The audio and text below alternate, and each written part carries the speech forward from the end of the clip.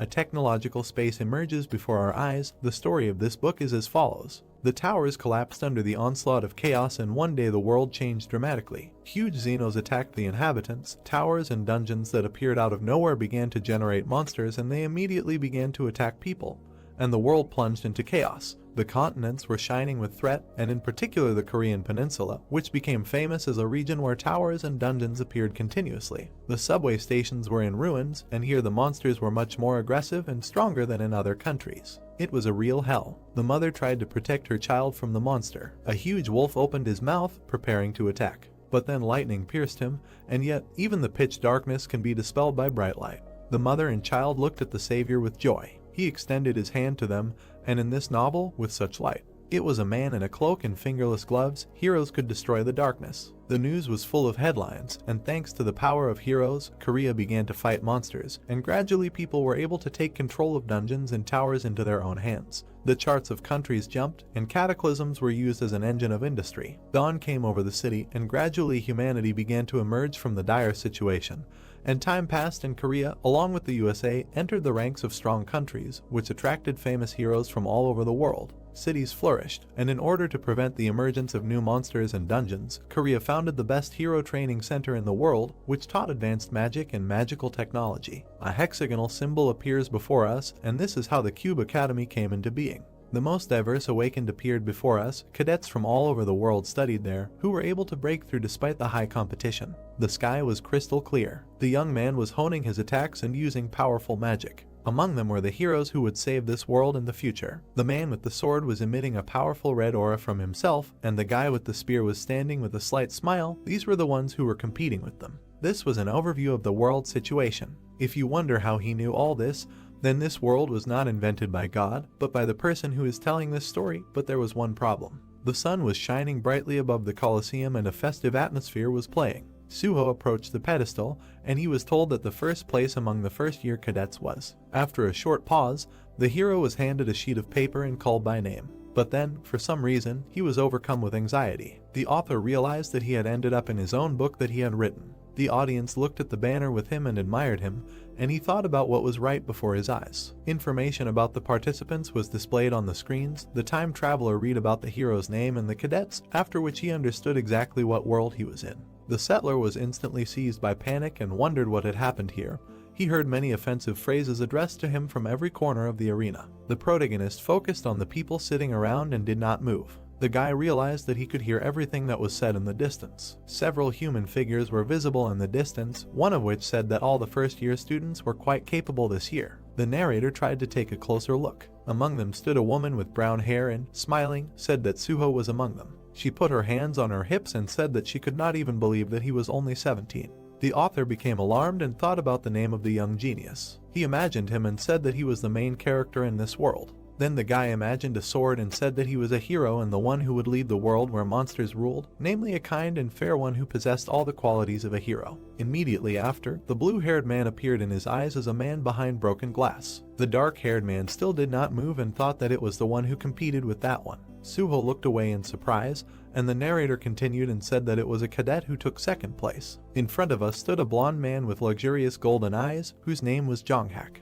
This impudent guy was the grandson of an oligarch, the owner of a large company, Jisen. Looking at the golden-eyed man, the narrator immediately said that he had similar skills to the main character, and was an arrogant rich man to the core, who would become a negative character in the future. Imagining how they fight with the main character of the novel, he thought that now they were all cadets, but later the blonde, experiencing his inferiority because of the blue-haired one, will have to become a villain, and their fight will be like a fight between light and shadow. These two guys were standing in front of the column, and the narrator thought and realized that there were two main characters of the story. It seems that he definitely ended up in the world of the book. Realizing that he was watching them from the side, he realized that he did not know who he had become. And a hand reached out to him while he was thinking that if he was a character in his book, then he should at least have a name, but then he was called out. A small chubby guy turned to him and asked if he fell asleep late yesterday, and then the question arose about what was happening. The narrator, confused, asked if he was being addressed now, to which he immediately agreed with a gentle and kind look.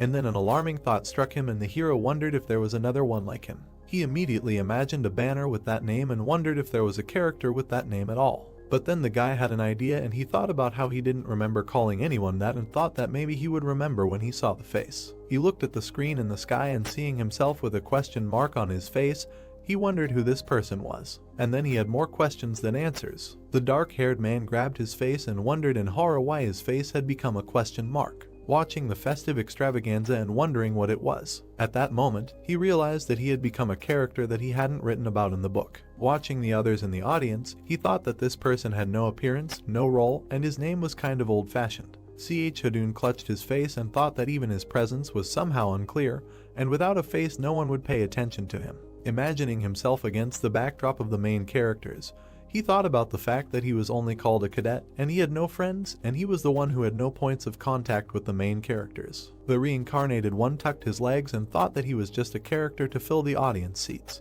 The dark-haired man covered his face and finally realized who he was. There were many such unremarkable personalities sitting around him, and he thought that he had become an episodic character outside the plot. But then an even greater truth dawned on him. The author, realizing the scale, thought that he had become dust inside the book. One day, he received a message. The dark-haired man was surprised by the strange glow and wondered what it was. He received a letter asking to make a remake of his work. He immediately imagined the cover of his book and thought that the sequel to his book The Return of the Hero had not been published for 6 months due to stagnation in the creative process. The author sat down at his laptop and anxiously wondered if that person wanted to make a remake of a novel that had stopped being published, and thought that there were still weirdos in the world. But then something interesting caught his attention. The letter thanked him for his interest, and Hajin said that he even felt awkward in front of him, and he did not even think that the answer to the request of a strange fan.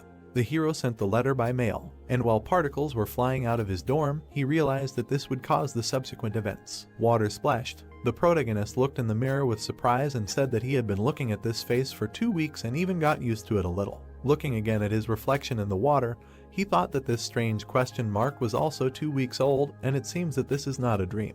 The transported one imagined the many pages of the work he was walking through, and thought that he was in the world of the book he had written, and Yahello, whose body he had entered, was one of the many episodic characters in this book. Standing in front of the mirror, the guy thought that over the past 2 weeks he had tried a lot of methods, but still could not figure out who, how, and why had placed him here. Having imagined the main characters, the protagonist thought that he might have to stay in this world for a long time. Holding onto the edge of the sink, the hero thought that by the time the plot reached the point where the release of chapters had stopped, he had about 10 more years. And then the dark-haired man exhaled heavily in horror. His face expressed extreme indignation and he wondered how he could spend so much time in the book and also wondered if he would have to laugh with teenagers all this time. The guy immediately imagined his work supplies and thought that he had his own life and did not want to stay in this book forever, trying to survive. The protagonist held his hands on the sink until a star hit the back of his head and said meaningfully. The dark-haired man began to get up little by little and thought that he needed to figure out a way to get back, and now nothing came to mind except following the main plotline. Remembering his book, the hero thought that if he reached the middle of the story, then the chapters would stop coming out anyway. The author took a towel and thought that he needed to try to hold on for a while. But then he remembered the cover of his book and said with anxiety that for this he would have to. Looking out the window and seeing a thriving city, the hero said that he needed to go to Cup School. Imagining that location, he thought that this place was located on an artificial island near the Eastern Sea, and about 5,000 cadets, including future heroes, were studying at the academy. It was a high-tech city where magic, advanced industry, and talented personnel from all over the world were concentrated, and thanks to the academy, Korea was called one of the most powerful and influential countries in the world. He stood holding his backpack with anxiety and thought that this was the center of the city and the main stage where the plot of his book unfolded. In front of him was the Hero Training Center. The guy imagined strong warriors surrounded by energy and said that among those who hoped to become a hero and had special skills, only a small part of the elite could study at this place. Looking at his hands, the hero thought that the owner of this body was also a cadet. As he continued to walk and squeeze his hand, he thought that he didn't know what skills he had, but it must have been something special to be able to get in here. The protagonist began to worry even more and thought that whatever it was, he hoped that these abilities would help him. When he approached the door and raised his head, he thought about surviving in this terrible school. Entering the classroom, he found many students sitting at their desks. The guy got into the truth classroom, which was the central place in the club. One of his classmates began to yawn, and he thought that this was a place where there were positive and negative characters. Looking at the other part of the classroom, the hero thought that there were also allies and rivals there. But when he saw Suho smiling, he immediately thought that this was the main character of the book. Looking at his comrades, the guy realized that they would soon begin to form groups, which would entail various events. Hadun sat down and thought about how he would have to be with them for 10 years, and without a face, and then thought about how lonely he was. He arrived at his dorm in the late afternoon. Entering the house, the guy said that he did not even notice how the days passed. While the hero was climbing the stairs, he noticed something while thinking about how he could study all day in high school. There was a huge box from the academy on his desk. The guy began to remove the tape, asking what kind of package it was, thinking that he was not told that something should arrive. Almost removing the tape, he thought that these were Hadun's personal belongings. But then something really surprised him. His laptop from the real world was there. The hero hurried to open it and wondered what he was doing here. The system began to slowly load. Synchronization began. He covered his hands with bright light, not understanding what was happening. The system showed 2 images with the transition from Hadun to Hajin. The settings began loading, and immediately after that, a lot of status windows flew out. The protagonist immediately remembered how he worked behind him in Earl and thought that this was the same settings log that he himself created. The guy extended his hand a little forward and wondered who could have sent him such a thing. But then something suddenly stopped him. The core began to crack and emit energy after the synchronization was 99% complete. And then the laptop unexpectedly turned off. A notification appeared about receiving a unique right to change the settings. The crack went through the space itself. Suddenly, the hero took his image from the real world. He was wildly surprised, and then a notification appeared about resetting all indicators for the purpose of synchronization, and while he was trying to come to his senses, a notification appeared about the completion of synchronization. He immediately grabbed the lid of the laptop. There was a reflection, and the guy immediately said that this was his real face. The dark-haired man looked around and wondered what had happened and where it all came from. Looking at the notification, the guy began to gradually guess what was happening and suggested that it could be an epiphany.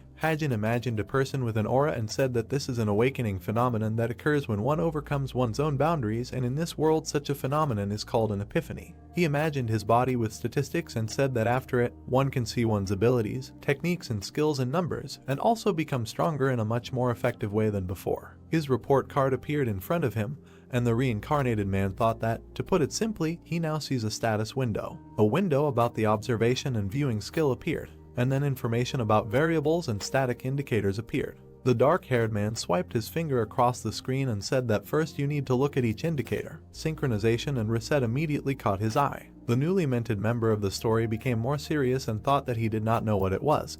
But because of this, his face changed, and he became weaker than the former owner of the body, but the indicators increased. He looked straight ahead and thought that the next thing that bothered him was. Looking at his unique right to change the settings, Hajin wondered what it was. Looking at the bottom item, which said that as Hajin's importance in the world grows, he receives SP, and the hero immediately said that he did not remember having such a skill and wondered about the importance. The gray-eyed man was immediately surprised and wondered if he really needed to increase his importance in this book. Remembering the battles with dungeon monsters, the protagonist immediately thought about whether it was possible that he was given his laptop back and given abilities so that he could join the plot of this story. The hero moved his hand to the side and wondered what kind of nonsense this was, and at that moment a blue window appeared. It said about the undisclosed information of the main story. The dark-haired man frowned and asked if he would have to interfere with this story to return to his home world. He immediately sat down at the table. The guy started looking for something on the laptop and thought that even if he had to wait until the plot stopped, it was not a fact that he would get out of here at all. Remembering his characters, the author thought that if this hidden information did not help him in any way, then perhaps he would be able to find some kind of clue while communicating with the main characters. He selected the investment of points in the window and thought that he needed to become stronger in order to withstand the conditions of the main plot. The guy immediately clicked on the pop-up window and said that his book had no concept of leveling up, and you couldn't increase your stats at will, and the only way was with points, which were considered very valuable here, and for the most effective way to use them. He imagined a casino and thought about investing in luck. After that, the author imagined everyday things where luck was used and said that it could be obtained not only by opening unknown rewards in the dungeon, getting money, extra points, personal relationships, and so on. It was an ability that could be used in everyday life. The hero looked straight ahead and thought that of course, the constant luck stats couldn't be increased, but he could exchange them for SP. He started typing and suggested that he should try exchanging 10 points for SP. The protagonist invested 9,000 story points in luck, increasing it almost to the maximum. And then the mysterious luck was applied. The dark-haired man was immediately surprised. The monitor said that it was used and that the indicator would increase by 0.1. And the reincarnated man was immediately surprised that it affected this too. He leaned back in his chair and put his finger to his nose and thought that the main character's magical powers were about 9, which meant that he was very lucky. Gray-eyed began to enter new values and thought that he needed to invest the remaining SP in patience because he had to endure training in Cub. And when the hero invested points, then a huge luck was applied and patience increased from 6.6 to 7.207, to which he said that he had become lucky after all. But suddenly artifacts began to appear on the matrix. A warning popped up that an error was detected that could affect the probability of increasing the indicators, which made Hajin furious. The next inscription said that he could no longer change SP using unchangeable points. The hero immediately became disappointed, asking what kind of mockery this was. He again sat back in his chair, upset, and said that there were restrictions on tricks, but he still managed to increase luck and patience, and this was already a lot. But then something caught his attention. Looking at the window of the special right, he said that he had another 10,000 points. The dark-haired man leaned back once more and fell silent. It was clear outside, and the guy said that he needed to think about how to use them. The doors to his class were open and someone was saying that they all tried hard at the morning training. Hajin was listening attentively to the lectures, and their teacher decided to introduce himself. The man in glasses put his hands on his hips and said his name, saying that he would be their instructor for the whole year. The cadets talked among themselves, discussing their places in the world rankings, while the hero sat silently. Suhaik calmly looked at them and said that it was time to stop talking about him and get down to business. He imagined a pyramid and said that Cub is not a place for entertainment, and if they do not achieve the main goal, high grades, they will begin to lag behind. According to statistics, less than half of the cadets graduate from the academy without ever repeating a year. The white-haired girl looked without emotion, and he continued and said that heroes are raised here, which means they will be assessed according to strict criteria. The brutal man nodded sternly and told everyone to stand up and follow him, because the first thing they will do is determine the main weapon.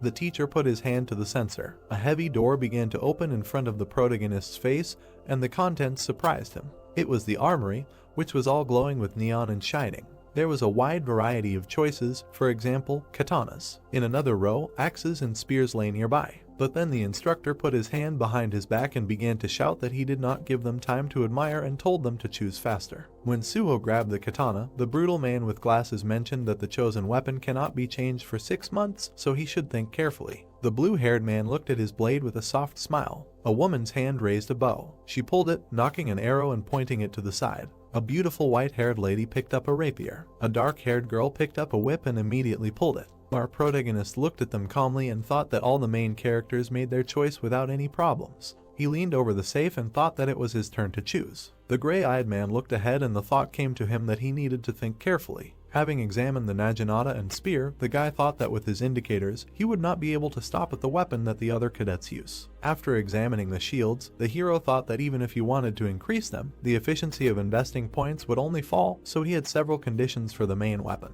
Hajin looked to the side and thought that he should have experience using it in the real world, and he should quickly adapt to it. And then his hand itself reached for the right option. The other cadets looked at him with great surprise and called everyone to look. Even their instructor, seeing this, strongly thought that he was joking. Suhaik widened his eyes in surprise and immediately turned to the hero with a question about whether he would really take this weapon. In the hands of the protagonist was a Glock 19. The hero stood in the center of the hall, holding a pistol in his hand. Suhaik looked intently at the document and told the cadet that, as he remembered, he used a sword in the cadet school. The guy, looking at him, explained that he decided to change the weapon. A question was heard, and for this he entered the cube. An agreement in response. The man looked at him over his glasses and agreed, saying that in the cube, the choice is always up to the cadets. Crossing his arms, Suhaik shouted that it doesn't matter whether it's the right choice or not, the responsibility lies only with you. Let them keep that in mind. Hajin looked at him silently. He looked away, hearing someone say that he's completely crazy. The classmates around him were whispering, asking why he entered the cube if he chose a gun. It's not clear. He'll have to do it during sparring. Maybe he wants to attract attention to himself. Touching his burning ear with his fingers, Hajin thought that even in this world, a gun is the best weapon, especially for an ordinary person who doesn't know how to use magic. A bullet flew out of the gun, leaving a trail of lightning. Magic bullets are mainly used here. They are much stronger and more destructive than simple steel bullets since they contain mana. However, despite this, guns are not very popular. The bullet rushed forward. The man waved his hand, deflecting the bright flash. The metal part on the student's glove was smoking. The instructor behind him was calling the next cadet. No matter how strong the owner, the gun already has a certain destructive power. This is the first reason. Ancient symbols were painted on the wall, And the second reason is that the gun does not have any deep and significant history of origin. Imagining a fresco with a man watching a dragon, the hero thought that in this world there are myths and legends, as well as artifacts from these legends. The warrior on horseback raised his sword. The longer and deeper the history of a weapon, the higher its rank. The blade glowed next to the outstretched palm. Therefore, the cadets of the Cuba generally preferred not modern weapons, but those with their own history. They believed in their strength and did not rely only on magic bullets, all for the sake of becoming at least one step higher, even if they reached the limit of their capabilities.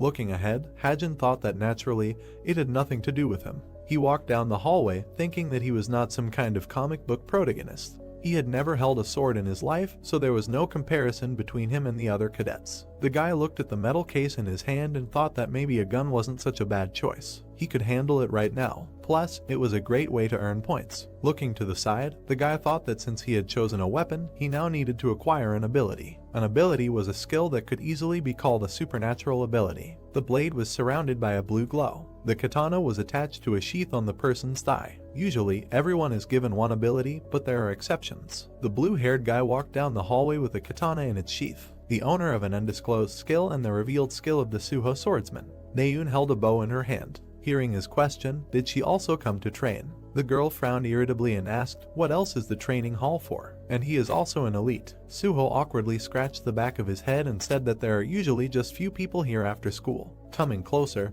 he remembered that another shooter appeared in their class. The girl asked again, Hajin or whatever his name was. The guy confirmed. Naeun wrinkled her nose in displeasure and her friend asked, what's wrong with your face? In response, he heard that she did not recognize him as a shooter. She remembered the image of a serious Hajin and said, what kind of shooter is he with a gun that has a firing range of 1 kilometer? Exhaling, the girl turned her gaze and said that he simply refused to be a hero. If you leave the academy early, there will not even be a record of expulsion. Perhaps this is what he is trying to achieve. He heard a question, how did he refuse? Naeun looked at the guy. Looking at her, Suho said, you shouldn't throw such words around. The archer turned around with displeasure, looking at him questioningly. The blue-haired man smiled sweetly at her. The girl was furious and shouted at him not to tell her what to do. She didn't want to hear it from him. The blue-haired man apologized in surprise. The girl shouted that if he didn't let her train, then she should leave. His fingers touched his ear. Hajin rubbed his ear in dismay, thinking maybe someone was talking about him. If only gossip wasn't included in SP. He sat with his arms crossed in front of his laptop, thinking that the main character Suho would become the best hero just because of this skill, which meant that abilities were very important. On the screen was a description of the unique right to change settings, which allowed editing or creating skills or products, as well as points and abilities. By spending SP, the hero thought that there was also the first ability that could bring 10,000 SP. He couldn't miss such a chance. The sniper skill appeared on the screen, allowing him to handle ranged weapons well, and the guy decided that he should try it first. The system reported that he used 10,000 SP to create the skill. Hajin's eyes reflected the laptop. He asked in surprise, so he was fixing everything himself. On the screen was a purple window describing the permanent sniper skill, average level, growing type, mastery level 10, mastery points 0%. The skills were listed. Bullet time, every 4 hours, 3 seconds are allocated to use bullet time in real combat. Marksmanship, wields any ranged weapon. Foresight, the ability to see far and predict the route of the object. He imagined a bow with several arrows and thought that any ranged weapon was not bad. He would be able to use not only a pistol, but also a bow. The guy thoughtfully touched his face, thinking that on top of everything, the growing skill. Now the level is not too high, but he will be able to develop it, and that's a plus. In the long run, it was even better. He reached his hand towards the keyboard, saying that great, he would choose this. Stretching, Hajin said that he seemed to be ready now. Blooming, he thought that he had only to hold on to his abilities, until the main plot of the book ended. The cadets walked along the paths near the tall buildings. A woman stood at the lectern in the classroom, saying that there weren't many small problems, but they needed to pay attention to the examples of clearing the tower and the dungeon. Hajin ran his finger across the screen of the tablet, thinking that just a few illegible lines, but it turned out to be a whole textbook. The woman pointed to the question on the screen, what is the reward for clearing the tower by the Holy Apostle Guild? The answer appeared, that the Holy Apostle Guild cleared the sea tower and received the sea stone. The guy thought that if the main characters found out about this, they would cry tears of blood. Thanks to his skill of observation and viewing, he listened to this lesson in its entirety. He imagined the silhouettes of people in the room and thought that he was literally watching and watching.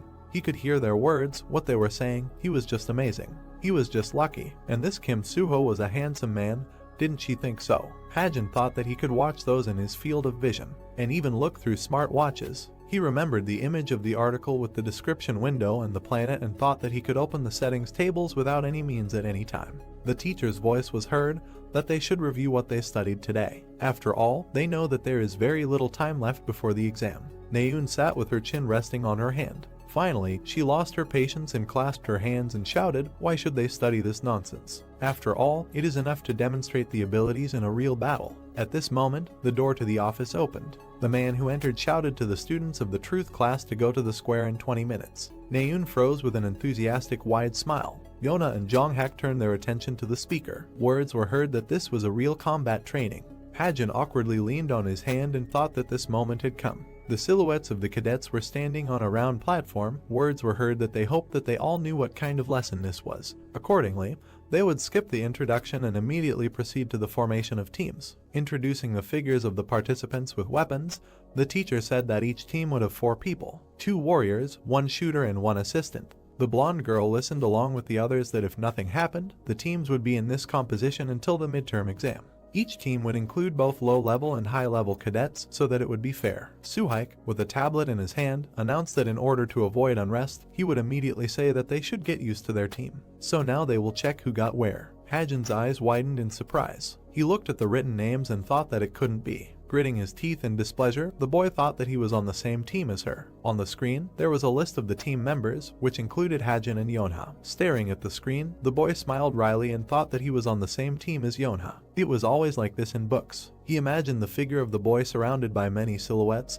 and thought that the main character was surrounded by numerous characters who encountered him, talked to him, and got into the same stories. And among all these characters, strands of dark long hair flew up. The girl looked forward confidently. Yona was special. The hero imagined the guild logo and thought that she was the successor to the #1 best Korean guild, the Strait of Essence, as well as the heir to a famous clan. At the beginning of the book, she was at odds with Suho. The hero imagined their hands holding each other and thought that she then fell under his influence and became a reliable ally. Looking at the long-haired girl's back, Hajin thought that this is why Yona is a very important character. The more often he is involved in the story of the book, the more points he can earn. Resolutely clenching his fist, the brunette thought that today during training he must definitely find a way to get her attention. Yona turned around when she heard someone greet her. She saw a guy in a hood who said that they were on the same team. It was Hosung, next to whom stood a green-haired girl with pigtails, Heizuki. The girl looked at them indifferently, and a pattern appeared in her head. This is a team member, yes, so it cannot be ignored. Smiling sweetly, Yona said, "Very nice, Mr. Hosung, Miss Heizuki." The guy thought, they are the same age, why is she so formal? Turning around, the long-haired girl asked, "Where is the other one?" Words were heard that it was him. Hajin confidently walked towards his teammates. Yona said with an inscrutable face, "He." Looking at her, the hero thought that he should not mumble. She dislikes insecure people the most. Hosung looked at him with admiration and exclaimed that he was the one who chose a gun for himself. With a wide smile, he said that he had managed to become famous among the freshmen. A gloomy man appeared behind him and asked in a frightening voice, "Do they have time to chat?" The frightened cadets turned to the stern Suhaik. Near the light building, his cry was heard that he had sent the location of the monsters that the teams would have to fight to the smartwatch. Let them begin. The bright sun illuminated the grass by the seashore. The sun's rays flickered between the yellowish blades of grass. The 3 heroes quickly ran across the field. A map with an arrow appeared above the smartwatch on the wrist. Turning around, Yona said that they would soon be there, let them get ready. Looking at Heizuki, she said that they could look up the information about the monsters when they got there. Hajin bent down, thinking that it was possible to die. He was exhausted and sweaty from running, thinking that his physical abilities were above the level of an ordinary person, and he was just dragging himself behind them. Hosung with an axe confidently ran forward. Heizuki, focused, did not look tired. The hero thought, is this the average level of the cube cadets? Stopping, Yona looked ahead and said that they were there. This is the training ground, beach number 8. A small boat was floating in the sea ahead. A purple tentacle appeared. A ghost monster. The monster struck the water with its large tentacle. A black humpbacked octopus. The heroes watched as the octopus splashed in the water, approaching them. Standing on the shore, Yona suggested that they start discussing their plan. A diagram of an octopus appeared from her watch. She said that it was a low-ranking monster, a black humpbacked octopus. It did not have such a strong attack power. The growths on the monster's body were marked with colors on the diagram. She explained that the problem was in its hump above its head. Black creatures were rapidly spreading from the monster. When it senses danger approaching, babies emerge from this hump and suddenly attack the enemy. Several dozen blood-sucking octopuses fly out at a time, and each of them is capable of turning an ordinary person into a mummy in 1 second. Hosung looked at the projection and said that as soon as the battle begins, first of all, it will be necessary to destroy these babies. Heizuki added that if it is necessary to cope with several dozen, then Hajin, who is a shooter, should try. Yona said that no, she will take on the octopus babies herself. The boy glanced sideways at the shooter, hearing her tell him to step back and conserve his magic power. The black octopus has a very fast recovery speed. He needed to destroy its hump with one blow. Hajin looked at the girl in surprise, thinking that she was trying to exclude him from training. Turning to the hero, Yona asked, "Is everyone ready?" With a serious look, she sternly said that they would proceed with their plan. The hero looked at her darkly, thinking that she was a pest. The tentacle strike smashed the floating ship. The monster grabbed the cracked boat. The axe hit the rock, breaking it. Hosung raised his weapon, attracting the attention of the monster. He rested the axe on the stone, standing in a confident pose. Looking at the monster waving its tentacles, he thought that he should first lure it to the shore. The octopus's horizontal pupil trembled. A huge splash of water rose. The guy tensed up, seeing an approaching shadow under the water. Raising a wave, the monster was approaching. Looking with a burning eye, it climbed to the shore, forcing the guy to run away. Team, the training fight with the monster has begun. Opening his mouth, Hosung ran away from the shore. Heizuki anxiously touched the hilt of the sword. Hajin, blue with horror, held a gun. But Yona moved forward with a determined look. It has begun. The purple hump on the monster's body trembled. A bright flash appeared and many cubs flew out of it.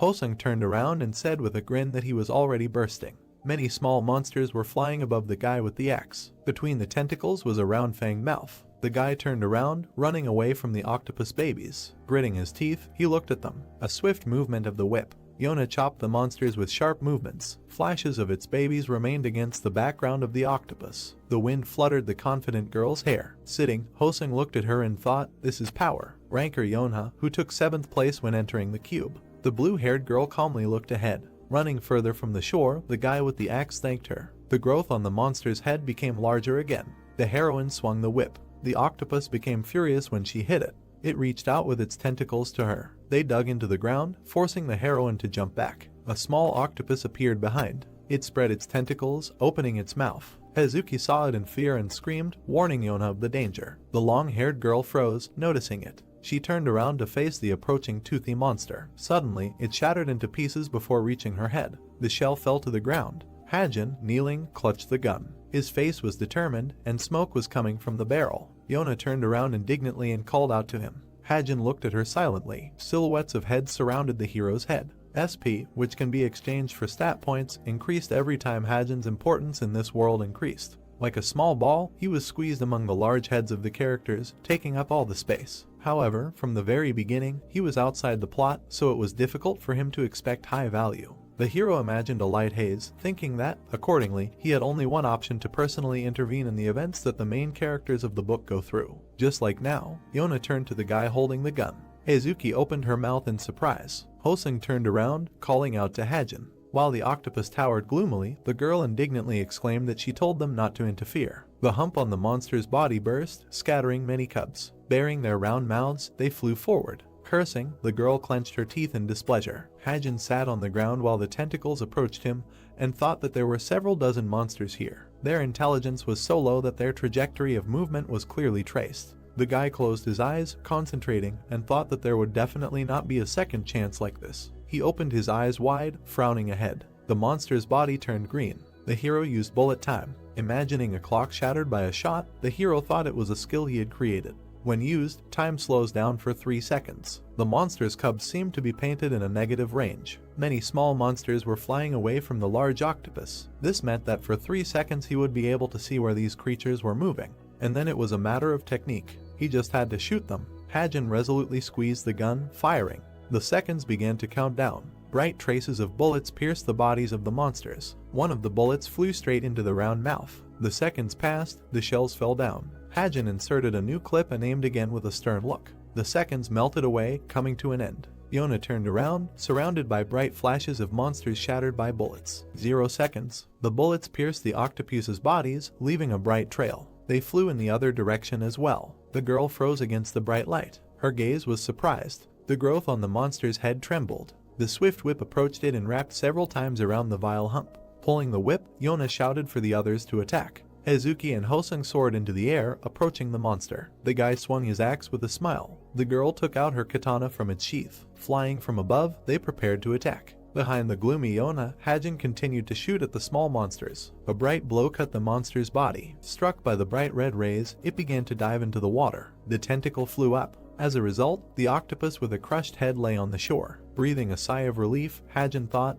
did they destroy them? The long-haired girl turned her attention to him. The hero fell tiredly to the ground, saying how hard it was. A loud beep was heard. The results of Team 5 were being counted. Hosung held the purple octopus, saying that it had returned to its original size. Looking at the guy, Yona was silent and listened to the total time of Team 5 being 58 minutes 58 seconds. They were currently in 16th place. Hajin was breathing heavily, putting his hand on his forehead. The fight with the monster was over. Information appeared. Team 5, total time 58 minutes 58 seconds. 16 out of 100. The girl looked at the number 16. Yona's eyes widened in shock, as if pierced by lightning. The team rankings were on the screen. A voice was heard saying that the video of this battle was filmed by a drone. It would come to the smartwatch, let everyone analyze it for themselves. The long-haired girl clenched her fists until she was shaking, thinking, only 16th place. So she heard everything correctly then. Personal achievements will still be assessed separately. She looked at the blonde girl sitting in front of her with a bored look and thought, why did Naeun overtake her? The second team, Naeun and 3 others, the rating is 4 out of 100.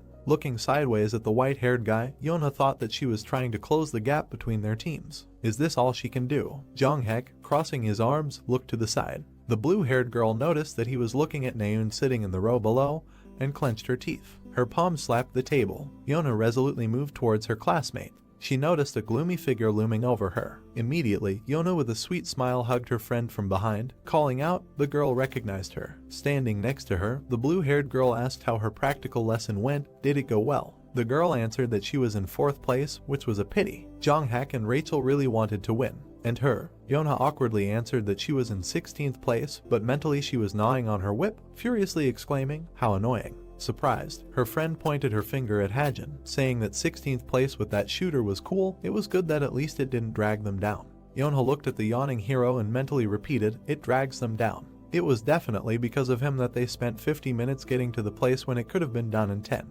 Although, on the other hand, his contribution to the battle with the monsters was significant. Hajin touched his burning ear, thinking that it seemed like someone was discussing him. The girl remembered the monster and thought that several dozen babies that crawled out of that octopus, it destroyed them before they even reached the ground. And this is with ordinary magic bullets. She remembered how Hosung happily slapped the stunned guy, telling the shooter that thanks to him they did it easily, and Hizuki exclaimed that it was amazing. Seriously looking ahead, the long-haired girl wondered who he was. A loud scream was heard. Tired Hajin was lying on the floor of the training room, breathing heavily. Scratching his head, he looked at the laptop and said that due to training, he was unable to check the notification. How much has he grown? The system reported that he used luck. The enemy is a low-level monster, so the accuracy of hitting the target increases dramatically. All hits were accurate. Skill mastery increases by 20%. Sensitivity increases by 0.03. Notifications appeared on the laptop screen that he had used luck. Now it would be a little better to see and hear.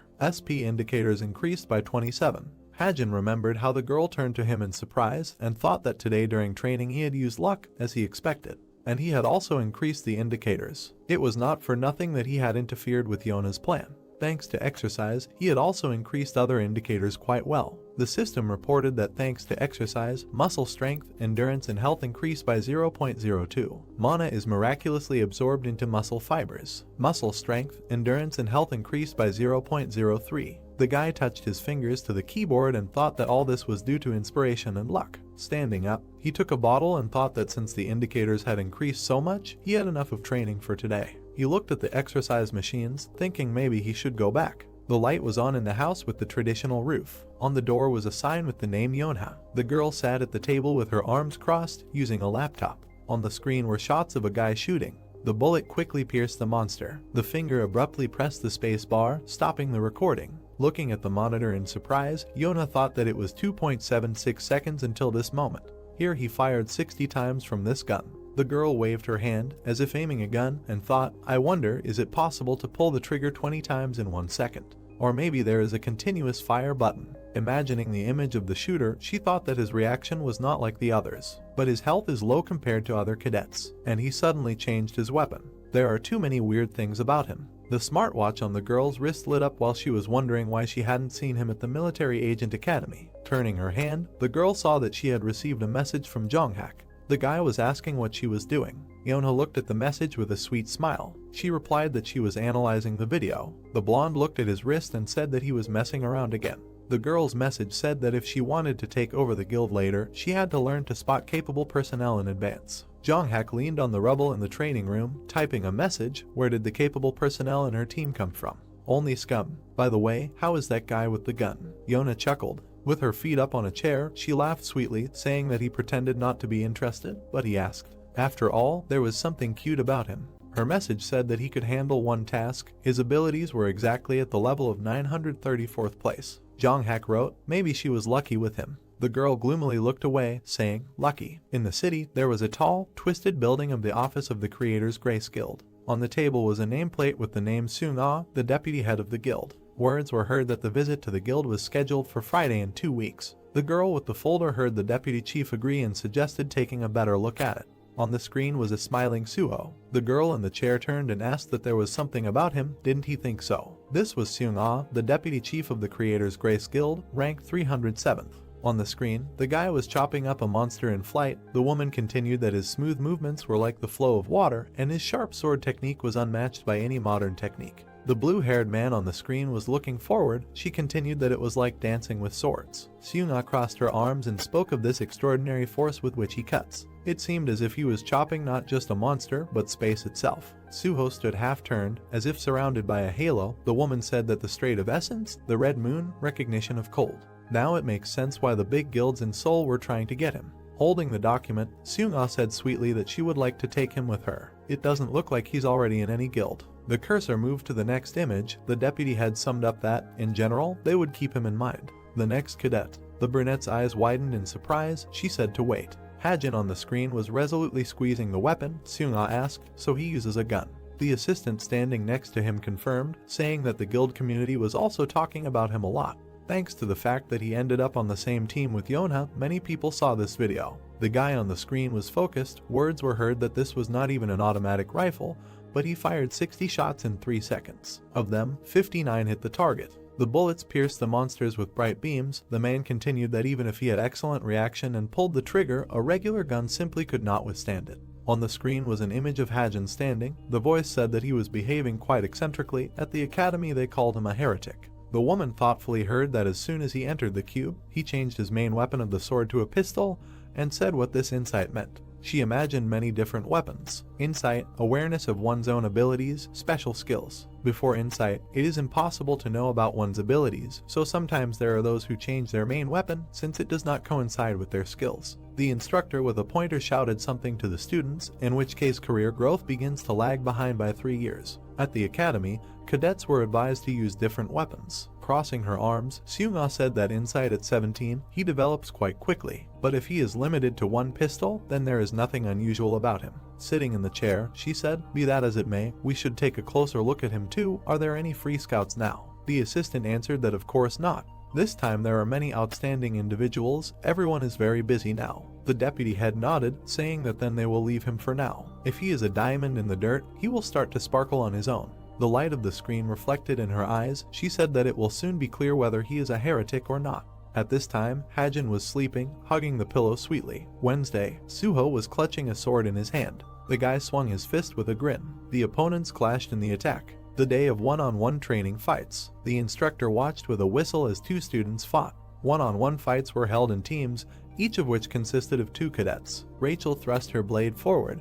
Behind her was a scoreboard showing 16 points and her opponent's 2. All the cadets used their main weapons. It was easier to assess and not as painful. However, the girl with thick triangular eyebrows shouted 934th place Hajin. She was hanging over the guy, having already won 18 clean victories and shouting for him to get up immediately. Trembling, the guy thought gloomily, why was he the only one fighting the instructor? The red-haired instructor said that he probably had a question. She would explain it to him. The training pistol was still in the manufacturing stage, and training with a real pistol was too dangerous. She walked towards the guy lying on his stomach, saying that that's why he was put with the instructor, that is, with her. In horror, he exclaimed that he could not do it anymore and surrendered. Clenching her fist, the instructor shouted that it would not be possible to surrender in a real fight and ordered to strengthen the defense. Hajin watched in shock as she swung her fist. A blue mark from the skill appeared in the guy's eye. He quickly jumped back, avoiding the attack. The girl looked at him in surprise, not expecting it. The hero clenched his teeth in concentration. He barely dodged a quick blow to the body, and then, opening his mouth, he avoided a blow to the jaw. The redhead froze in surprise, thinking that this guy, the position is a little awkward, but he is watching her blows. Hajin's eyes glowed blue. He used the skill Farsight. He saw arrows coming from the figure of the girl standing in a fighting stance. Farsight allows you to see at a great distance and roughly predict the trajectory of the enemy's movement. Curving in horror, he still managed to dodge a new attack and thought that the skill, of course, only helps and he should dodge himself. A classmate pointed a finger, telling his comrade to look at him. Just jumping around. Covering himself with his hands, the hero turned to them with displeasure. However, the system reported that the SP points were increased by 40. The guy thought that attracting attention did have a useful effect after all. The can of cola fell down. Sighing tiredly, Hajin sat down by the machine, taking it out, and gloomily turned to the side. Yona was walking past him along the corridor. She looked gloomily at the guy. He silently looked at her. The girl went on, and the hero thought that even though he wrote it, she had a character. Touching the button on the machine with his finger, he thought maybe he should conduct a small experiment. Yona turned around when she heard her name being called. A can of cola was thrown at her. The girl caught it with a movement of her hand. Holding the can, she asked, was he lifting it up? Getting up, the guy asked, what was she talking about? The girl turned. Hearing that she helped him a lot during the last training, he wanted to be friends with her. It's just an experiment. The boy's eyes glowed slightly blue. He thought that if he got 40 points when he attracted attention in front of the secondary characters, how many points would he get after talking to the main character? Yona closed her eyes and said no, let him drink it himself, and Hajin also caught the cola that was thrown back. The girl pointed her finger in displeasure and said that he shouldn't address her informally without permission. This was the first warning. She turned around, tossing her hair. Yona was walking down the street. Suddenly, she looked ahead, realizing she was holding a bag in her hand, and the girl realized that its weight had changed. The girl picked up the bag, opening it, and took out a can of cola. Hajin smiled in his mind, showing a thumbs up, and he discreetly put the can down. The girl cursed that he was crazy and angrily swung the can. However, she did not throw it. Putting the can back in her bag, Yona thought that the cola wasn't to blame. Hajin stood at the railing of the stairs and thought that Yona liked simple food, cola, ramen, hamburgers, but because of her reputation, she couldn't buy it. Holding the laptop, the guy turned around and thought that if he tried to touch the unknown settings, then even with the help of short dialogues he would not earn many points. Still, he would have to interfere with the main plot. His fingers squeezed the laptop case. Further in the story, the same thing should happen. The attack of human monsters on the State Arms Museum. The hero imagined a wide staircase at the entrance to the museum. Human monsters. The hand reached for a clawed paw. These are people who made a pact with the devil. People stood in the crowd. The girl smiled. In exchange for their souls, they gained enormous power, became subordinates of the devil, and spread in this world. The purpose of this incident was to kill a certain person, for which they hid in the museum. The hero imagined how the blue-haired one attacks, leaving a bright trace, and thought that, however, they were destroyed by the main characters who came on an excursion at that time. Thanks to this episode, the main character Suho will be able to attract the attention of other characters. He imagined a cute picture of the characters and thought that the heroes of the book Suho and Neun will appear here. And the human monsters are not that dangerous yet, since this is only the beginning of the work. Thoughtfully looking ahead, Hajin decided that great, he will be able to wedge himself into this episode. He thought that first he should find a way to get on an excursion to the museum. Suddenly, a man in a cap called out to him, saying that class time was over. Why was he standing here and not going to the dorm?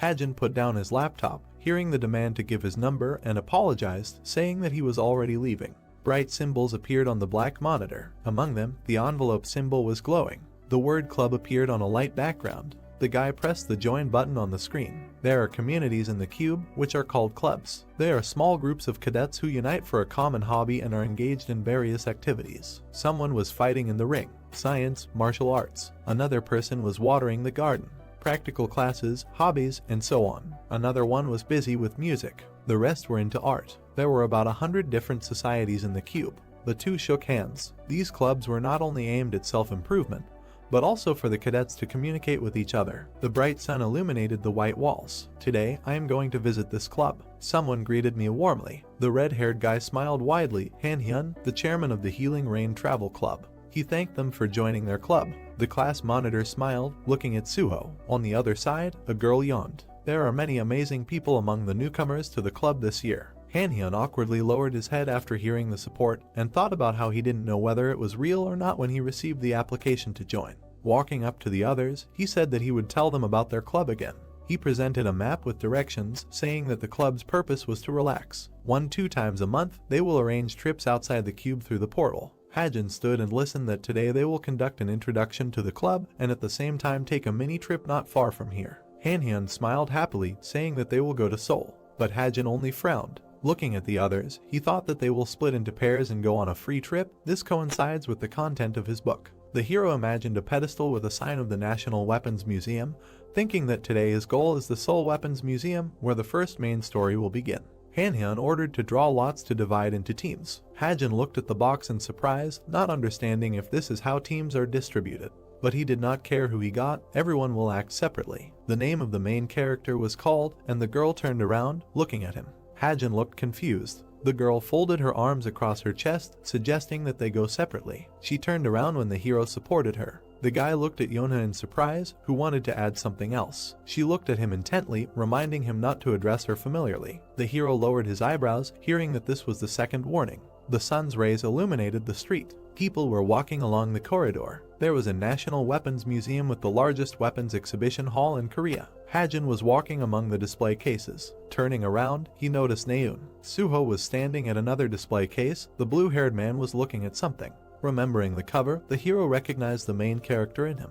Hajin approached him. There were bladed weapons on display behind the glass. He asked the blue-haired man if he was looking at the 7 knives and introduced himself. Suho apologized, putting his hand on his neck, saying that he forgot for a second. Looking at the interlocutor, he asked if he was the shooter who chose the gun and if he joined the club. Hajin thought that Suho was strong, cute, fair, but because of him, the readers had many complaints that he did not look like a normal person. Suho offered to look at the hall with firearms, but the hero refused. Shards fell from the ceiling when Hajin said that there was not enough time. People looked up. The loudspeaker announced that monsters had appeared near the museum. Panic began. Everyone rushed to the exit. Someone pushed the child. Someone's fist hit the glass. Everyone turned towards the sound. Suho was holding the girl in his arms. Naeun urged everyone to calm down, saying that the hero would come soon. She took the bow. The system notified about the theft of an exhibit. The girl warned that if they ran outside, they would be eaten by monsters. A new message announced the activation of the barrier. The hall turned red. Naeun put the quiver on her back, telling the guy that they would have to protect the people until the hero came. Footsteps were heard. The girl reached for an arrow, noticing someone. The guy was walking calmly, surrounded by a dark aura. Naeun shouted that someone had already gotten inside. Hajin realized that it was the human monster Lucius Dog, the villain who contributed to the development of the protagonist. Claws appeared on his hands. Suho pounced on the enemy. The hero watched, remembering the plot of the book. Suho would have easily dealt with it, but the enemy threw him back. The blue-haired man smashed the wall with his body. Hajin looked at the lying Suho, realizing that in the plot, everything was different. At first, Kim Suho was losing, then he gathered his strength and won. Naeun called out to Suho. He woke up, trying to get up. The enemy was moving forward. The girl fired arrows, but they broke. She realized that he was only using agility. He smiled ominously. Hajin watched in surprise. When the monster rushed at the girl, she screamed for Hajin to go away. Its claws almost touched Naeun's face, but Suho suddenly struck. Opening his mouth wide, he asked if she was okay. Reaching for another arrow, the girl only asked about him. The monster had already pounced on the blue-haired guy. The guy held back the attack with his sword. Dark marks wrapped around the blade. Something bright appeared among them. The demonic beast held the blade in its mouth. Suho thought that its body had changed. The demon pressed harder on the blade. The guy fell to the floor, feeling fangs at his neck. The enemy suddenly flinched in pain as arrows pierced him. Naeun, holding the bow, was surprised. The monster looked at her and pointed a dark hand in her direction. The girl looked at her in confusion. Grabbing her, he slammed her against the wall. Hajin realized they were in trouble. Taking off his backpack, he thought that at this rate someone might die and shouted for everyone to back off. The demon held Naeun against the wall. Suho tried to hold back the onslaught. The hero wondered why the plot of his book had changed so much. Putting his laptop on the floor, Hajin picked up the clip. There were magic bullets with destructive power lying on the floor. He realized that they couldn't deal a fatal blow. Editing the settings, he increased the destructive power to 6 points. Loading the gun, Hajin ran towards the enemy, thinking about the properties of light and darkness. Firing a light bullet, he asked Suho to back off. The bullet hit the demon, tearing off his arm. Naeun fell to the floor. Suho, surrounded by an aura, swung his sword with symbols, cutting the monster. It collapsed. Suho, leaning on his knee, tried to catch his breath. Naeun waved off his help. Hajin advised her to leave her, saying that her brother would be coming soon. Suho and Naeun looked at him in surprise. The girl trembled, asking what he said again.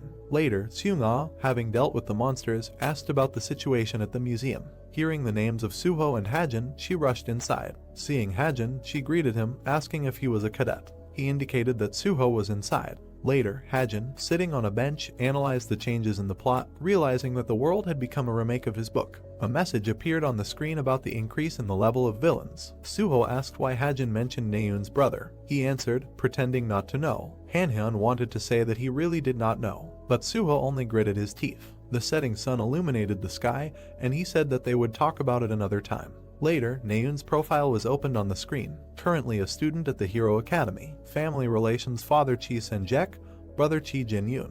Hajin, who was sitting at the laptop, said that everything was as he described in the book. But something caught his attention. It said that his brother was now in serious condition. In the photo, rescuers were carrying him away. Below was information that he was in a coma. Hajin imagined several people going to him operation to suppress human monsters' arson. This was the first opportunity for the ally of the main character Chi Jin-yoon to gain fame. Then Jin-yoon smiled widely. At that time, she was 13 years old. She looked at the guy with delight and she was very proud of her brother who became a hero. He said that this was his version of the book. Now the hero looked at the screen in confusion. Another message appeared there. Opening it, he saw a note that the changes would be sent in a message after the subject Kim Ha-jin personally confirmed them. The new message said that Jin-yoon in the story is Naeun's brother and Kim Suho's assistant.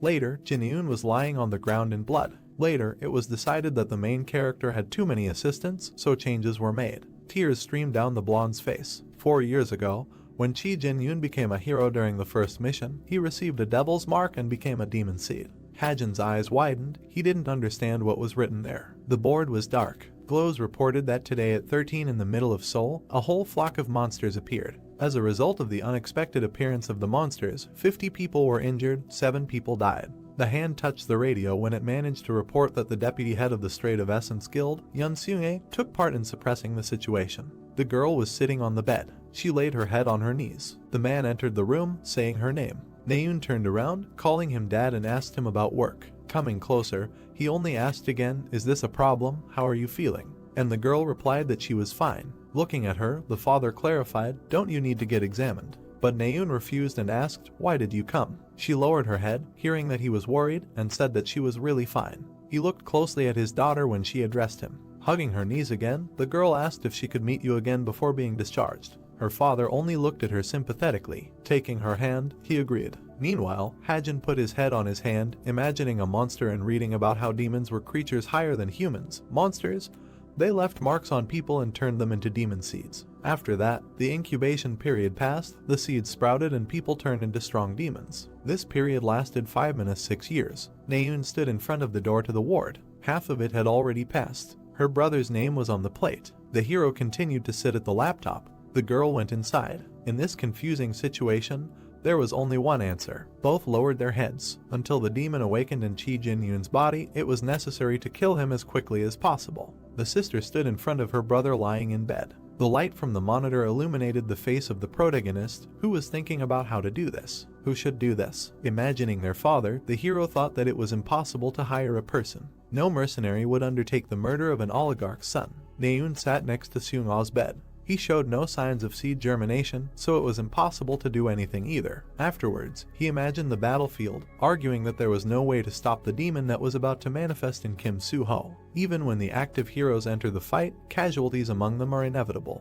Therefore, now is not the time to do anything, because these heroes play a big role in the second part of the book. The sister looked at her brother in a coma. Our hero began to tremble. Smiling, the girl said that it was her. And Hajin, sitting at the table, said that he should kill her brother. Naeun crossed her legs and said that she saw such a human monster for the first time. She almost died. No, but how could an ordinary cadet inflict a fatal blow on him? Then she frowned, talking about the shooter, but she suddenly fell silent. She only said that it was not worth talking about it. Turning around, she heard the word that visiting time was over. Putting her hand on her brother, the girl said that she would look in on him again, and headed for the exit. She lowered her head, and took a step forward. Then she stopped. She again remembered Hajin and his words. She remembered his look and words that her brother would come soon and calm her down. Then Naeun pursed her lip. Frowning, she looked forward, repeating his name. Several tall buildings rose to the sky. The Tower of Heroes. At the entrance, it was written that this was an archive and someone addressed the deputy leader. Seung-ah was throwing out documents when a person behind her said that viewing materials from a state organization was illegal.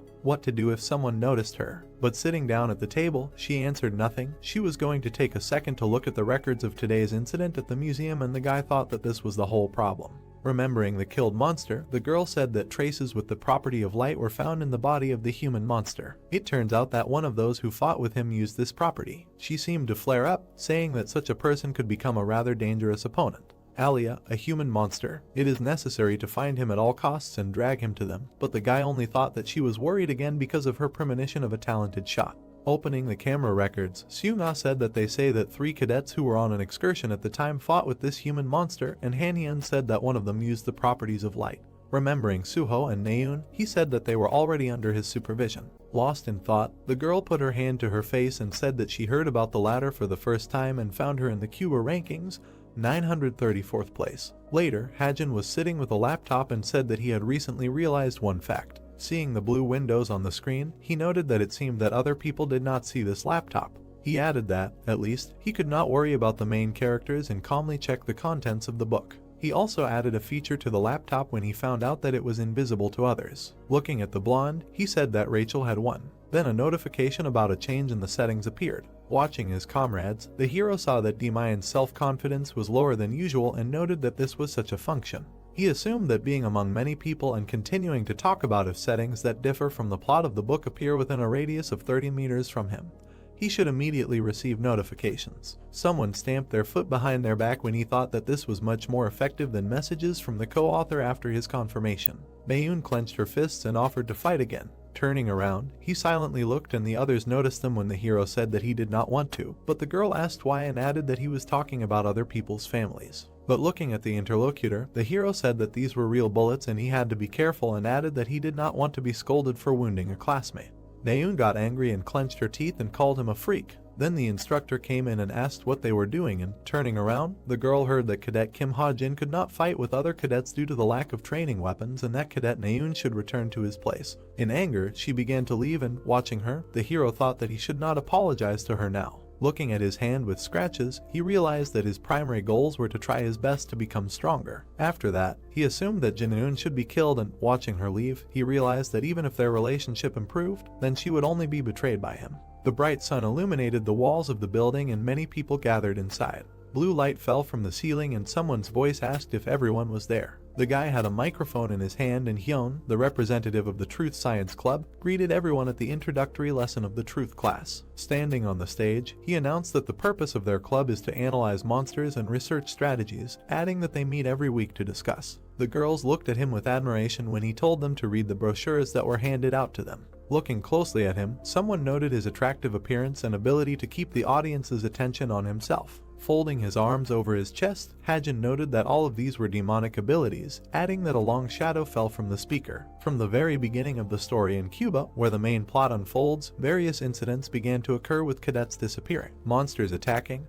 and so on, and Hyun would become the villain who would be responsible for all of these incidents. Imagining Hyun kneeling in front of the silhouette of a girl, the hero assumed that after making a contract with the demon Lilith, he gained the skill of charm and became a human monster. Continuing to look at the speaker, Hajin noted that this was the one he was hunting now, adding that she was the reason he joined this club. He looked at Yona, who sat with her arms folded across her chest, and pressing a button, the speaker announced that today was an introductory meeting, so he would just talk a little about the club's activities. An image of a beast appeared behind him and he said that it was an above-average level monster, a mountain tyrant that appeared during the outcall, and it turned out that it was almost 60 years old. Several dots appeared on the beast's body and, regardless of where the monsters are, outside the cube or inside, information about high Rega monsters is of great value, which can be worth at least several billion won. The girl looked at Hyun when he asked her what the vital information about this mountain tyrant was, and the guy pressed the button on the remote again when she answered that it was unknown and said that the purpose of their club was to discuss such cases. A bright beam came from the spotlight and the speaker informed everyone that those who wanted to share their thoughts were asked to stay for the meeting after the end of the class. The hero stood up from his seat and asked the girl if she would go, but Yona silently walked past. An angry Hajin asked her respectfully, and looking at her in surprise, she replied that yes, she might be able to get useful information, and he thought that this was a place where information about monsters might be useful. The girl glared at the hero when he asked if he wanted to tell the dungeon clearing team in his guild, and on the bright background were the silhouettes of people from the Essence Strait Guild. After introducing the monster, the hero guessed that it was created 50 years ago during an outcall and added that the key figures in it were the Yonha family. After he guessed that now it is one of the big guilds that have a lot of influence in Korea, and Yonha frowned when Hajin said that recently the influence of the deputy guild leader has been declining, so she, as the successor, also feels threatened. Raising an eyebrow, she heard a question about this, that he wanted to go to the meeting and get information, and asked again what he was doing this for. And the hero said that he wanted to get information, since this information could be useful, and added that it was created 50 years ago during an outcall. Putting his hands in his pockets, the hero said that he would tell about the weak points of the mountain tyrant. Her question was heard throughout the hall, and the guy answered that if you want to run the guild without problems later, then you should already be making an effort now, right? Imagining the beast's leg, the hero said that there is a small blue pattern on its heel, and if you hit it right there, it will not be able to move. Now calmly looking at the interlocutor, she heard words about the fact that naturally this information is not free and your guild has an arsenal, right? Imagining a gun, the hero said that he would like you to get the Desert Eagle for him there. The girl just looked at him thoughtfully, and still looking at him, she asked what is the basis for such a statement, do you have evidence? Then Hajin smiled and a strange feeling appeared between them when he answered that he did not.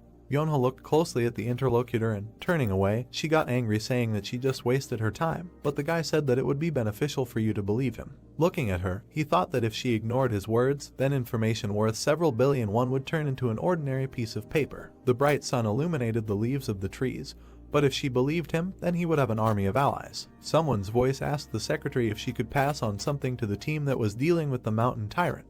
Yonha opened her mouth wide and said that it was about the next raid. The girl held the bracelet to her mouth saying that the vital place of the monster is the blue pattern on the heel, let them check. Hajin understood that this army would later be called the Kings of Seoul. On the piece of paper it was written that it was a bill for a loan, and below was the amount to be paid 300 million won. Hajin was shocked. Imagining a satisfied Ch Hadun, Hajin thought that the maximum amount that a cadet is given on credit is exactly 300 million. What was this Kim Ch Hundan doing more interestingly? The hero lowered his eyebrows in displeasure and then looked at the screen, seeing only 3 million on the bank book, so I am the fact that I will not be able to return to my world. After the guy imagined how he sells organs or fishes, realizing that he risks dying here, paying off debts for the rest of his life. Scratching his head, Hajin thought that he should earn money, and now there are 2 ways to legally earn a lot of money. Imagining different graphs, he thought about stocks, and then he imagined a high tower, thinking that in this world dungeons and towers appear like mushrooms after the rain. It is necessary to find guilds that are engaged in clearing dungeons and buy shares of developing guilds. Looking ahead, he thought that he knew which of them would succeed, but he had no money to buy shares, so this method was not suitable. Then he had to act himself, go out onto the field. The second method was to hunt on the field, and the hero imagined a map with marks. This was a dangerous zone where monsters appeared. And then he imagined selling things, arguing that the difficulty level here was very different from towers and dungeons, but selling monster corpses could make good money. Looking at his indicators, he thought that his points had only just now exceeded those of the average adult man, and whether he would be able to go out onto the field. He thought about it, putting his hand to his face, and even if he enhanced the effect of the gun with an additional device, it would be a waste of energy. Was there no other way? Suddenly he heard a sound behind him, and someone was knocking on the door, saying that he had a parcel from Yonha. He looked questioningly, and, opening the door, the hero saw a suitcase. The guy leaned over, opened it, and his mouth dropped open at what he saw. The bright sun illuminated the city, Gangwon Province, Wonju City, the field area. Smiling broadly, the man thanked the cadet for using the portal services, and, walking to the entrance, the hero noted that it was worth saying that he was a cadet, and she became so polite. There were many people at the entrance, and the hero stepped onto the step. In front of him, a view of the street opened up, and everyone was doing their own thing. The Gangwon area is considered to be quite low in terms of field danger. There are many foreigners all year round who come to hunt, so the city is called an international metropolis. Someone shouted that he was looking for a team, and the guy put his hand to his face, saying that a recruitment of magicians ready to go together to the Chayak Mountains was underway. Looking around, he heard that they were talking in these areas about some crazy person who hunts monsters with his bare hands. Walking further, he noticed a girl who said that everything together would cost 600,000 won, and he noticed how someone was bargaining for trolls and thought that it would be much more profitable for them to sell monsters to an agent. He heard footsteps behind him when he wondered if someone could find an agent in these parts. He turned around when someone caught his attention. The man in glasses asked the hero if he had come to hunt. Turning around, Hajin asked if he was an agent, to which he answered in the affirmative, saying that he was looking for his business card. After that, he handed the business card to the hero, but he only thought that the man was strange, but his attention was drawn to the fact that it said SN Suhyuk Agency. He remembered the man on the cover of the magazine and thought that he would become the director of the best agency in Korea, and Kim Soo-ho's personal agent Suhyuk awkwardly scratched the back of his head, and the hero thought that he did not expect to meet him here. The interlocutor was surprised when the hero asked again the name of the agency. He extended his hand and said that the inscription convinced him and that he would make a contract. After Hajin thought that this world was just the beginning of a book and that many characters did not yet know their true worth. Suhyuk shook the hero's hand and said that he would provide him with the best service. The hero thought that it would be a good idea to establish contacts with them in advance, but he frowned, wondering if he could intercept Kim Soo-ho's agency. The sun's rays illuminated the foliage, and turning around, Hajin asked if they could really go with him.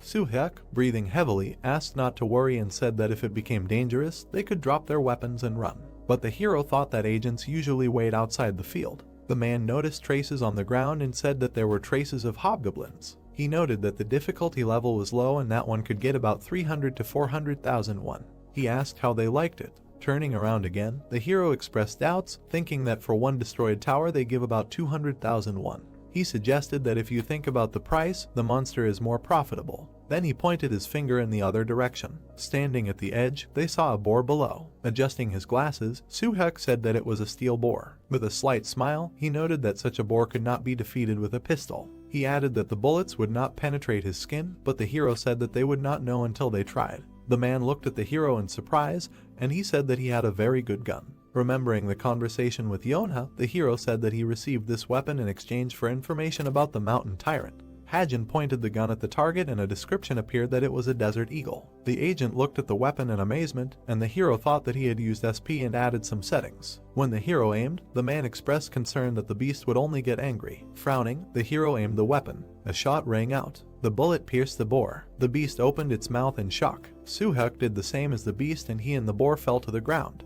The weapon description appeared again with a note that in the case of an enemy, the destructive power amplification indicators double. Hajin took a step closer to the cliff. Satisfied, he looked down and said that the weapon's performance was not bad. Smoke came from the weapon. Kneeling, the agent noted that it was an amazing weapon and that it shot perfectly. However, the hero looked away and thanked the agent. Then he fired another shot. The bird fell down when Suhyuk asked what was there, and the hero replied that there was a black pelican near the rocks. Adjusting his glasses, the man asked if he could really see that far, to which the hero replied in the affirmative. Circles appeared before Hajin's eyes and he said that he could see 1,000 ahead. Then he turned around and said that he was going. The sunset rays illuminated the sky and the agent asked to wait for him.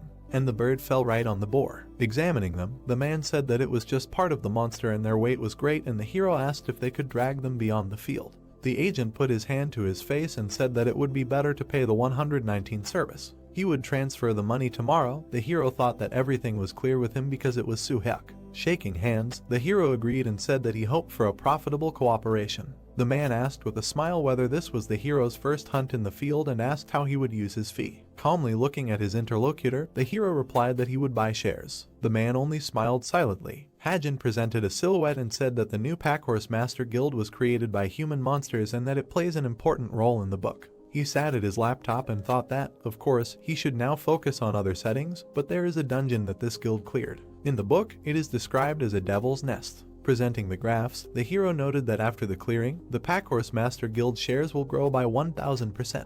Having pressed the buy button, Hajin reasoned that he only needs to buy and he will certainly be a winner. A message appeared about the completed purchase. He looked at the bracelet screen and wondered if there was any more information on the shares. If there were no official communities, then he would have to go to the shadow site Purple Bagot. Then he looked up in surprise. He started talking about colors and remembered something, and he again imagined different people. The group of chameleons. Until the second half of the book they were the main villains. This is a criminal organization about whose members there was no information, only that they disguised the color. Perhaps their data and information about their activities were known only to him, the author of this book. The guy looked thoughtful and reasoned that although they were criminals, they avoided human monsters. He thought that if only he could get into the guild arena, then maybe he could tell something about the incident with Jinyun. Sitting down at the laptop again, Hajin remembered that around this time, according to the plot, one place became free in their guild, which meant they should soon begin searching. But the monitor turned off. The hero looked at the black screen in a panic. His eyes grew bigger with excitement, as this was possibly the only way to return to his world. but the image started to appear again. Hajin had already smiled. However, a message appeared saying that 1 month had passed. The laptop's functions are being updated 0.01%. The bright rays of the sun illuminated the room. The girl whispered to her boyfriend to look in someone's direction. Yona and Jonghak were sitting opposite. The guy raised his head and asked if it was possible to stop these high society gatherings. The girl replied with a smile that even if she got tired of it, they would not lose anything if they established close ties with social leaders in advance. Leaning on the table, the girl asked how your grades have been lately and, upon hearing the answer, noted that the Jonghak she knows will not calm down until he achieves first place. But looking at the bracelet screen, Jonghak said that therefore he thinks everything is fine. Feeling awkward, Yona agreed. The door to the cafe opened. Naeun walked inside. The guy jumped up from his chair and greeted her. Yona was confused when he approached her and asked her why she was attending meetings now. She said that if she had known that he would be here too, she would have come. Approaching Naeun, the hero asked how she had been to the hospital, to which the girl replied that it was nothing serious. Yona only lowered her head. Someone put a glass of drink on the table, saying that she was going to tell something. Yona opened her eyes wide when she heard the question if they knew Hajin. The girl looked at her interlocutor in surprise and asked what was wrong with him. Naeun looked away, saying that it was about that incident at the museum. That day, there were 3 of them, she, Suho, and this guy. Remembering the fight, she said that the human monster was stronger than she thought. The battle was brutal and happened right during the fight.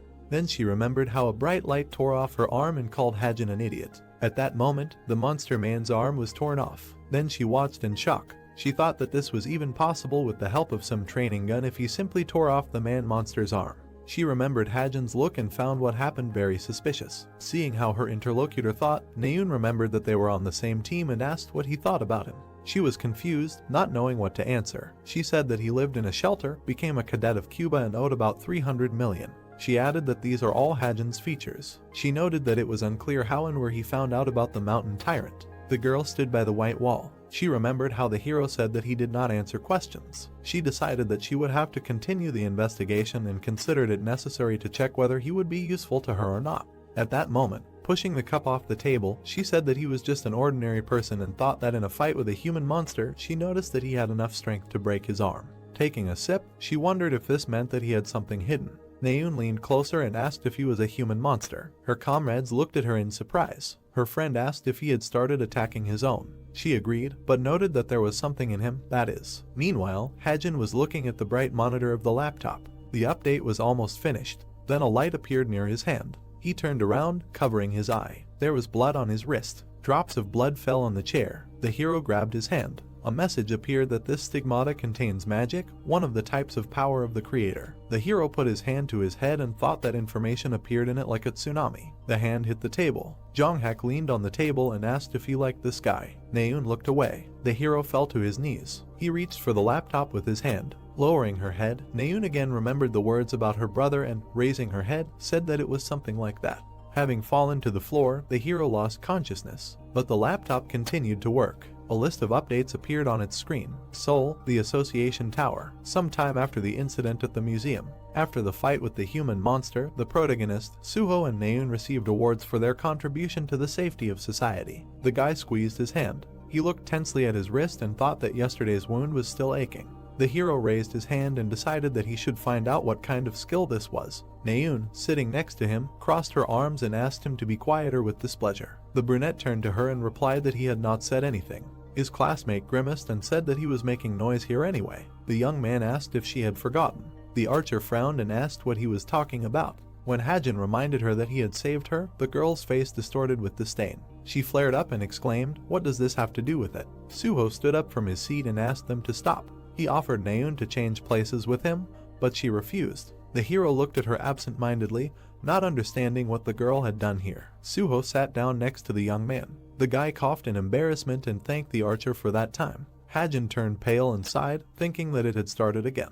The swordsman smiled and said that they would not have been able to win if the main character had not helped. The brunette looked away and replied that they would have managed without him. If he had not been there then, perhaps a higher level of power would have awakened in them. After all, the main character always becomes stronger in the face of danger. Suho looked at the young man in surprise. The cameraman in the headphones turned to his colleague and nervously shouted that he was here and everyone should get ready. A man with long hair came out of the portal. He scratched the back of his head and frowned. Yu Shihyuk, a high-ranking hero ranked 37th, frowned and muttered in displeasure that he was being forced to walk back and forth. The man extended his hands to the man standing on the stage with the documents. Everyone whispered that this man was the Wolf of Valhalla, who possessed enormous magical power. The announcement of the beginning of the award ceremony was made. Hajin, Suho and Naeun became serious when all the winners were asked to come up on stage. A voice announced that the hero Shihyuk would be hosting the ceremony. The man stood in front of 3 cadets. The host said that these people were able to destroy the human monster in a dangerous situation and became model citizens of society. The hero handed the letter to the swordsman and asked if he was Suho. The boy confirmed with a smile. Shihyuk said that it was not surprising that everyone wanted to get him.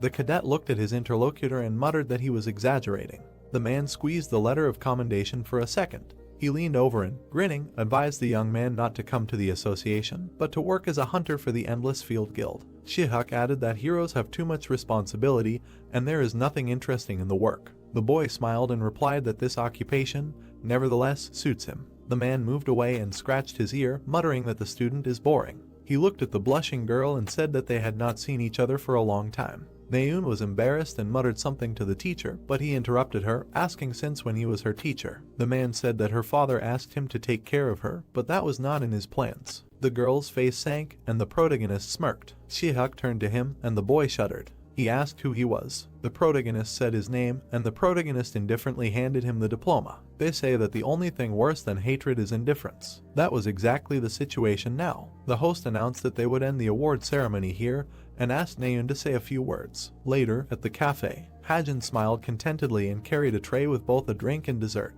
The reward for destroying the human monster was impressive. The young man sat down at the table and muttered that he decided to buy more shares of the Packhorse Master Guild with this money. He opened his laptop, deciding to check the updated functions. Information about the updated functions, stigmata, internet activation, a low-level skill, Book of Truth, was added to the observation and viewing skill. The protagonist remembered the mark that appeared and thought that the wound on his wrist was now called a stigmata. He looked at his hand and noted that the usage method was rather imprecise. It was said that the guy could use it according to his wishes. Hajin thought about his wish, and at that moment the mark lit up. The cadet hurried to hide his hand under the table. He was sweating and decided to check later in the dorm. The guy pressed the internet activation function. The brunette's eyes widened in surprise. In front of him was a list of available sites: Law-Abiding Spirit, Purple Banquet, Jeremy Sword, Messenger, Covenant, and Weaponry. The hero thoughtfully touched his chin and noted that in addition to regular websites, there were also those that could be accessed for a fee. An important site is Purple Banquet.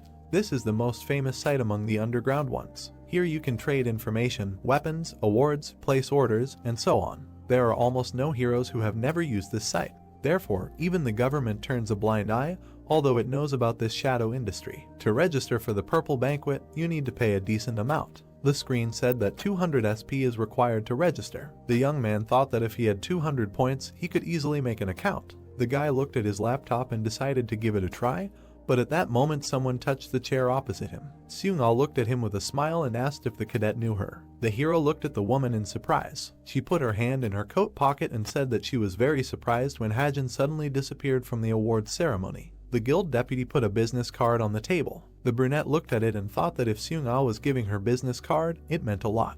The woman leaned on her hand and said that she was curious about something. She smiled and asked if she could ask a question. Most likely, this is the first stage of Seung-ah's recruitment method. The guy looked at her intently. In the media, the woman looks quite friendly, but inside she is completely different. If the person she brought does not meet her expectations, the deputy simply gets rid of them. Takes what she wants, throws out who she wants. The principle of natural selection. This is Seung-ah, the deputy leader of the best guild in Korea. Connections with her will be useful for further developments. She smiled and began to say that she was curious, but the hero abruptly refused. The woman looked questioningly at the interlocutor, but he said that he had nothing to tell her. Seung-ah smiled tensely and said that the young man did not seem to understand, because she was now showing great interest in him as the deputy leader of the #1 guild in the country. The brunette put the laptop in his backpack and thanked him for his interest, if it was sincere. The woman looked at him in shock. The hero thought that the deputy most likely saw that the cadet used an attack with the property of light.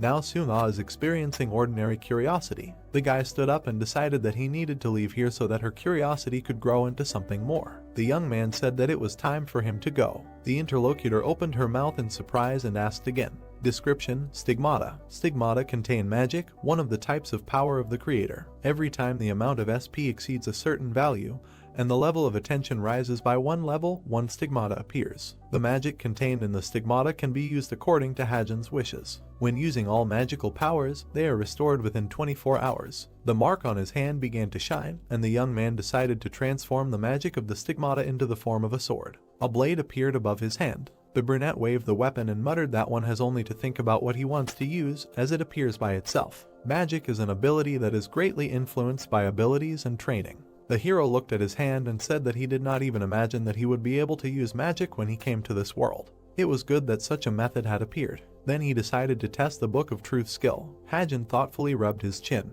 The mark on his hand began to glow again. A shining book appeared in the air. The hero looked at the object in shock. This book contains the truth. It can answer any question if magic allows it. The young man's eyes widened in surprise. The cadet looked at the book and asked how tall he was. The artifact answered that he was 174 centimeters. Notification: you spent 1 SP? That's how the guy found out how they were spent. The bracelet on his hand lit up and started beeping. The hero looked at his hand and read that an emergency notification had arrived. General message: we are looking for the last person to see Cadet Jin Ha-jiang from the world class. Hajin looked tensely at the notification and muttered that it seemed like the second main story had begun. The incident with the disappearance of people in Cuba. As you can tell from the title, 6 cadets will disappear during the month that this episode lasted.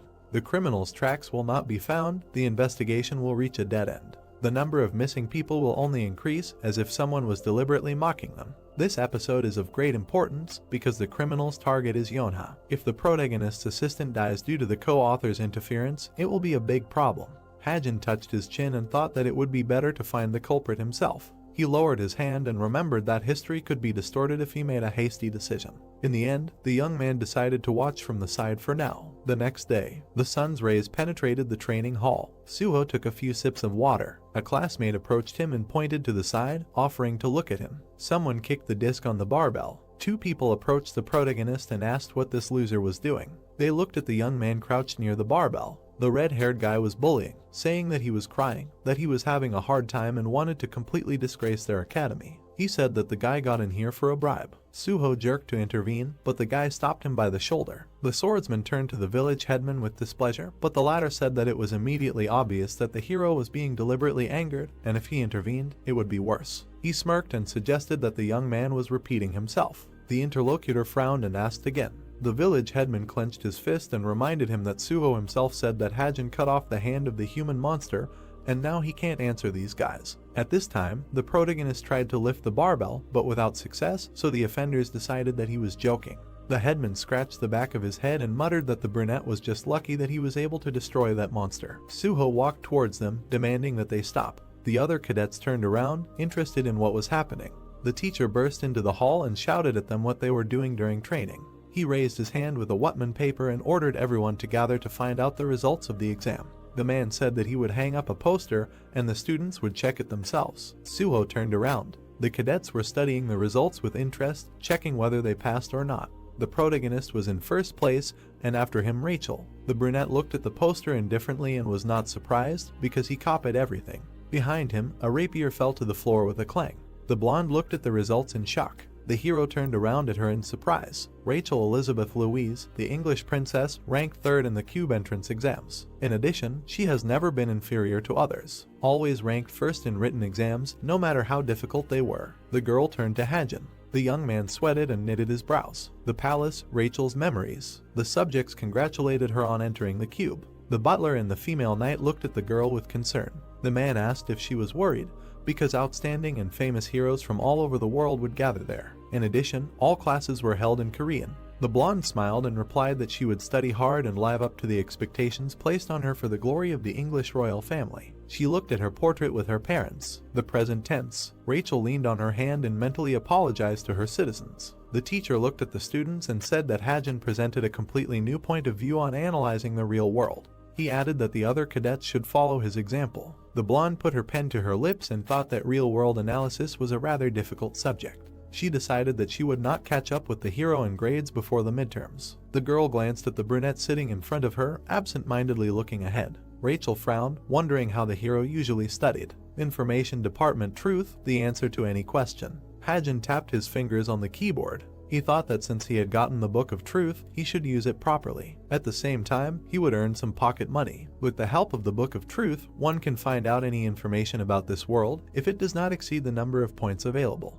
The brunette rubbed his chin and noted that few people knew about it yet, so one should not expect large incomes, but if there were good reviews and recommendations, there would immediately be more clients. He submitted an application to register as a seller. Virtual screens appeared in front of him, and the young man decided that he should invest the accumulated SP. The beginning of the second main story. This meant that the cube was no longer a safe place where human monsters couldn't get in.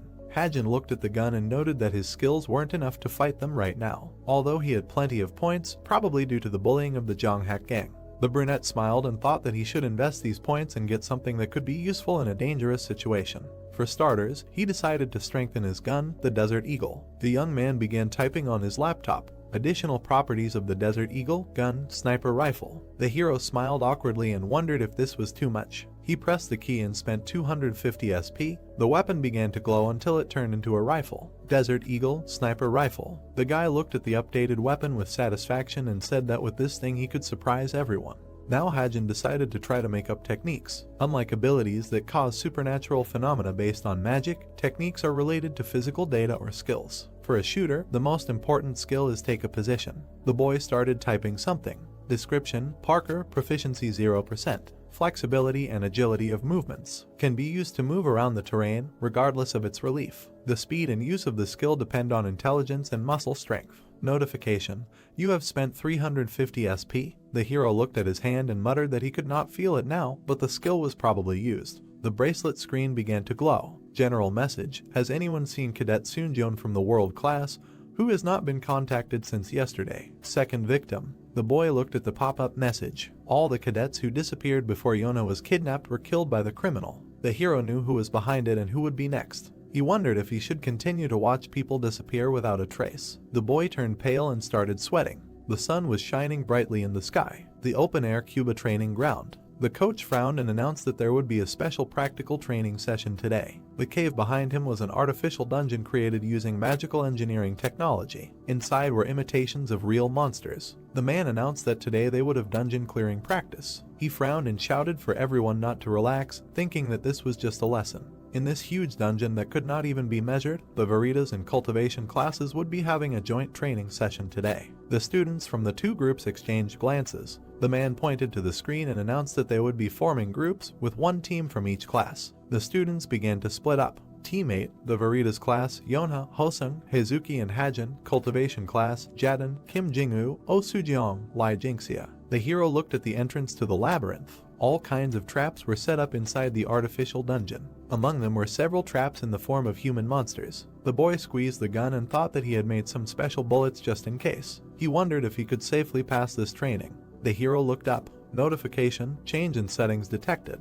Hajin frowned and sweated when he saw that there were as many as 3 new changes. The boy began to get nervous, not understanding how exactly they had changed. The students around him gradually gathered into teams. Someone shouted, "Did some idiot not hear that they were told to quickly gather in teams?" The girl with a bandage on her face looked at Suho with displeasure and said that he looked stupid. Team 1, the Veritas class, Suho, cultivation class, Jo Yuna. Notice, Yuna's character personality has become even more mischievous than before. The guy shook her hand and said that it was nice to meet Yonha. Jadon from the cultivation class grabbed the brunette's hand and exclaimed that he hoped to work with her after training too. Notice, Jadon's character growth potential has increased by 0.5. Naeun pointed to the guy standing next to her and clarified that he was on her team and had also appeared in the Hunters Club earlier. The blonde smiled and replied that his name was Sven. Notice, Sven's psychological weakness has increased. There is a high probability of devil servants infiltrating during the dungeon clearing. The protagonist looked back at these two in shock and thought that this was already a disaster. He narrowed his eyes and noted that there were 2 interested parties. First, Jadon from Team 8, arrogant, a weakling in front of the strong and a strongman in front of the weak. He is strong enough to be invited to Essence of the Strait. Notice, Jadon's character growth potential has increased by 0.5. The hero was curious about this growth potential. The brown-haired man pointed to the guys next to him and introduced his team, Kim Jingwoo, Oh Sujeong, Lai Jingxia. Yona stood next to her group and introduced them, mangling the protagonist's last name. The young man frowned and thought that this was okay. Next was Sven from Team 3. The blonde stood nearby and talked to Naeun.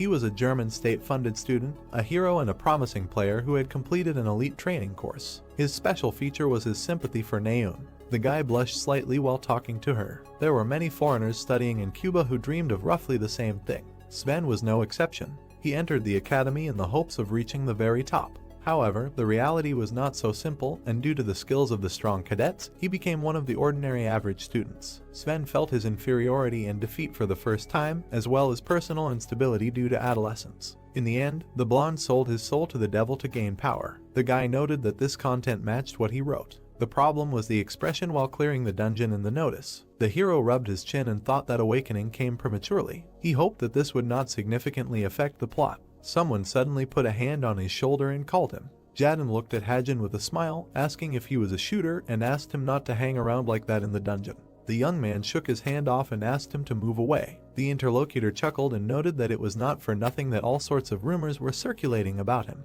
The hero clenched his fist and thought that his reputation had been terrible lately. It was all because of the rumors that had spread in the world class. Allegedly, he was using his status as a Cuba cadet to intimidate everyone, and also going to Seoul every weekend and having fun there. It was clear who the source of these rumors was. Thanks to this Jonghak gang, the guy was able to raise his SP quite well. The young man sighed and thought irritably why no one from the team would even stand up for him. The teacher shouted that they would enter one by one, starting with the first team. Jaden approached Yona and said that there were rumors that she was the first among the cadets receiving support. The girl replied that she had heard a lot about him too and suggested that the teams were improperly composed because it was very profitable for them. The guy said that this is usually how it happens. There is always one outstanding player and one who comes in addition. The hero crossed his arms irritably. The coach ordered teammate to enter. The guys went inside. They walked through the cave and drops of water were dripping down from above. Jaden, who was walking in front, suddenly stopped. The team stood at a crossroads and there were many passages in front of them. Yona thoughtfully touched her chin and asked where it would be better to go. The brown-haired man said that the shooter in their team is Jingyu. Suddenly, the main character looked at them and suggested going to room 6. Jaden looked at him irritably and asked why. The brunette suddenly agreed and asked to follow. She pointed at Hajin and said that he did not look very good, but he had a good eye. The young man grinned and thought that she would definitely hurt him somehow. However, they would be able to go the way Naeun chose. If Sven really made a contract with the human monster here today, the archer would have a hard time handling it alone. If something bad happened to her, the whole story would get confused. They couldn't lose her. The team went through entrance 6. Jaden muttered in displeasure that this idiot wanted to attract attention. The protagonist raised an eyebrow and advised him to keep a closer eye on the monsters ahead. The interlocutor asked irritably where he saw them. It was dark. The youth said that there was a salamander ahead. It seemed to be a dungeon switch. Jingyu asked if he should shoot a light arrow. Yona asked him to do so. The boy pulled his bow and launched a shining arrow, illuminating the tunnel. The girl frowned in shock. A salamander, a class 6 monster above average, turned towards them. The team perked up, and the leaders shouted for everyone to prepare for battle, asking if anyone could attack with water attributes. The hero frowned, taking out his gun, and thought that it was not yet time to use it. Yona swung her whip and said that they would attack the center. The girl swung and launched the weapon forward. The salamander opened its mouth, accumulating energy. Suddenly, a whip tied her muzzle, covering her mouth. Sujiang and Heizuki had already jumped on the monster from above. They took turns striking the enemy. The salamander's body glowed and began to disappear. The brunette frowned and noted that the dungeon was changing. Sparks were coming from her weapon. The hero noticed this and thought that Yona had already managed to reach the level of enlightenment. The girl turned around and suggested that they move on. Hajin nodded and thought that she was really amazing. The young man tripped over a stone and fell, leaning on his commander. At that moment, something flashed next to them. They landed on the ground. The hero was sweating, awaiting his fate. The girl demanded to let go, and he instantly jumped away from her. While the brunette was about to end the guy's existence, the others looked away, asking what it was. Hajin and Yona looked at them questioningly. Jinxia and Heizuki looked at the arrow in the wall, not understanding where it came from. The hero thought that the threat of the human monster was probably much stronger than he thought. The boy's eyes widened in realization, which he noticed when they were falling. Description: poisoned arrow. Lethality 4/10. Effect: silent attack. The tip of the arrow is smeared with poison. Someone was walking along the tunnel and breathing heavily. Sven was lying on someone's back with a pierced shoulder. He was sweating and apologized, asking to leave him. Naeun closed her eyes and demanded that her companion shut up, and if he had the strength to talk, then let him get up and run. She did not understand what was happening, because during training sessions there can't be a poisoned arrow that flew out of nowhere. The girl ran forward with the guy behind her. A large monster, leaking lava, followed him. Naeun exclaimed, "Where did such a monster come from in an artificial dungeon?" An artificial dungeon? A training session. Explosions were heard in the corridor. Jinxia put up a shield, reflecting the fire attacks, and the rest of the team fought off the monsters from behind. The small lizards attacked them with powerful force. The sparse-haired girl stuck her shield into the ground, holding it tightly. Jingyu stood next to her and attacked with arrows. He released the bowstring and shot at the monsters. A little further away, Yona and Hajin were fighting. Jaden, with a smug smile, struck with his sword. Another bright flash appeared. Someone brushed the monster's blood off the blade. Jaden threw his sword over his shoulder and asked with a sigh, "It seemed like they almost did it." Most of them were either peanut flame or salamanders, so it was easy. The boys decided that they could move on, since there were no other traps in sight except for that arrow. The protagonist looked ahead carefully. He frowned and thought that even the cadets did not understand what was going on with that arrow. The young man assumed that it was a trap for a training session. He stood among the team and tried to understand what it was. Flames appeared. Hajin's eyes widened. He looked back, noticing a fiery silhouette behind him. The monster opened its mouth, preparing to attack. The young man frowned, seeing the salamander, which turned out to be alive.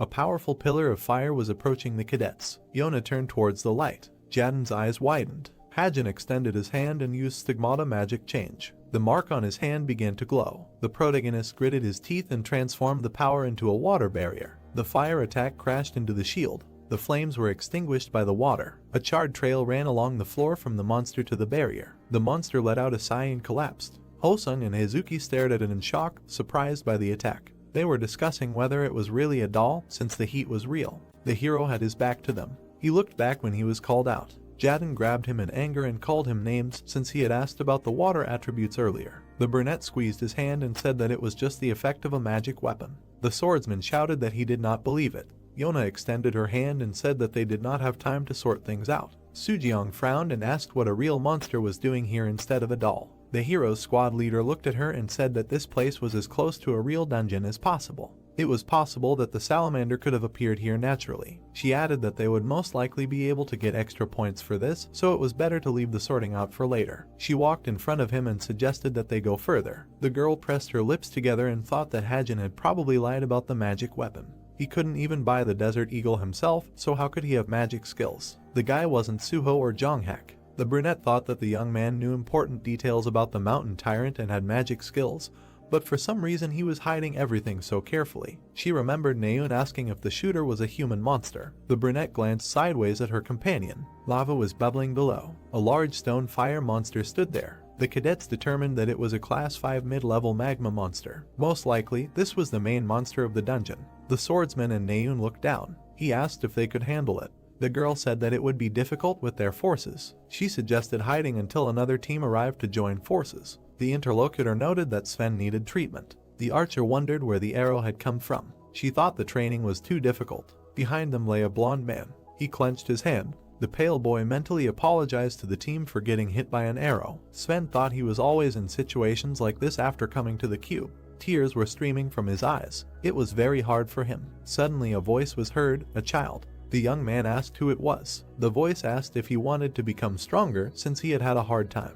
The demon promised to give him strength. The blonde man tiredly opened his eyes. An outstretched hand appeared in his mind. The voice said that the price for strength was small, much less than giving everything.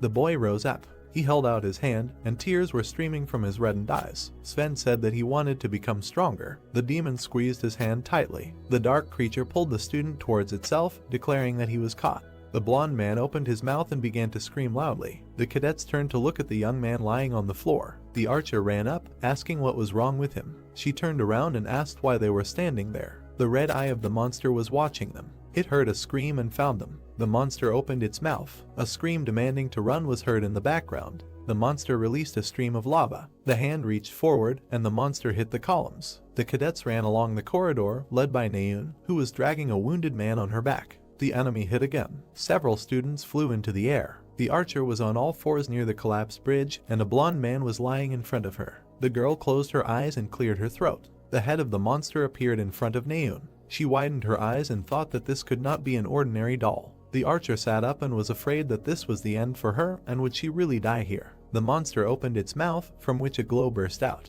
A blue bullet cut through the air and hit the monster. Water flowed off him, and he turned his head. Naeun looked inquiringly in that direction. The main character stood opposite. He frowned, clutching a gun in his hand. A few minutes ago, the group stopped in front of a blockage blocking the way. Jaden looked at Hajin with displeasure and said that the main monster's zone was visible here. The young man frowned and replied that this was the right way. He thought that this wall had not been there just now, but that was not important now. The hero turned to the swordsman and said that the main monster's zone was behind this wall, so let him try to break it. The interlocutor took the blade and was indignant.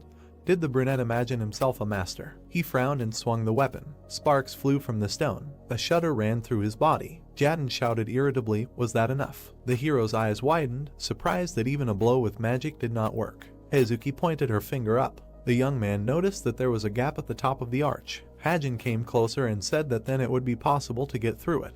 The swordsman asked what nonsense he was talking about. Because this wall was at least 10 meters high, he couldn't climb it. Hajin raised his hand and said that he would be the first then. A glow began to emanate from him. The young man used a technique. In a few jumps, he reached the top and grabbed the stone. The cadet climbed into the crack and darted to the other side. His teammates assumed that he had cats in his family. Suddenly, the ground shook and they looked ahead in alarm. Small stones fell from the ceiling. Jaden frowned and cursed, asking what was going on. The monster froze in front of the archer, water running down its body. The hero shuddered and asked how the enemy thawed so quickly. The monster was shaking. Hajin shouted for Naeun to pull herself together and move. The girl shuddered, coming out of her stupor. A shadow was approaching the young man. He turned pale and muttered that she would save him later. A cry was heard, battle position. They began to shoot at the monster from different sides. Fire beams flew through, breaking stones. The cadets attacked, but saw that the enemy did not even move. The archer looked at them happily and smiled. She pulled the bowstring. Naeun stood up and aimed at the monster. The girl frowned and asked to take a little time. The other students continued to attack the enemy. One guy picked up Sven and ran with the main character. Someone pushed off the ground. The monster's eye widened. A quick blow knocked out several stones on its mouth. The blonde said words of apology. He landed on the monster, clutching a katana, and said that he was too late. The young man gracefully jumped, attracting the enemy's attention. At that moment, the archer held him at gunpoint. She remembered the time she had been helpless in front of the human monster. Naeun frowned and said that this time it would be different. She released the bowstring and a powerful projectile pierced the monster. The smoke gradually dissipated. The extinguished fragments of the monster lay on the ground, and lava flowed out from under them. The cadets looked at him and muttered that they really destroyed the magma monster. They hoped that they would at least get points for this. Naeun and Sven approached them. The girl asked if everything was okay. The protagonist watched as the archer was asked how she did it. Hajin noted that the blonde had not yet completely become a human monster. The plot was slightly different from the original book. He stood and looked at the archer with a smile. The hero frowned and thought that the process was just slower because Sven had already made a contract with the devil. The situation had become more serious because it was unknown when he would break through. Naeun looked towards the archer. He was sitting on a rock. The girl frowned but called out to him. The young man looked at her. They exchanged glances, but neither of them said anything. The hero looked at her in shock. The girl said that she had to tell him that. She blushed and looked away, but thanked him. Hajin's eyes widened in surprise. He got goosebumps and asked again. The girl kicked the floor and shouted that she had simply said that. The young man looked at her in confusion, not believing that she had thanked him. Naeun's life had been nothing but tragedy. The first tragedy happened on her 6th birthday. She lost her mother to human monsters and then decided to become a hero. At that age, other ordinary children laugh and misbehave, but the archer trained herself to exhaustion. She couldn't make close friends with anyone, because to extend a hand to someone meant to show one's weakness. Therefore, few heard words of gratitude from Naeun. The girl turned away in embarrassment, putting her hand on her hip. The real friends who stayed by her side could be counted on the fingers, and even more rarely could one hear gratitude and apologies, as well as from the hero himself, the author of the book. He stared ahead in confusion. The archer raised an eyebrow and asked why he tolerated Jonghak's bullying if he was so strong. She added that the brunette stopped that magma monster and with such abilities he could have simply fought back. The guy looked at her and replied that even if he got into a fight, he would not be able to win, so he tolerated it. The interlocutor objected that she saw a powerful pistol on him. Hajin picked up the weapon and explained that he made it himself. She ran closer and whispered in confusion that he would be kicked out of the academy if caught. The interlocutor replied that this was why he only used it when necessary. He put his hand on his knee and thought that he now understood how to hide weapons in the stigmata, so now no one would catch him and kick him out. The girl frowned and said that he was still too strong. She enthusiastically raised her finger and asked if he by any chance had a weapon enhancement skill. The hero said that she could think as she wanted. The archer turned around and waved her hand, saying that she knew it and would not tell anyone. Naeun stopped and asked if he wanted to tell her something. The brunette looked at her back, then turned away and said no. If the guy apologized now for speaking ill of her brother, then she would surely forgive him. However, he could not do that. It would be better for him to remain a simple acquaintance at a distance. Naeun returned to her teammates. The protagonist reminded himself that he had to kill her brother, Jinyun. The other girl looked at the archer with a smile and asked if she was friends with Hajin. She frowned and said no. Sven looked at her with crazy eyes, but said nothing. There was a sound. The girl raised her head. An announcement was heard addressed to all the cadets. The voice ordered them to stop clearing the dungeon immediately and leave the dungeon. During the training session on clearing the dungeon, some problems were discovered. Several cameras inside the dungeon suddenly stopped working after the session began. Instead of magic dolls, real monsters entered the dungeon. There was a mix-up with the distribution of trainers, so these problems were discovered much later. Despite the seriousness of the incident, due to the lack of casualties, Cuba decided not to involve external forces, but to conduct an internal investigation. The protagonist leaned on his hand, sitting at his desk, and thought that the human monsters who occupied leadership positions in Cuba managed to hush up this matter. The investigation of the incident will take place in the second episode. Hajin drew an angry face in a notebook and questions about why that guy didn't turn into a human monster. Now he needs to focus on the problem of Sven. The consequences of a contract with the devil are increased sensitivity and obsession. If the blonde's emotions reach the limit and explode when he is alone with Naeun, something terrible can happen. The hero put his hand on the laptop and thought that it was worth watching how the relationship between these two would develop in order to prevent such a situation. He opened the messenger, which had more than 99 unread messages. The guy closed his eyes and thought that he was a little ashamed, but he would just check and immediately turn it off. Notification: you have entered Naeun's messenger. The last 3 dialogues were with Suho, Sven and Jonghak. The blonde wrote that the hunting club was going to Gangwon-do this week and asked her to make a bet. According to the plot, the guy will have a breakdown on that day. The young man looked at his laptop and decided that it would be better to go with them. He needed to be properly prepared, just in case. The brunette looked ahead and thought that he had also grown up a bit, so it was time to go into the dungeon on Mount Gari. His bracelet beeped again. The hero looked at it questioningly, not understanding why he was calling him. He picked up the phone. Suho smiled and greeted Hajin by the call. The swordsman asked if the shooter would have time on Friday. The brunette stared at the bracelet in surprise. The interlocutor said that he had one request. If you look around, this is a famous place in the province of Gangwon-do, where energy and spirit are mixed, so this mountain has long been called a training mountain, where warriors from all over the country came. However, not only warriors came here, there were also seekers of treasures hidden in the depths of the mountain, such as this root. Opposite the main character stood a guy and said that people like him are collectors of mountain ginseng. The boy just looked at him and listened silently. Then he agreed, and after that there was an awkward pause. For some time the guys stood in the forest and discussed why they were staring at some map they could miss the main thing, and the boy replied that he was not looking for ginseng here, but for one place. In response he heard that it was good. All young people who are just starting to do this say so, but if he hopes for quick enrichment, then it is in vain. The young man did not answer him. Then the seeker wished him luck and said goodbye. At that moment he heard just agreement, and while he was leaving he thought that this newbie still has a lot to learn. At that very second, the main character stumbled and asked what kind of roots the tree had, and behind him he saw that very ginseng root. He was very surprised and realized that he had found what he was looking for. The guy immediately picked it up and of course decided to eat it. At that moment he hugged the tree and thought that he was now chewing ginseng roots for a 7-year-old. If he changed the settings, then within 30 minutes he would be able to increase his variable skills by 2 points. Then he closed his eyes and thought that if he sold everything completely, he could earn about 700 million. It was even a bit of a pity. And a second later he fell and almost flew straight down. All this time the young man remained on the cliff, reasoning that it was very high there, so no one had been able to find him in the middle of the rocks on the mountain, where there were many different caves and moss. He found a passage. He grabbed the edge and reached there. An immortal dungeon was hidden there. Finally, the young man stood in front of the entrance and nothing threatened. True, the boss of this dungeon, Beginning Death, a first-class monster of the middle level, thanks to ginseng became stronger, but now his strength is not enough to defeat him, and he also looked quite frightening.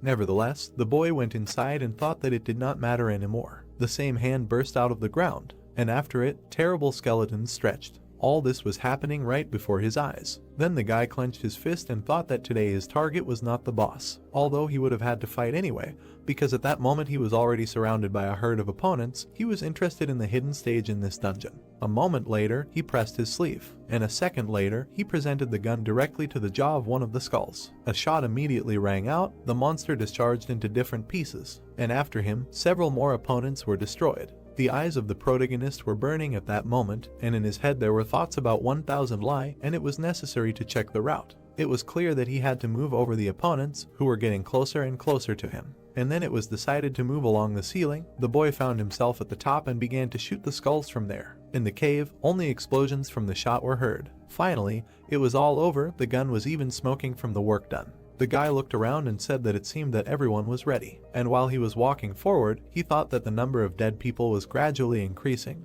This meant that he was approaching the Evangel base. This girl is a witch, the boss of the hidden stage in the dungeon of the mountain. Later she will build a castle of the most terrible bath of the dead in an abandoned school in Suwon. It will look very scary. Meanwhile, the young man continued to walk further and thought that this is okay. The reason why he is hunting her today lies in 2 items that he can get. Then he imagined some crystal. The first is a weapon of a growing type, ether, and the seed of a witch. According to the plot, they made Jin Tomer, the characters of the book, a man, a monster leader of monsters. Ether will just help him grow quickly, will envelop him from the inside. Finally, the guy came to the end of this cave. Then he said 1000 lie again, and everything around began to shake and then completely seeded the walls. There appeared a tree covered with crystals, and below sat a little girl. When the young man noticed her, he thought that it would be quite difficult to fight against an adult witch. She must be killed in childhood when she is not yet developed either physically or intellectually. The little girl at that moment was just sitting and playing with something. Then she touched it and it exploded. This surprised her. The brunette just watched silently all this time. Then he clenched his fist and thought that he needed to pull himself together. He needed to do this. Even the character in the book did it. Rolling up his sleeves, he thought that in any case, he himself created her. Then he raised his hand and activated his energy. When the first shot occurred, he reasoned that the witch was in a state of mind, so she could not be killed with a gun, then it would be necessary to do it with magic. It turned out that it was not a shot, but the activation of a spear of light magic. The boy took a step forward and said that ginseng turned out to be good after all. Then he swung and compared himself to Yuyona, after which he threw this spear straight at the little girl. Everything around was covered with a bright light. The guy covered his eyes with his hands and did not understand what happened. And a second later he realized that his target was still alive. Her body was falling apart and her eyes showed incomprehension. And then black magic began to generate around. The baby tried to say something, but a second later she simply dissolved. The brunette froze for a while because of this spectacle and said that he did not understand what it was, life or an object state. However, her seed was lying on the ground, which contains the soul of the witch. If this seed sprouts, the witch of despair will be born, and ether also appeared, a weapon in a liquid state. Has no specific shape, sticks to the weapon and the owner, strengthening the essence, possibly transforming into a weapon formula. This is a growing type of weapon, grows with the owner. Information also appeared that all these items were collected. Night fell. The status of the new book was landed with information that due to the effect of the ether, all indicators increased by 0.6 points, and at the same time it cannot change the user. The indicators were as follows: muscle strength 2.455, endurance 2.545, intelligence 2.85, sensitivity 3.705, health 2.465, magic power 1.925. He was surprised and said that this effect is quite good. Then he tried to use the ether, said that if it grows, it will only get better. Now he even likes being a cadet of Cuba. Then he smiled and added that he received about 47 points. The rest of the ginseng invested in the purple banquet. It will be bought soon, but the most important thing is that this baby is profitable. In front of him lay the seed of Evangel.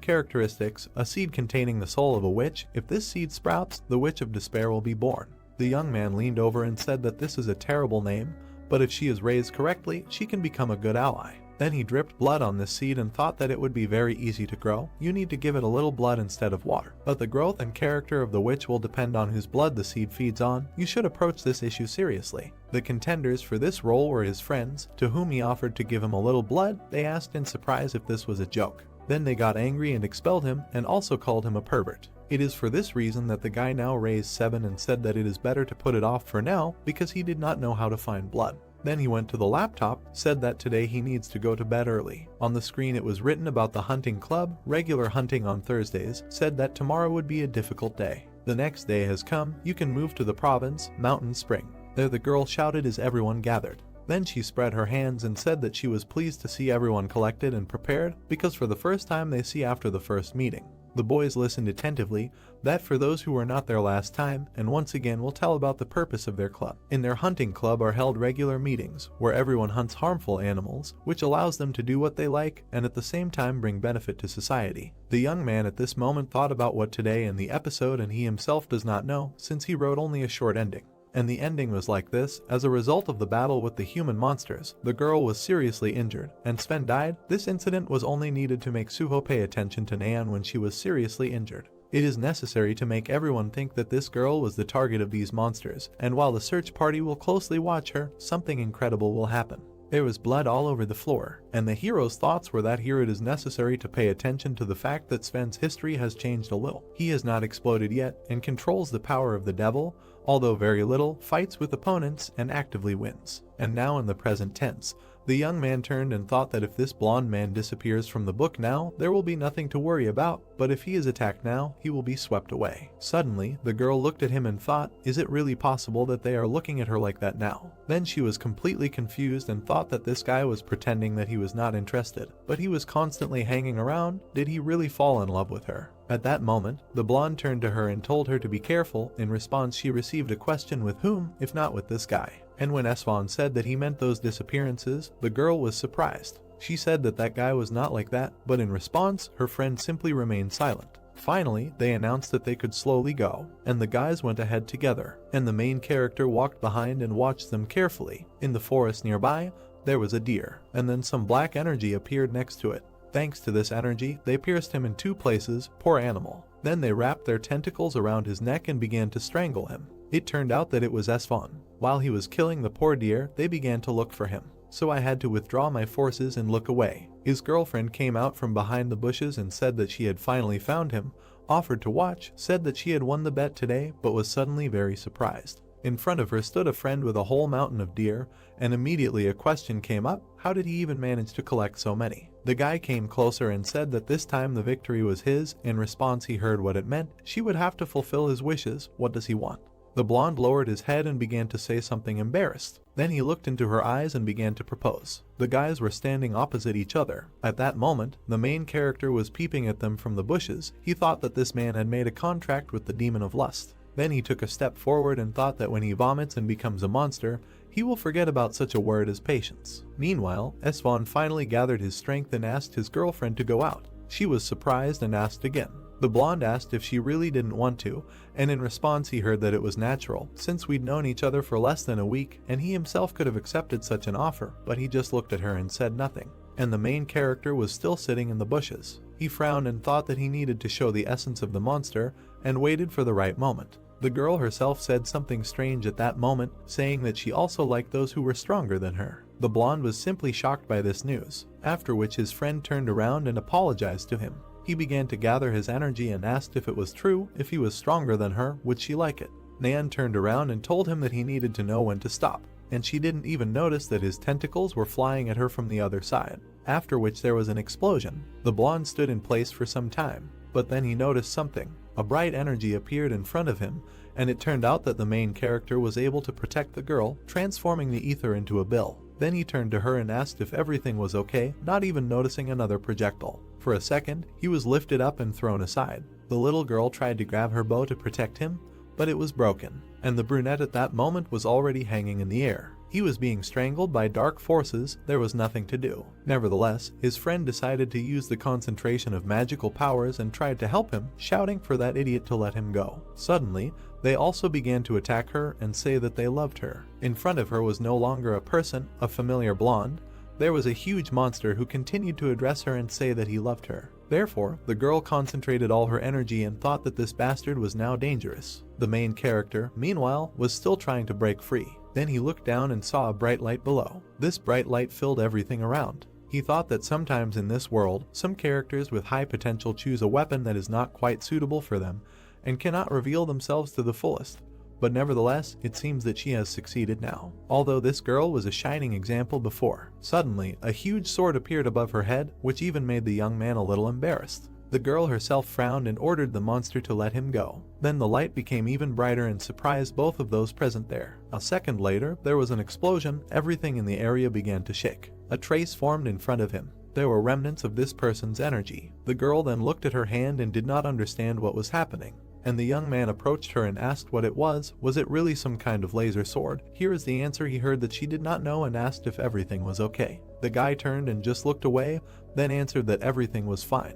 The girl smiled and asked if it was true. Then she began to lose consciousness and said that it was good. After which she fell to the ground, and the young man immediately ran to her. Night fell, she finally came to her senses. She immediately jumped up and realized that she was on her comrade's back. There were screams right away after he asked if she had woken up. She still hadn't woken up, so he decided to carry her on his back, asked what was going on and ordered him to let her go to the ground right away. While her comrade was carrying her in his arms, he asked if she really wanted to go down, and in response he heard that he had to let her go quickly. He put her on the ground and agreed, and the girl herself fell down a second later. She was overcome with horror and confusion about what was happening. While she was sitting on the ground, she asked why her legs wouldn't obey, what was wrong with them. The brunette turned around and asked if she had magical exhaustion for the first time. Then the girl raised her head and looked at him without understanding what was happening.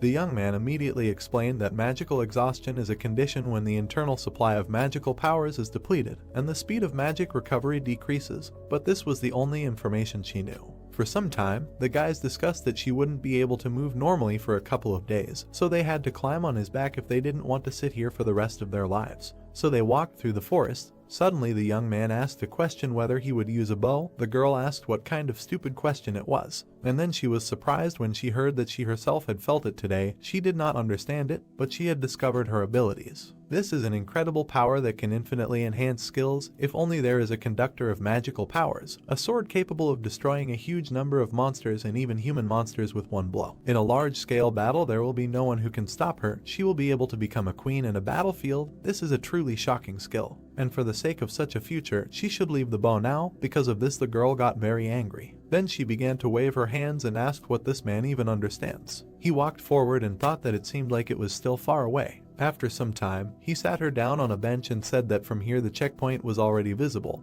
Then she had to move on her own, and her friend had a question where the young man was going alone. He turned around and said that the dorm had already reached curfew and that he had to go, despite the fact that he was asked to stop and take her with him. Morning came, everyone was discussing whether they had heard the news. The students were standing in the hallway and talking about how another student was attacked by a monster man. It turned out to be Sven, and it was unclear when he managed to become a monster. They had exchanged a few words once, but why was the management silent? Meanwhile, the main characters approached office 303. He went inside and saw something. His comrades were standing there, calling him to come closer. All the guys he knew were there, and everyone was looking at him at that moment. All these people had gathered here and were the most significant figures who were waiting for him. But let's fast forward to the day before the incident. In the hunting club he raised his hand and received a message asking if there was time on Friday.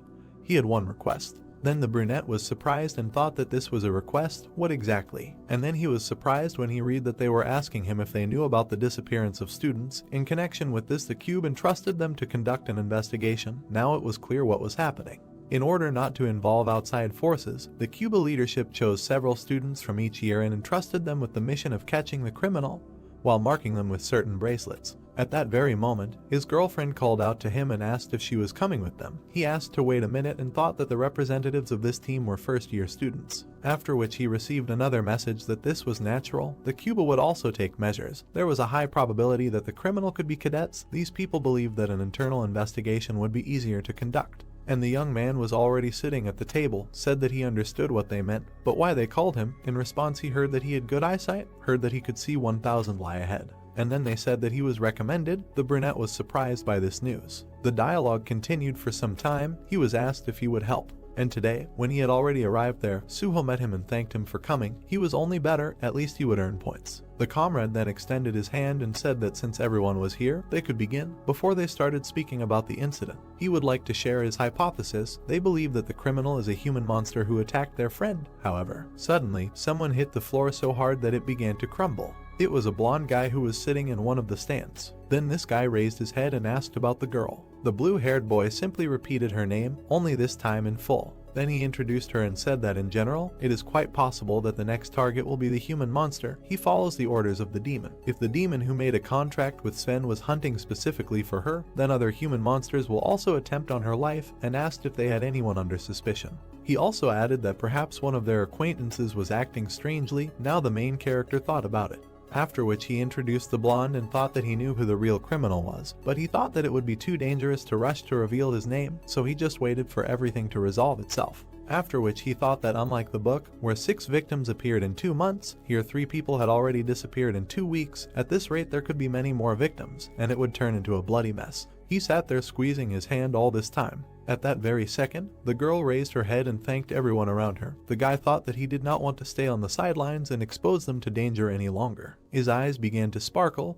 His thoughts were about the fact that he could not wait for events to develop. Therefore, he raised his hand and said that he had one person in mind. He looked at the others and said that the leader of the Hyun nightclub, who was acting quite suspiciously. Everyone looked at him and remained silent. Then someone said that he had an alibi. He was in a close relationship with the first victim, so they checked him, even talked to him personally. After which, to the question of what if the victim came to him herself, the blonde turned and asked if he really thought that some kind of suggestion magic could have worked on the cadet. The main character raised his head and said that it could not, if we are talking about ordinary suggestion magic, however, but he was interrupted. The girl intervened in the conversation, who said that something was wrong here, that everyone was picking on a person who had an alibi. Then she looked at them and added that it seemed to her more likely that not the leader of the club, but this guy was the human monster. This news shocked him and immediately followed the question of whether this was said seriously. Before this, the main character sat in front of the computer and reasoned that there should be at least one character who would help. He continued to write and thought that a rich character was needed who would help Suho. Her character is a little tough, but not completely disgusting. Maybe insert the detail that she loved ordinary people. Then he smiled and said that her name was Yuyeon. Let's go back to real time. The girl sat and watched that it was more likely that this man, not the leader of the club, was a monster. The young man asked again in surprise. Then Suho looked at her and said that he had an alibi. He used the portal when the crime was committed. And the girl lowered her eyes and said that she also just decided to check because it is possible to fabricate a record of using the portal. The young man immediately jumped up and asked what kind of nonsense was this. Then he heard scary words, a question about what might be worth starting from the back. A huge guy approached him, who said that from the blow he himself would begin to change. Right. The blonde watched all this and smiled. Another person also just watched silently, but their leader, Suho, was shocked. The brown-haired man lowered his head and said nothing, and the one who approached him asked if he really chickened out, now how he would hit him. Only then the main character raised his head and said that this guy could try to do it, but in return he would get a hole between the eyes. Their friend intervened in the conversation and told them to stop. They shouldn't mess with each other, they both need to calm down. After which the brown-haired guy looked at them and said that if they doubted him, then they could ask the girl. They were together at the club that day. And then some sword flew at his head. It turns out it was the blonde guy who threw it right at the stance. He looked up and turned to him, asking how he even dared to talk about her. The guy replied that when she was attacked, they killed that monster man together, or hadn't heard about it yet, while he was having fun with his gang. He jumped up and started insulting him, but suddenly his friend stopped him and asked him to recover. At that moment, Hajin turned around and said that he thought he knew the culprit. He was immediately stopped and asked where he was going. But the guy confidently continued to move towards the doors. Then he tripped, and thanks to the fact that he bent down, he did not get hit in the back. While the young man was falling, the one who was running after him broke the door with his fist. Everyone saw this and was very scared. But the big guy looked at his target and asked if he had dodged. The guy immediately pulled out a gun and said that he would have to teach him a lesson. Then he pulled it out and was ready to shoot. Only some energy suddenly stopped him.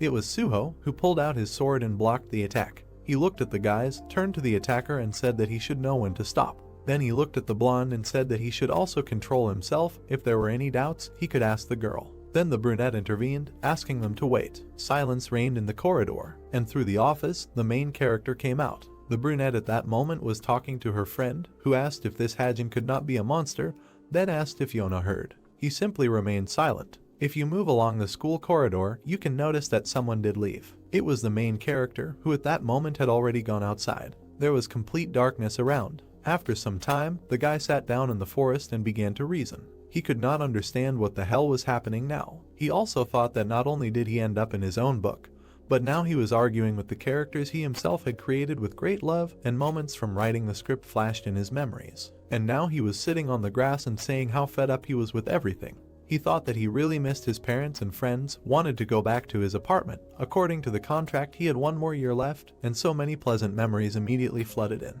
He also thought that it was interesting what was happening now in his world, if time goes by without changes.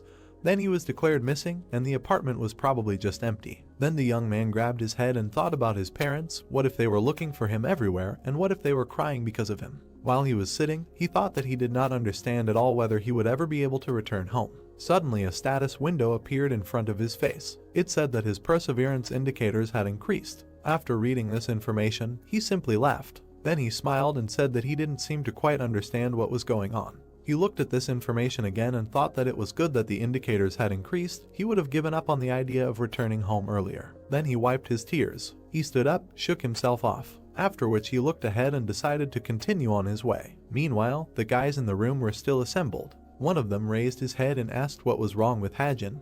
In response, he heard from his comrade that it was better not to touch him now. The other two were then sitting downstairs and were silent. The girl decided to ask her comrade if he recognized his skill. Then she turned around and asked if some shooter had dodged a fighter's attack and which of them was more suspicious. She immediately received a notification on her watch. It was a message from Hyun with an offer to meet tomorrow in the training room before the meeting. She read it and said nothing. At the same time, the blonde himself was somewhere nearby. He received a notification with her consent, and his whole face and body were covered in blood. It seems that this was our villain who looked at this and laughed. After some time, everyone gathered in the classroom. Now it was clear why they advise to do things when there is a bad mood. Usually when they train or go hunting, they are too tired, so there is no time to think about something else. Now the main character was sitting in a bad mood and understood that now everything was clear to him. After which he looked at his comrades and thought why everyone was behaving like this. Stop thinking about him. Everything is fine. He even felt awkward. Then he frowned and thought that he himself created these characters. What is he doing? Stop doing stupid things. We need to think about how to get home. At the same moment, a girl entered the office. The blonde approached her and asked if she can already go to school. In response, he heard that there is nothing to do at home anyway. Then Suho approached her and extended his hand. She immediately asked what was wrong with him and said that she can get there herself. The blonde ordered him not to touch her. He began to get angry and told him to try. At that moment, the brunette was sitting at her desk and just watching them. Suddenly, someone shouted that the lesson had already started, to go to class, and everyone headed there. There was a teacher on the stage who said that everyone already knew that there was less than a week left until the midterm exams. Then he added that immediately after the written exam, practical testing would begin. It was divided into 2 parts, according to which they would be assessed. He imagined a battle between students and said that the first was a duel between cadets. He also imagined a battle with a monster and said that the second was a battle with a monster that a wizard would produce. Then he looked around and said that both tests would be held at a different level of difficulty, different from the ones they had mastered in class. This must be kept in mind and be prepared. At that moment, the main characters thought that passing the written exam was not that difficult. He was more worried about the duel. Then he presented the student cards and thought that each participant is given 3 cards from which he must choose an opponent. At first glance it may seem that high-ranking cadets will immediately choose weak opponents to earn points. In this way, they could easily win, but to prevent such situations, a bonus point system was developed in the cube. For example, even if a strong cadet wins a duel with a weak student, the winner can go into the minus, since the number of points depends on the difference in the level of the cadets, and this will be quite unpleasant. After which he looked at his new enemy and thought that naturally, there will be those who do not care about this system. They simply use the right to choose an opponent to defeat someone they do not like. In Moscow, this guy is all muscles, of course. Then he turned away and thought that he was worried about something else. Suddenly, his hand moved to the side. While the blonde was sitting next to him, his thoughts were about the fact that the distance between them had clearly decreased. Then he looked at her and thought that she was not saying anything, but continued to hang around him, before she always sat alone at the last desk and studied. Then the girl turned around and the thought occurred to her that she was probably copying. So the young man took out a pen, and he began to write names on the notebook. She saw this and was surprised. These were the names of his parents. After the lesson, the girl received a message from a friend that he had already arrived and was sitting in the classroom, so there was no need to hurry. She read this and went on. After some time, she finally reached her destination, and when she went inside, she looked around. There was a friend waiting for her, who smiled and embarrassedly asked if she had already arrived. The little girl closed the door behind her and replied that it looked like the others were not there yet. In response, she heard that they would be there soon. She could sit down. It seemed to embarrass her, and when she approached the table, she saw a lit candle. The young man said that they say this aroma helps to concentrate, because now they will study. Then he turned to her and added that he heard that she had joined the team to search for human monsters. and was also a member and represented the second year, which surprised her. After which the guy said sheepishly that they had no results so far, asked what their group was doing and if there were any suspects, and in response he heard that there weren't any yet, but there was one person who was talking nonsense. The guy came closer to her and asked again about the nonsense. Then he started snapping his fingers strangely and asked which ones exactly. The brunette didn't understand what was going on and said that she was saying that her friend was also a human monster, but at that moment her soul became calmer, after which she extended her hand to the side and added that he had said that her comrade was using magic that affected the mind, which was simply unheard of. The friend replied that he had no evidence. The brunette nodded her head and confirmed this. Then she opened her eyes and was very surprised. She looked at her comrade and asked again about the evidence. He got scared and said that he expressed himself incorrectly and meant, on what basis did he make such an assumption? But now it made no sense. The girl became wary. She took out her weapon and said that usually, when an innocent person is suspected of something, he does not ask if there is evidence. And a second later she tried to strike. Then she took a pose and asked, "Who is this?" The young man simply smiled in response, after which he came closer and asked what was wrong with her. Her reflection was in his eyes, and black magic was hovering around, and it sounded like her turn had not yet come. Meanwhile, it was quiet in the second-year dormitory. Finally, the little girl came to her senses after losing consciousness, and when she finally opened her eyes, she realized that she was tied up. The sun was already rising outside the window. In addition, music was playing in the room. Looking around, the girl realized that this was the second-year dormitory. This information made her feel sick and uneasy. The comrade was also in this room. It immediately became clear that this person was really guilty of the disappearances of the students. It turns out that he is a monster of a person, and these were not just stupid guesses. The image of the main character who warned her surfaced in her memories. The girl immediately began to try to get out and thought that she needed to calm down and also try to ask for help. Her hands were tightly tied. It was difficult to move her name, and panic covered her more and more. While the girl twitched, she thought that she would like to get help from someone. But suddenly a blonde man came up to her and said that she would not succeed. Then he smiled and asked what was going on. At that moment, a new message came to the Hajin bracelet. He raised his hand and asked who it could be at such a time. The message was from her. The guy immediately looked up and asked again, did not understand what it meant. The message contained only one number, 9. At that moment, the kidnapper snatched the watch from her hand. Then he raised it up and asked what they would think if he wrote like that in the middle of the night. He smiled and said that Hajin quickly guessed that this man was a monster and he would have to finish him off later. The girl immediately screamed that she really thought he would get away with it. The search party was probably already on the trail and had begun to act. And the guy simply crushed her watch and replied that it did not matter because he would soon leave the cube. The little girl at that moment simply continued to be angry. The comrade came closer to her and said that he liked that expression. Then he smiled and added that the lady told him that she would like to see horror on him as well. The protagonist in his room was still trying to understand what kind of message with the number 9 was. He looked at his watch, wondering if she had sent it by accident. The number 9 was spinning in his head, and suddenly it dawned on him that it was 911. He jumped up and shouted about the Book of Truth, asked where this girl was now. A book immediately appeared in his hands, and the information from there scared him a lot. It was not clear what it was. The brunette was almost infuriating, sitting in captivity. Something was asking her because she was lonely. This creature said that it knew what this feeling was, but the girl did not pay attention. The comrade influenced her with his power and was happy about it. But then he noticed something. In her eyes, only aggression was still visible. Then he came closer and said that she had a pretty strong will. He put in so much effort, but she still did not give in. She just needed to open her mind to him once. And then he reached out to her neck and added that she should not be afraid. Lilith herself allowed it. The guy touched her head and added that Lilith wanted to meet her. And the girl then pushed away and immediately heard that even if he untied himself, it would not save her. The guy's face changed dramatically and he said with a laugh that you can't hide from magic and you can't run away. But a moment later someone pierced his head. Glass and his blood flew around. The brunette watched this and did not understand what was happening. Her ex-friend fell to the floor and screamed in pain right before her eyes. Then she heard someone come and say that he doesn't trust people, he constantly doubts. What has he come to? The monster man turned around and asked what kind of bastard did this. And when he got up, he heard that there was no hope of recovery. This projectile was treated with a special solution. It can only be removed through surgery. After which he stretched out his hand and called his attacker a son of a bitch, asked where he was now, ordered him to come out. And then he waved his hand, activating his black magic. This magic destroyed even the remaining glass, and also flew towards the girl, and because of this, she fell to the ground and hit her head. But the kidnapper himself still had not found the attacker.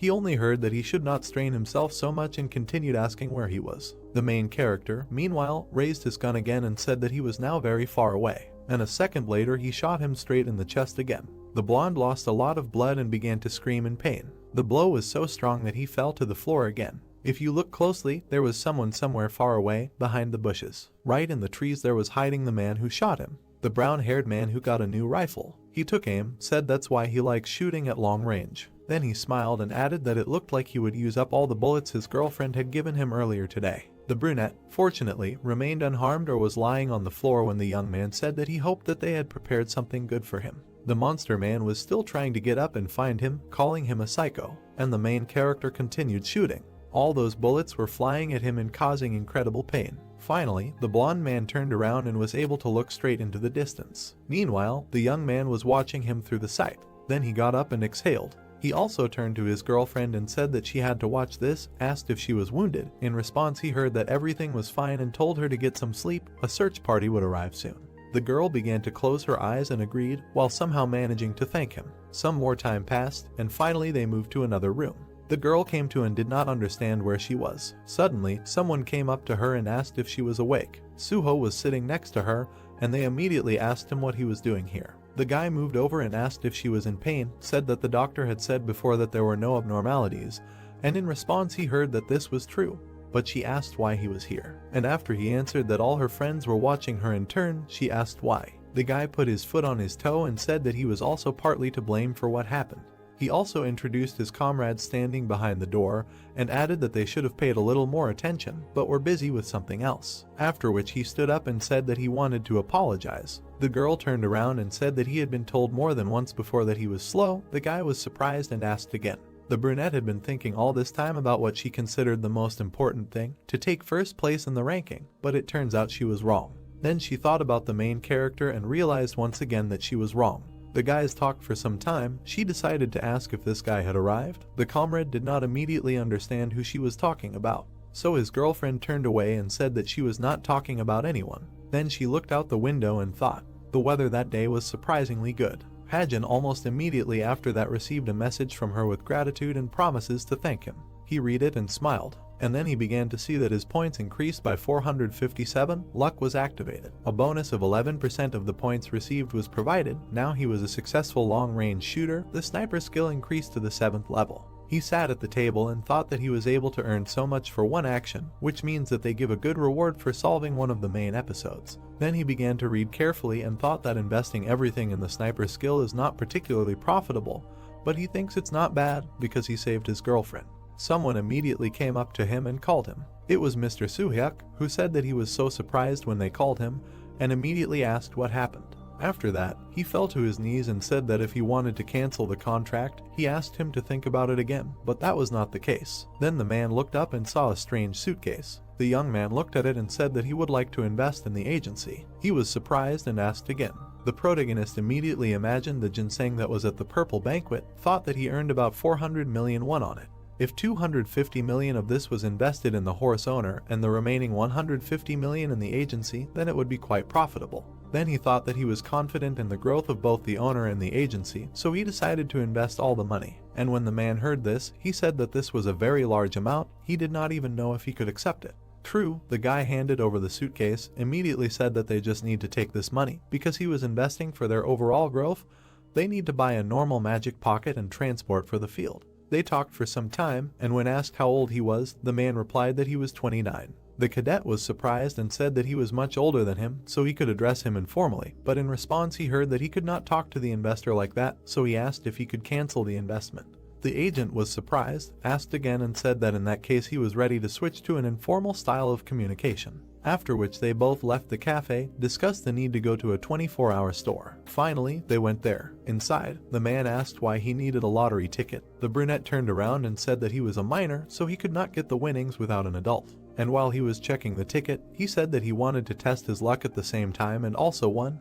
He immediately received a question about how much money was there. When the guy answered that there were 20 million won, the agent was surprised and even a little confused. And then it dawned on him how big the sum was. Even on the street you could hear him scream, did he really get 20 million won? After receiving the winnings, the main character handed him the money and said that he also wanted to invest it. It would be better to adjust the contract and send it to him. After deducting taxes, it would be less than 20 million, right? He simply hid the money and bowed to him. It looked a little strange, so he immediately asked what was wrong with him, and the answer was banal. He was afraid that the money would simply be stolen. Finally, evening came. In one of the abandoned buildings, it seemed to be quiet. But a second later, some strange black energy appeared there. And a moment later, a silhouette began to form from this energy. A boy appeared there, who turned to the captain and said that they began to move. Then he came closer and added that the owner of the horse had grown up. What to do next? The captain looked at him and replied that only the item needed to be taken from them, the rest could be left as is. The boy raised his hand and said that he agreed, and added that he noticed something strange. Some guy appeared who bought up the horse owner's shares. He said in surprise that at first it was 300, 1,000, and recently invested 250 million. Isn't that too much for a guild that doesn't even have a personal page? The captain didn't even go down to him and replied that there was no point in thinking about it. It was better to focus on their business. In response, he heard that if he said so, then good. Another thing the boy said was autumn. He almost forgot to say that several interesting pages appeared at the purple banquet.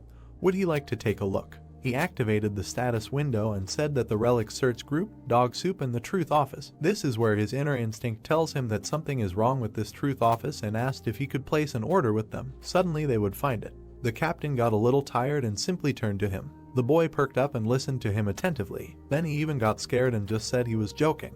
Then he looked at her and said that midterm exams would start next week in the cube. Suho and Jonghak were in the lead there. He also introduced them and asked how many people would be involved. Would they also take part?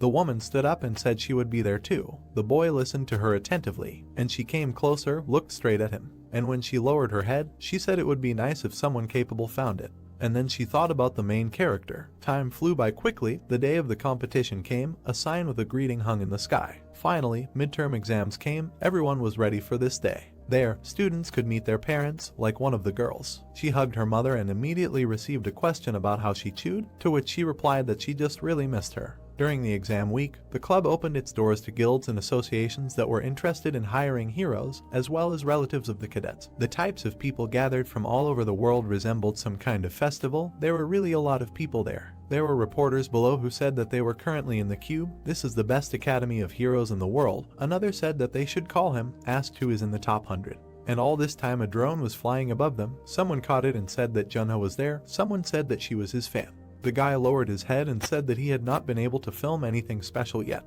Then he raised the drone up and asked if he should wait a little longer. In his head there were thoughts that this was a modest gift as a token of gratitude from the agent who flew throughout the cube. With it would be much easier to detect if someone tried to invade. Then someone crashed into him. The guy turned around and apologized. And next to him was a dark-haired woman. She also looked into his eyes but did not answer. This made him a little nervous. Then it dawned on him that he almost forgot that she would also be at these exams. It seemed that this character was familiar to him. The guys looked at each other and walked on. Then the young man turned away and thought that he had been looking at her for too long, and looking into her eyes for too long. What should he say so as not to look suspicious? He opened his mouth and began to squeeze something out, and then he told her how beautiful she was. The woman heard this and was confused. The main character almost fell through the ground from there. The captain listened to him, turned around and left. Her silhouette eventually disappeared into the crowd, leaving the guy alone with his shame. In the meantime, she turned to her assistant. Then she lowered her head and said that this guy she had just encountered was looking at her through a visibility blocker. Then she raised her head and said that she needed to check who he was. Not only heroes come to the cube to search for capable cadets, people from the chameleon group are also here, and these thoughts did not leave the young man all this time. Their goal is to recruit the 2 strongest cadets. He immediately introduced his comrades and realized that the first one's beliefs did not coincide with their policy, so they would not take him. According to the plot, take a closer look at the second one and go back. Then he frowned and thought that penetrating the chameleon group's cube itself did not pose a threat. But if the plot changed, the hero guarding the examination field would enter into a fight. It would not end with 1 or 2 victims. Immediately, someone there began to scream, thereby attracting all attention to himself. One of the cadets then smiled and said that he did not see a single suspicious person. And the girl came up to him and said that he should stop shirking. It would be better to watch properly. What will become of the hero's reputation if during the exams about the security in the cube? They were Oh Junhyuk, 1737th place in the ranking, a hero of the 6th rank, who said that it would be necessary to simply deal with the violators before it entailed problems, and Seo Yomji, 2000th place in the ranking, a hero of the 7th rank. The guys were walking around the square and discussing how the young man made everything sound so easy and simple, but he suddenly interrupted her and suggested that they just go eat pizza. Someone was watching them at that moment, smiled and said that the main character saw the captain despite the siren necklace. Then he went ahead and said that his appetite was starting to wake up. Before that he thought that he would have to return empty-handed, and he asked who it was. He wanted to find him first and fight, but the kid inside just got angry and said that it was a mountain mouse and ordered him to calm down. The man paid attention when they told him that she could check everything without his intervention. The battle would begin soon. Indeed, at that moment, people had already gathered on the second battlefield. Finally, the host came out and said that today at 9 AM the first fight would finally take place. Their correspondent was sent to the scene. The first competition would be held using. The main character was walking somewhere nearby at that moment. Suddenly, someone shouted at him and attracted attention. There was a brunette standing there, whom he had saved before, and asked if he was really going to the arena. The young man turned around and said that he had his first competition. For some reason this surprised her. Well, she immediately called her assistant, who appeared next to the suitcase in a moment, and she said that there were 1,000 high-quality bullets, all lying neatly next to each other. The girl handed him the suitcase and said that they would not be used during the exam, but perhaps they would come in handy later. If needed again, he could ask for it. And when the guy took it, she added that, by the way, she was not trying to thank him for saving her life. She looked at him and said that it was just a gift. There was a dialogue between the guys. What else? She was being called to be a witness regarding the case with the monster man, but she still hadn't said that this was the man who shot then. In response, she heard a request to keep it a secret. The guy was a little confused and thought that if they found out that he had shot, he could have problems, so he had to be more careful. The girlfriend then came closer and said that she knew that he had a reason to hide his powers, so it would be difficult for him to pass this exam. In response, she received a question whether he was hiding his powers. The young man was surprised when he received the question whether he had seen his opponent. Meanwhile, all the others had gathered in the cadets' waiting room.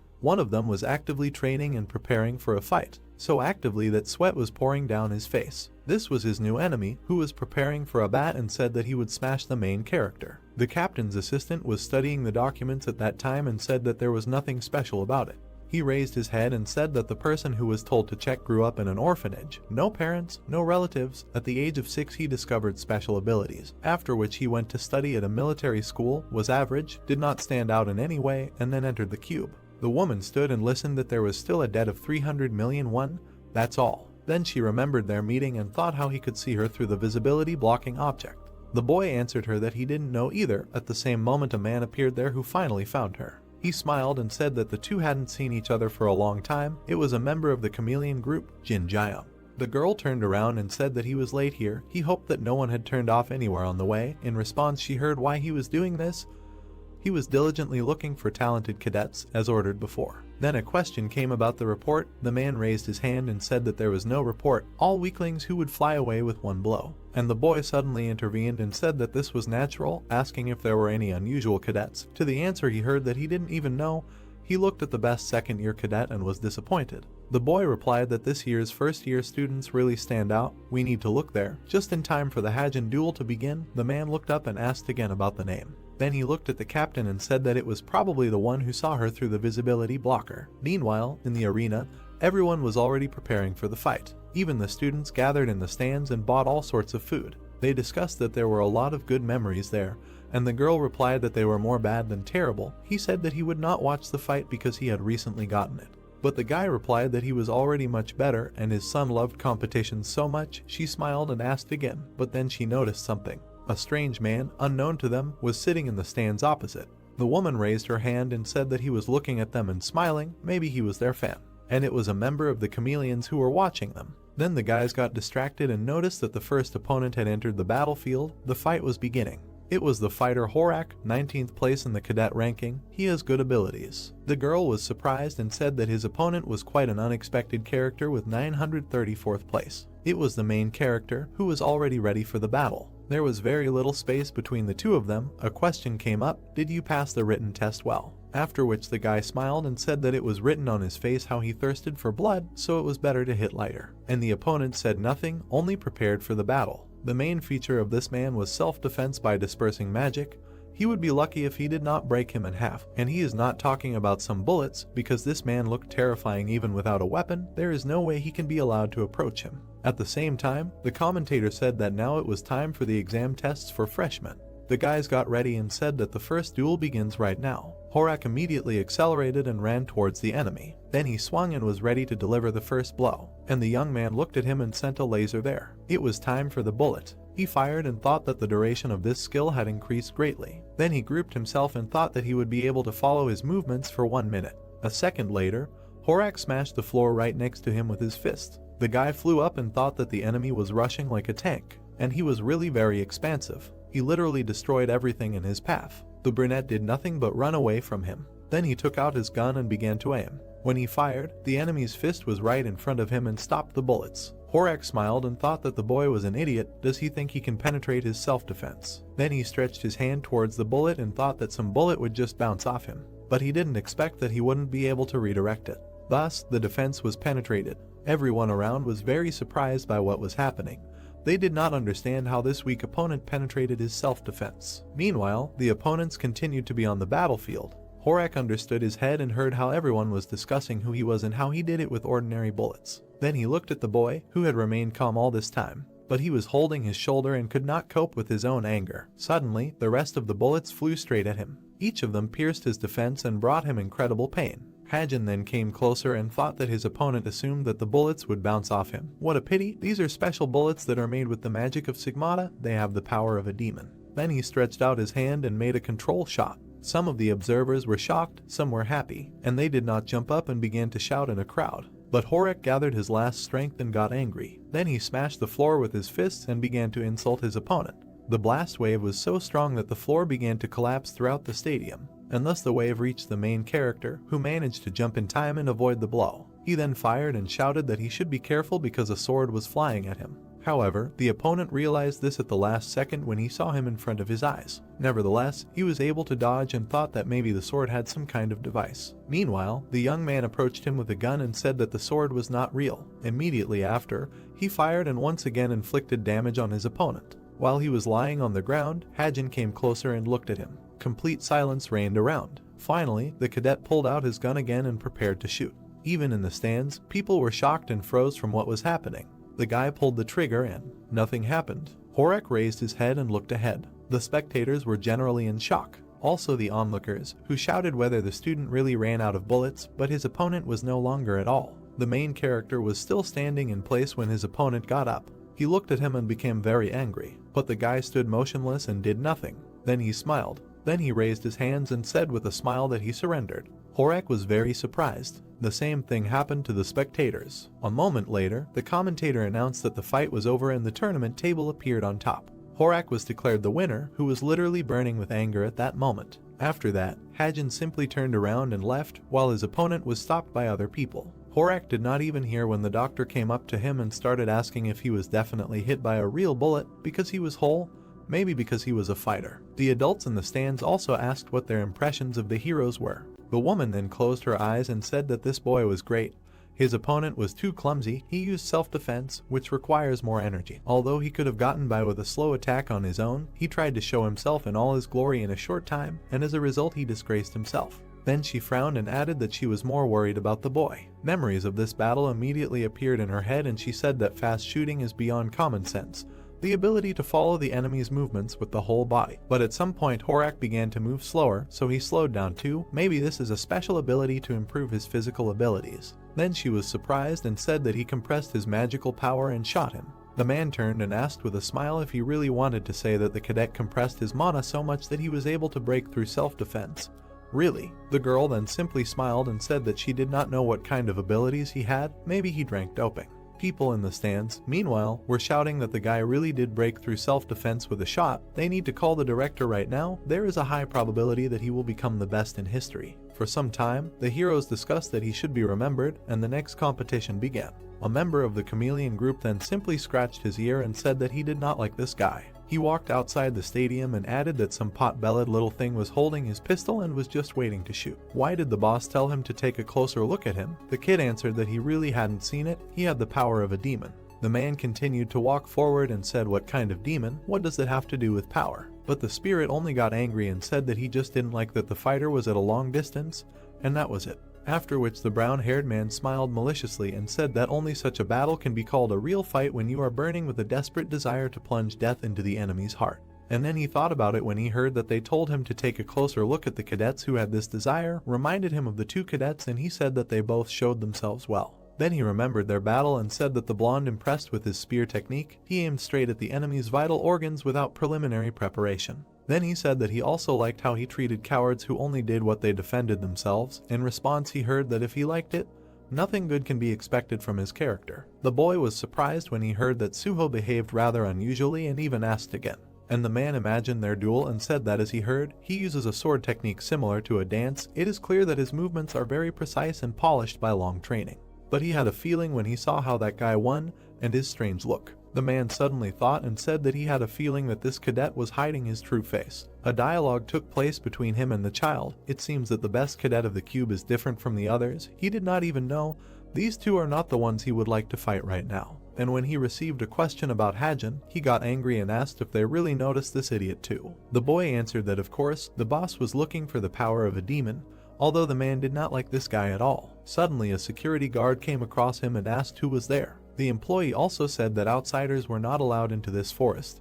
They had to leave immediately. The group member turned around and said that there were too many annoying flies here. And when he shouted that they had to leave, he said that everything that was happening really annoyed him. Then he swept the cap off his head, and a second later he gave him such a flick that the poor security guard flew away. And the blow was so strong that even the birds flew in different directions. And it seems that his head was torn apart from this. The boy immediately understood what happened and asked if the man really smashed his head. He smiled and answered that it was so. Then he said that he didn't give a damn, the captain would just tear him apart, and in response he heard that if he didn't tell, he wouldn't tear him apart. Evening came. Meanwhile, the captain was standing somewhere on the roof of the building and watching the sunset. In her head, she was thinking about that very day when it was raining. There was a grave in front of her and the words were said that she would definitely find this traitor. The girl was desperate then, promised the dead man that she would find him. Then she raised her head and with tears in her eyes said that she would avenge him. Now from these memories her hands were shaking. The woman lowered her head and turned to her assistant.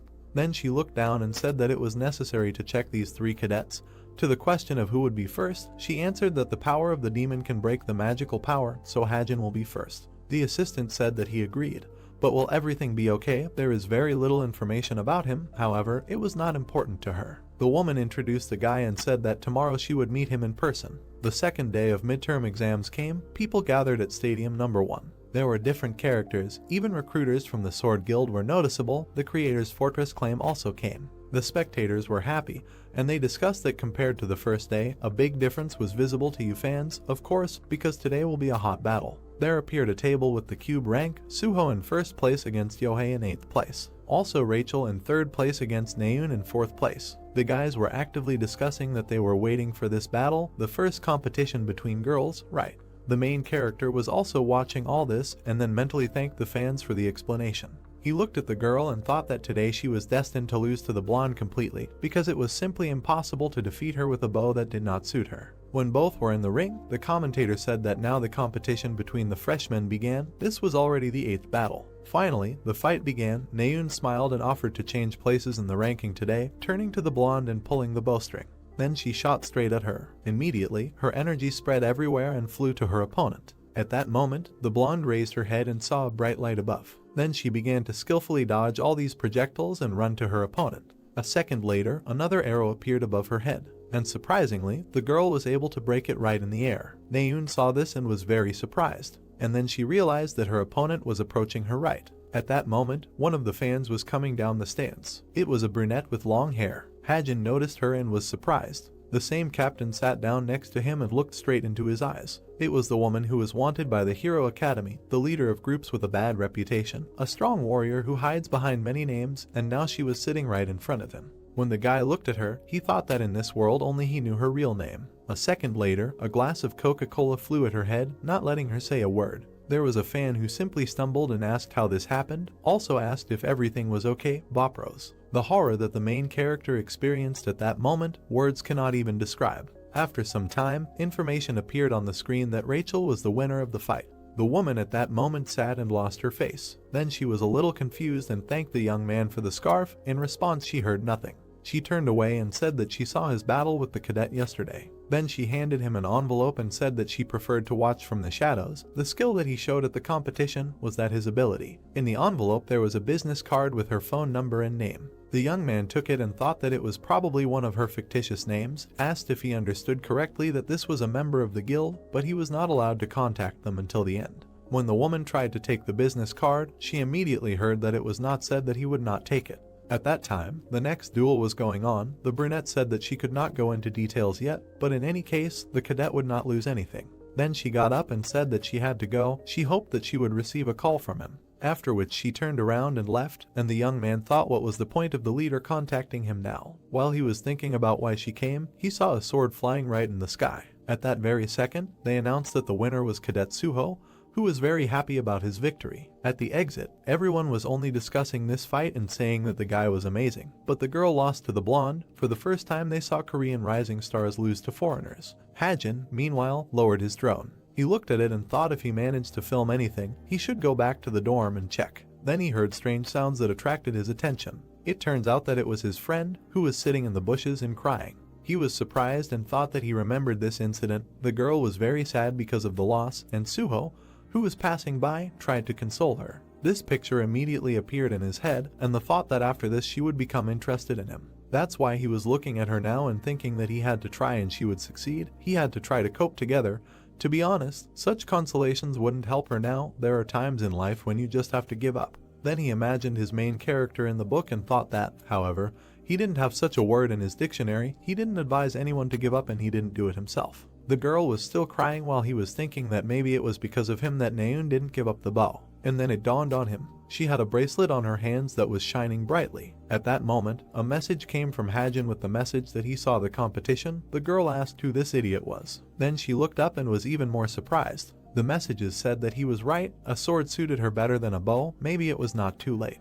And in the next message, he advised her to change direction. Naeun read it and was very surprised. At that very second, she was found by a comrade who shouted that it had finally happened, and why was he hiding at all? He came closer and said with a smile that he had been looking for her for so long. Why was she sitting alone? The little girl turned and looked at him with incredibly angry eyes, and then she pounced on him and started calling him a bastard, screaming that they would finish him off now. That's how the end of the combat competitions of the midterm session of the first semester went. That day, the protagonist decided to watch the recordings from the drone and saw a man who was found by a guard in the forest. Then this man destroyed the guard with one click, smashing his head. He watched it closer and in a new way. Then he removed his hand from the keyboard and for some time tried to comprehend what was happening. He was overcome by fear. The only thought was that this was a cruel sight. Then the young man looked again at this man and assumed that he was also from the chameleon group. He imagined him and realized that without any hesitation he kills people, as if he does it for pleasure simply because he thirsts for blood. There are people in this world who are capable of such things. If you imagine a city, life has become much more comfortable thanks to scientific magic, behind which half humans were hiding, not bound by morality and laws. Although they were people, but they accepted heroes, they could not be called ordinary criminals, because they had unusual powers. Like heroes, they were villains. The guy continued to look at this and thought that initially, according to the plot, villains and negative characters were not worth much attention. But in the new version with the author, the plot changed. Now he did not know which characters would play negative roles. The day of the practical exam of the midterm session came. Everyone moved to the examination field to fight the monster. There they were met by a woman who said that she was very glad to see them, introduced herself and said that she was a magician who would conduct the exam. To begin with, she decided to briefly tell about it. In front of them is the examination field. It looked like a large field of virtual reality. On it you can fight a hologram monster that the magicians will call. She took a step forward and added that this exam was quite dangerous, unlike the training lessons that had been held so far. The summoned hologram monster had exactly the same attack power as the real one, and even if the wizard stopped summoning, it would not disappear immediately. The guys were scared when they heard that excessive pride could put their lives at risk, so if they had any difficulties during the exam, they should immediately report their surrender. She also looked at them and said that the exam would be assessed based on how quickly and how coolly they made decisions, and wished them all to show their best side and pass the exam. Then the spotlights turned on and the woman added that everyone would enter in fours, starting with the first team. The guys entered the ring and the commentator said that the guys in the first team should get ready. After which the girl snapped her fingers and said that she asked the others to listen carefully. Then she pointed her hand forward and added that those who had not yet reached their turn should analyze the battle of the other cadets. The guys immediately activated their status windows and listened to what they needed to watch carefully how others fought monsters and what mistakes they made. If they had a better way, they could write it down. Then she folded her hands and said that now, something confused her and made her think. after which the teacher said to turn off their smart watches. The students did so. The wizard also added that their reviews would affect the grade, so they should take the recording seriously. One of the students for some reason got angry when she heard this, after which the teacher looked up and said that they would now begin the battle with the monsters. Then the seal was pressed and the summoning began. Everything around began to shine and sparkle. A moment later, a monster, an advanced ghoul, appeared in front of the first student from the first team. He immediately flew towards the girl and tried to strike. Fortunately, the blonde managed to parry the blow and hit him with her sword. Everyone outside the ring saw only rising dust. The guys watched very carefully and analyzed everything that was happening. The second team began. A huge snake appeared in front of them. The young man swung and shouted that he had decided to use magic release. And then, with the help of an electric charge, he struck his opponent. The exam was over. Finally, it was the third one's turn. Her powers were also quite bright. The opponent was a huge unicorn monster, at which her magic arrows flew. It was quite easy and the exam was quickly over. It was the brunette's turn. She struck the monster with her rods. Another cadet dealt with it thanks to water and a sword. Screams, cries, and the sounds of blows were heard around. It was the turn of the 10th team, which had to prepare for the exam. This team included Hajin, who got a chrome wolf. The guy started shooting at him, and then he hid behind a rock, but it seemed that the shooting was unsuccessful. Then he turned around and thought that if this continues, he will finish without problems, because he still wounded him. But suddenly the space around began to change. The other cadets watched and did not understand what was happening. When the guy raised his head, he saw something from above, and in his ear he heard a strange sound. Another cadet also turned around and asked what happened on the examination field. The space around him changed. But in response, he heard from his comrades that he needed to focus on security, apologized, and got to work. Meanwhile, the woman was watching them through the screen and asked if he knew that the guard who patrolled the cube yesterday was killed. Then she looked at the exam records and said that this was an emergency, so he needed to keep an eye on it. The man answered that he agreed and asked if she had found the source of the vibrations that had just been there. He was walking along the beach and in response to his colleague believing that there was something in his direction, but the exact location was still unknown, he said that he hoped that nothing serious would happen. Thus, the man reached some kind of forest. Suddenly, something appeared behind him. There was a man who approached him and asked what was going on. Then he scratched his head and said that it seemed that this man was trying to interfere. The hero turned around and said that outsiders are not allowed here, maybe he got lost. After which he was asked why he was here then and with a changed face said that he was not an outsider. The man rolled up his sleeves and said that in that case he understood everything.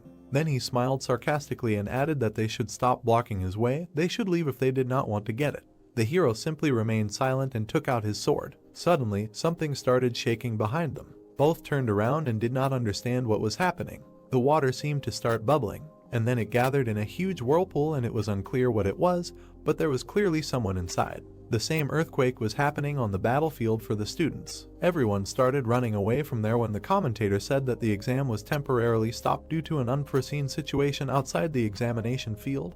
They asked all the cadets to leave the examination field. A teacher stood above, who announced to the 10th team to stop and run outside. The main character looked up and thought that things were bad, but did not understand what was happening. Meanwhile, another woman appeared there. The guys were still hiding behind the rocks because the monster was still there. The young man raised his gun and thought why the call had not been cancelled. Then he looked up and tried to shout to them, but there was no one there. So he lowered his hands and thought that this could not be just a random mistake, maybe there was a monster person among the magicians. He immediately began to scroll through the teacher's speech in his head and thought that it was definitely not her, because he did not receive a notification about the change in settings. No, there were no characters in this examination field whose settings had been changed. But suddenly something occurred to him. The guy turned around and thought that he now understood something. At that moment, the woman had already reached one of the cadets. She looked at the blonde and said that she had not seen the Spring Princess for a long time. The girl looked at her with frightened eyes, and the main character's thoughts were that this was quite possible, because in the book there are many biotic characters who never appeared in the story. It turned out that it was not a woman who appeared, but Sir Lancaster. This story, the author of which is unknown. The ceiling began to collapse at that moment. The girl raised her head and turned to this man, asked where he had been all this time after that incident in London, and added that his appearance had changed. The man was just looking at her. Then he raised his eyes and smiled. The girl saw this and seemed to get even more scared, after which she concluded that this man had sold his soul. Then she came closer and asked how that was possible, since he had always been the commander of the guard in the royal palace. In response, she heard that she had not expressed herself quite accurately. The man came closer and said that he had not sold his soul, the new owner had simply picked it up after he, who was ready to sacrifice his life for the fatherland, was betrayed and thrown out. The sword in her hand was shaking as well as her hands at that moment. But nevertheless, the girl picked it up and said that it seemed useless to talk to him, it was necessary to arrest him. Then she took off and flew forward. The girl swung her weapon in mid-air and tried to strike. But surprisingly, the man simply took a step to the side and was able to dodge. And then she noticed something very strange. The blade passed through his body, but did not cause any damage. The blonde man himself came closer and said that he was very sorry, but the body was not here, but in another place, and what he saw in front of him was just entertainment. Then he imagined the people running away and said that there was chaos outside now, so no one cared what was happening here. Various monsters had penetrated the examination field, so there was complete chaos now, no one would come to her aid. He also lowered his head and added that everything here was very different from Britain, where members of the royal family were protected first and foremost and no one cared how many people would die for this, right? The little girl just listened to him and said nothing. Memories of a terrible bloody battle immediately began to emerge in her head. When a little girl was lying in a man's arms, covered in blood. Tears were pouring down, it was too late to do anything, this damn place did not let go of their memories. And now they were standing opposite each other and were about to fight. Sir raised his head and said that he would like to talk more, but he had little time. Then he turned around and said goodbye to the princess. The girl immediately tried to stop him. And at the last second she saw how his body literally dissolved into thin air. Someone else immediately appeared in his place. It was a man without a face, fully armed. He also tore off and flew forward. The girl did not even have time to notice or think about anything. But, fortunately, she took out her blade in time and was able to protect herself from the blow. It was very difficult. She thought that this was a ruthless fencing technique. The blows were so strong that she was thrown back. A wound also appeared on one hand, and then on the other hand. The blonde felt unwell and understood that it was difficult for her to fight, so she would not defeat him. She had to take a risk and wait for the moment when he was distracted. But it was as if this moment did not exist and all the movements were very abrupt. Then a sword flew at her hand, the weapon flew to the side, and when the little girl found herself on the floor, she did not even have a means of defense. Now the situation was such that victory was clearly not hers. But at that very second, some thread wrapped around her hand. It was a thread between her hand and her blade. When the enemy tried to attack again, her weapon flew straight towards him. A bright light appeared in that room, and then there was an explosion as if the ceiling began to collapse. The blonde got up and did not understand what was happening. There, in the distance, someone's silhouette appeared in the wall. The monster also turned around and silently looked back. Then he grabbed his blade and took off. He ran with all his might, planning to attack this person. But then a shotgun appeared in his hands, and the transformation of the desert eagle occurred. It was the main character, who turned on the shotgun mode and was going to save his girlfriend. He immediately shot his opponent and thus broke half the walls there. Finally, silence hung in the room. The young man took a step forward and looked around. After that, he looked at his weapon and thought, could he really win with one shot? It cost him 250 points in vain. All this time, a blonde was standing behind him, who did not understand what was happening. She raised her head and thought that this person saved her. It turns out that this is her classmate. The brown-haired man was already moving towards her at that moment. Then he extended his hand and asked if everything was okay. The baby did not look like she was okay and looked at him with frightened eyes. Then the guy said that he had a bandage. Some time passed, but the bandages were not changed and the wounds were not treated. The main character tried very hard to help her and said that if he had been even a little late, she would never have been able to pick up a sword again. Then he looked at the bandage and did not understand what was happening. Then he realized that it was the precious blood of the cube ranker. The blonde then stood up and thanked him. In response, he received a question about what to thank for. At that very second, the light came on again, and employees appeared from above who turned to them and asked if anyone was hurt. Then the woman said that she would now send a rescue team to them. The guys stood up and began to wait. At that moment, another employee approached the person in charge and said that 2 cadets were seriously injured in the next room. She turned around and asked who had arranged all this. The hero who was guarding this place was on the beach at that moment. A friend ran to him and I turned to him. After which she leaned over and asked what happened. Did a monster really appear? But in response she heard that it was very fast, although it had already been driven away. The woman was surprised and asked what did they mean by driven away, did he really do it himself? But he said that it was not so, someone else had driven him away. After which she imagined the battle and said that he did not know because of whom exactly, but it was a very angry monster, and that man drove away such a monster with his own efforts, simply by striking it. He remembered what he looked like and said that it was a very strong warrior. The girl asked in surprise if he really wanted her to believe it, and the guy said that he himself did not believe it. In short, it seems that this is a suspect in the murder of a policeman, we need to find him. Then he raised his head and said that an unknown warrior and the appearance of a high-ranking monster is a complete failure of the exam session. He also added that it would be difficult for the Cube administration to avoid responsibility by introducing their head office. If we go straight to the conclusion, the incident that happened before with the monsters in the Cube became hot news all over the world. Everyone was discussing it heatedly, and the exams were postponed. The Cube staff was busy with this incident and the restoration of the school, so the exams and classes were temporarily cancelled. This was announced to the students at a general meeting.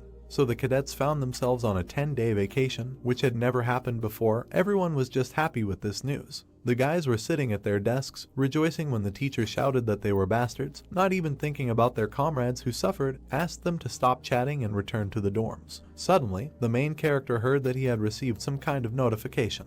He took out his laptop, finally received a message about changing the settings, and thought that this was the damn co-author doing it. There was information about Sir Alex. Another author decided to strengthen the attachment to the family that died in the accident, increase the likelihood of an attack on Rachel in the event of an exacerbation of the feeling of anger. Do not wait for the accumulation of strength, change in potential strength 7.58.5 to install as a dangerous character. The young man immediately imagined this hero and thought that this is one of the characters from Britain, which he created before. His goal was to arrange a coup in his country, but this negative character became stronger and appeared earlier than he should have according to the plot. Now he seriously tensed up and thought that if he had known about this in advance, he would have come up with more positive heroes. Then he lowered his head and thought that, however, there was not only bad news, but for example, he was able to get magic blood. Then someone pushed him right on the head. The young man turned around and saw a friend behind him. She stuck her tongue out at him and asked why he was looking at her, and he was confused and remembered how he recently suggested that she throw a bow. The guys who were standing aside noticed that the two were arguing again,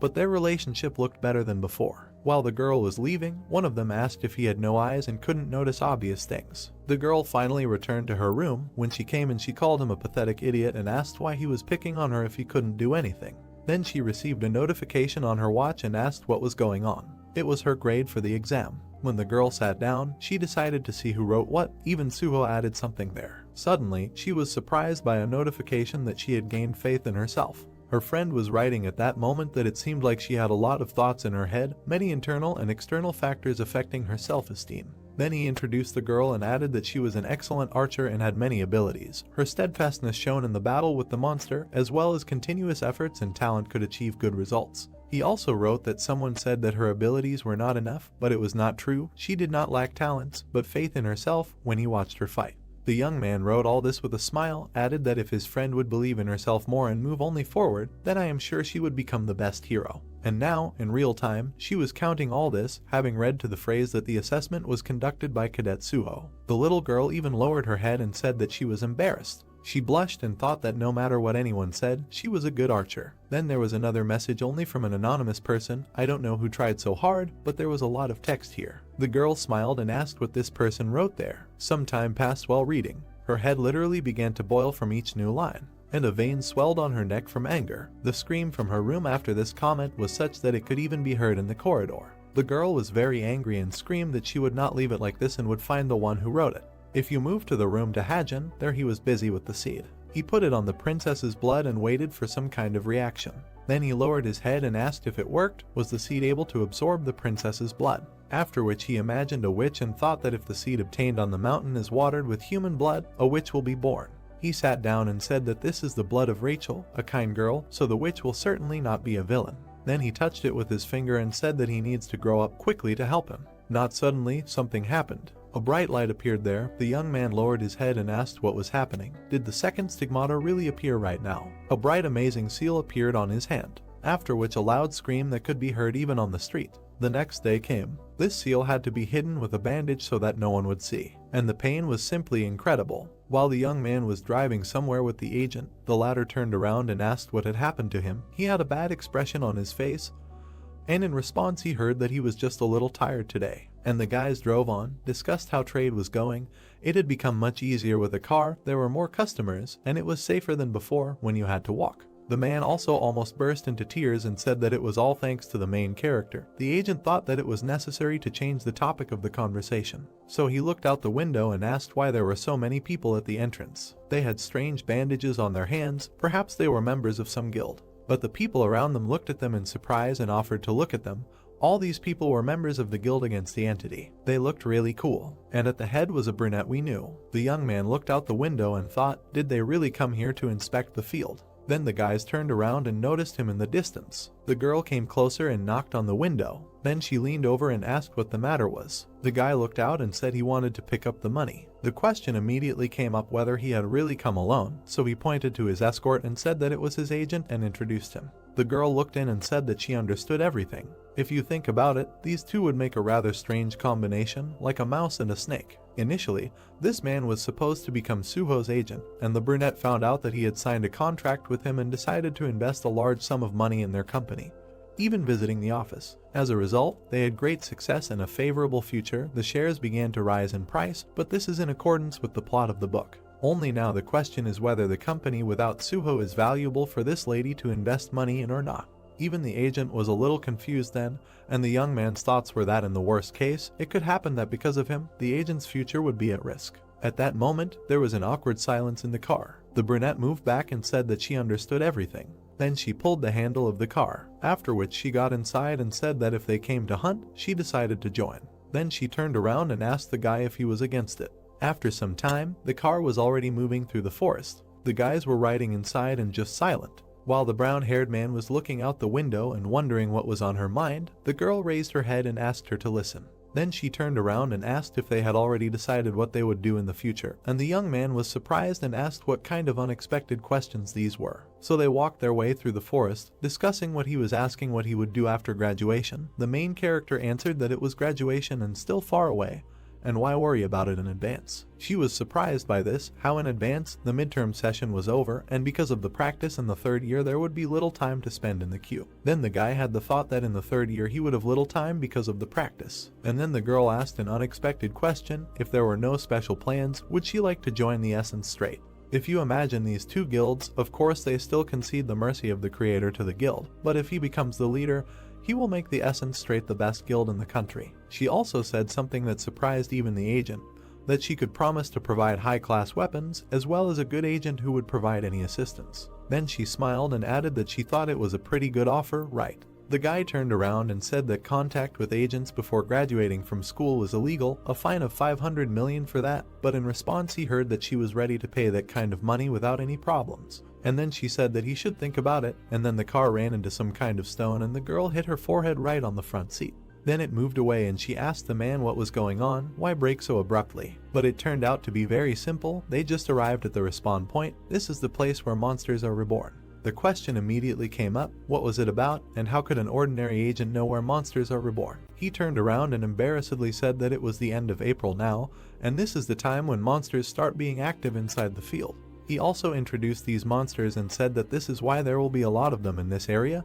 There are several more similar points, but there are too many people there, plus he chose this field based on Hajin's shooting skills. When the guy got out of the car, the man added that this information can be trusted. He personally checked everything here, and he said that he has an excellent agent.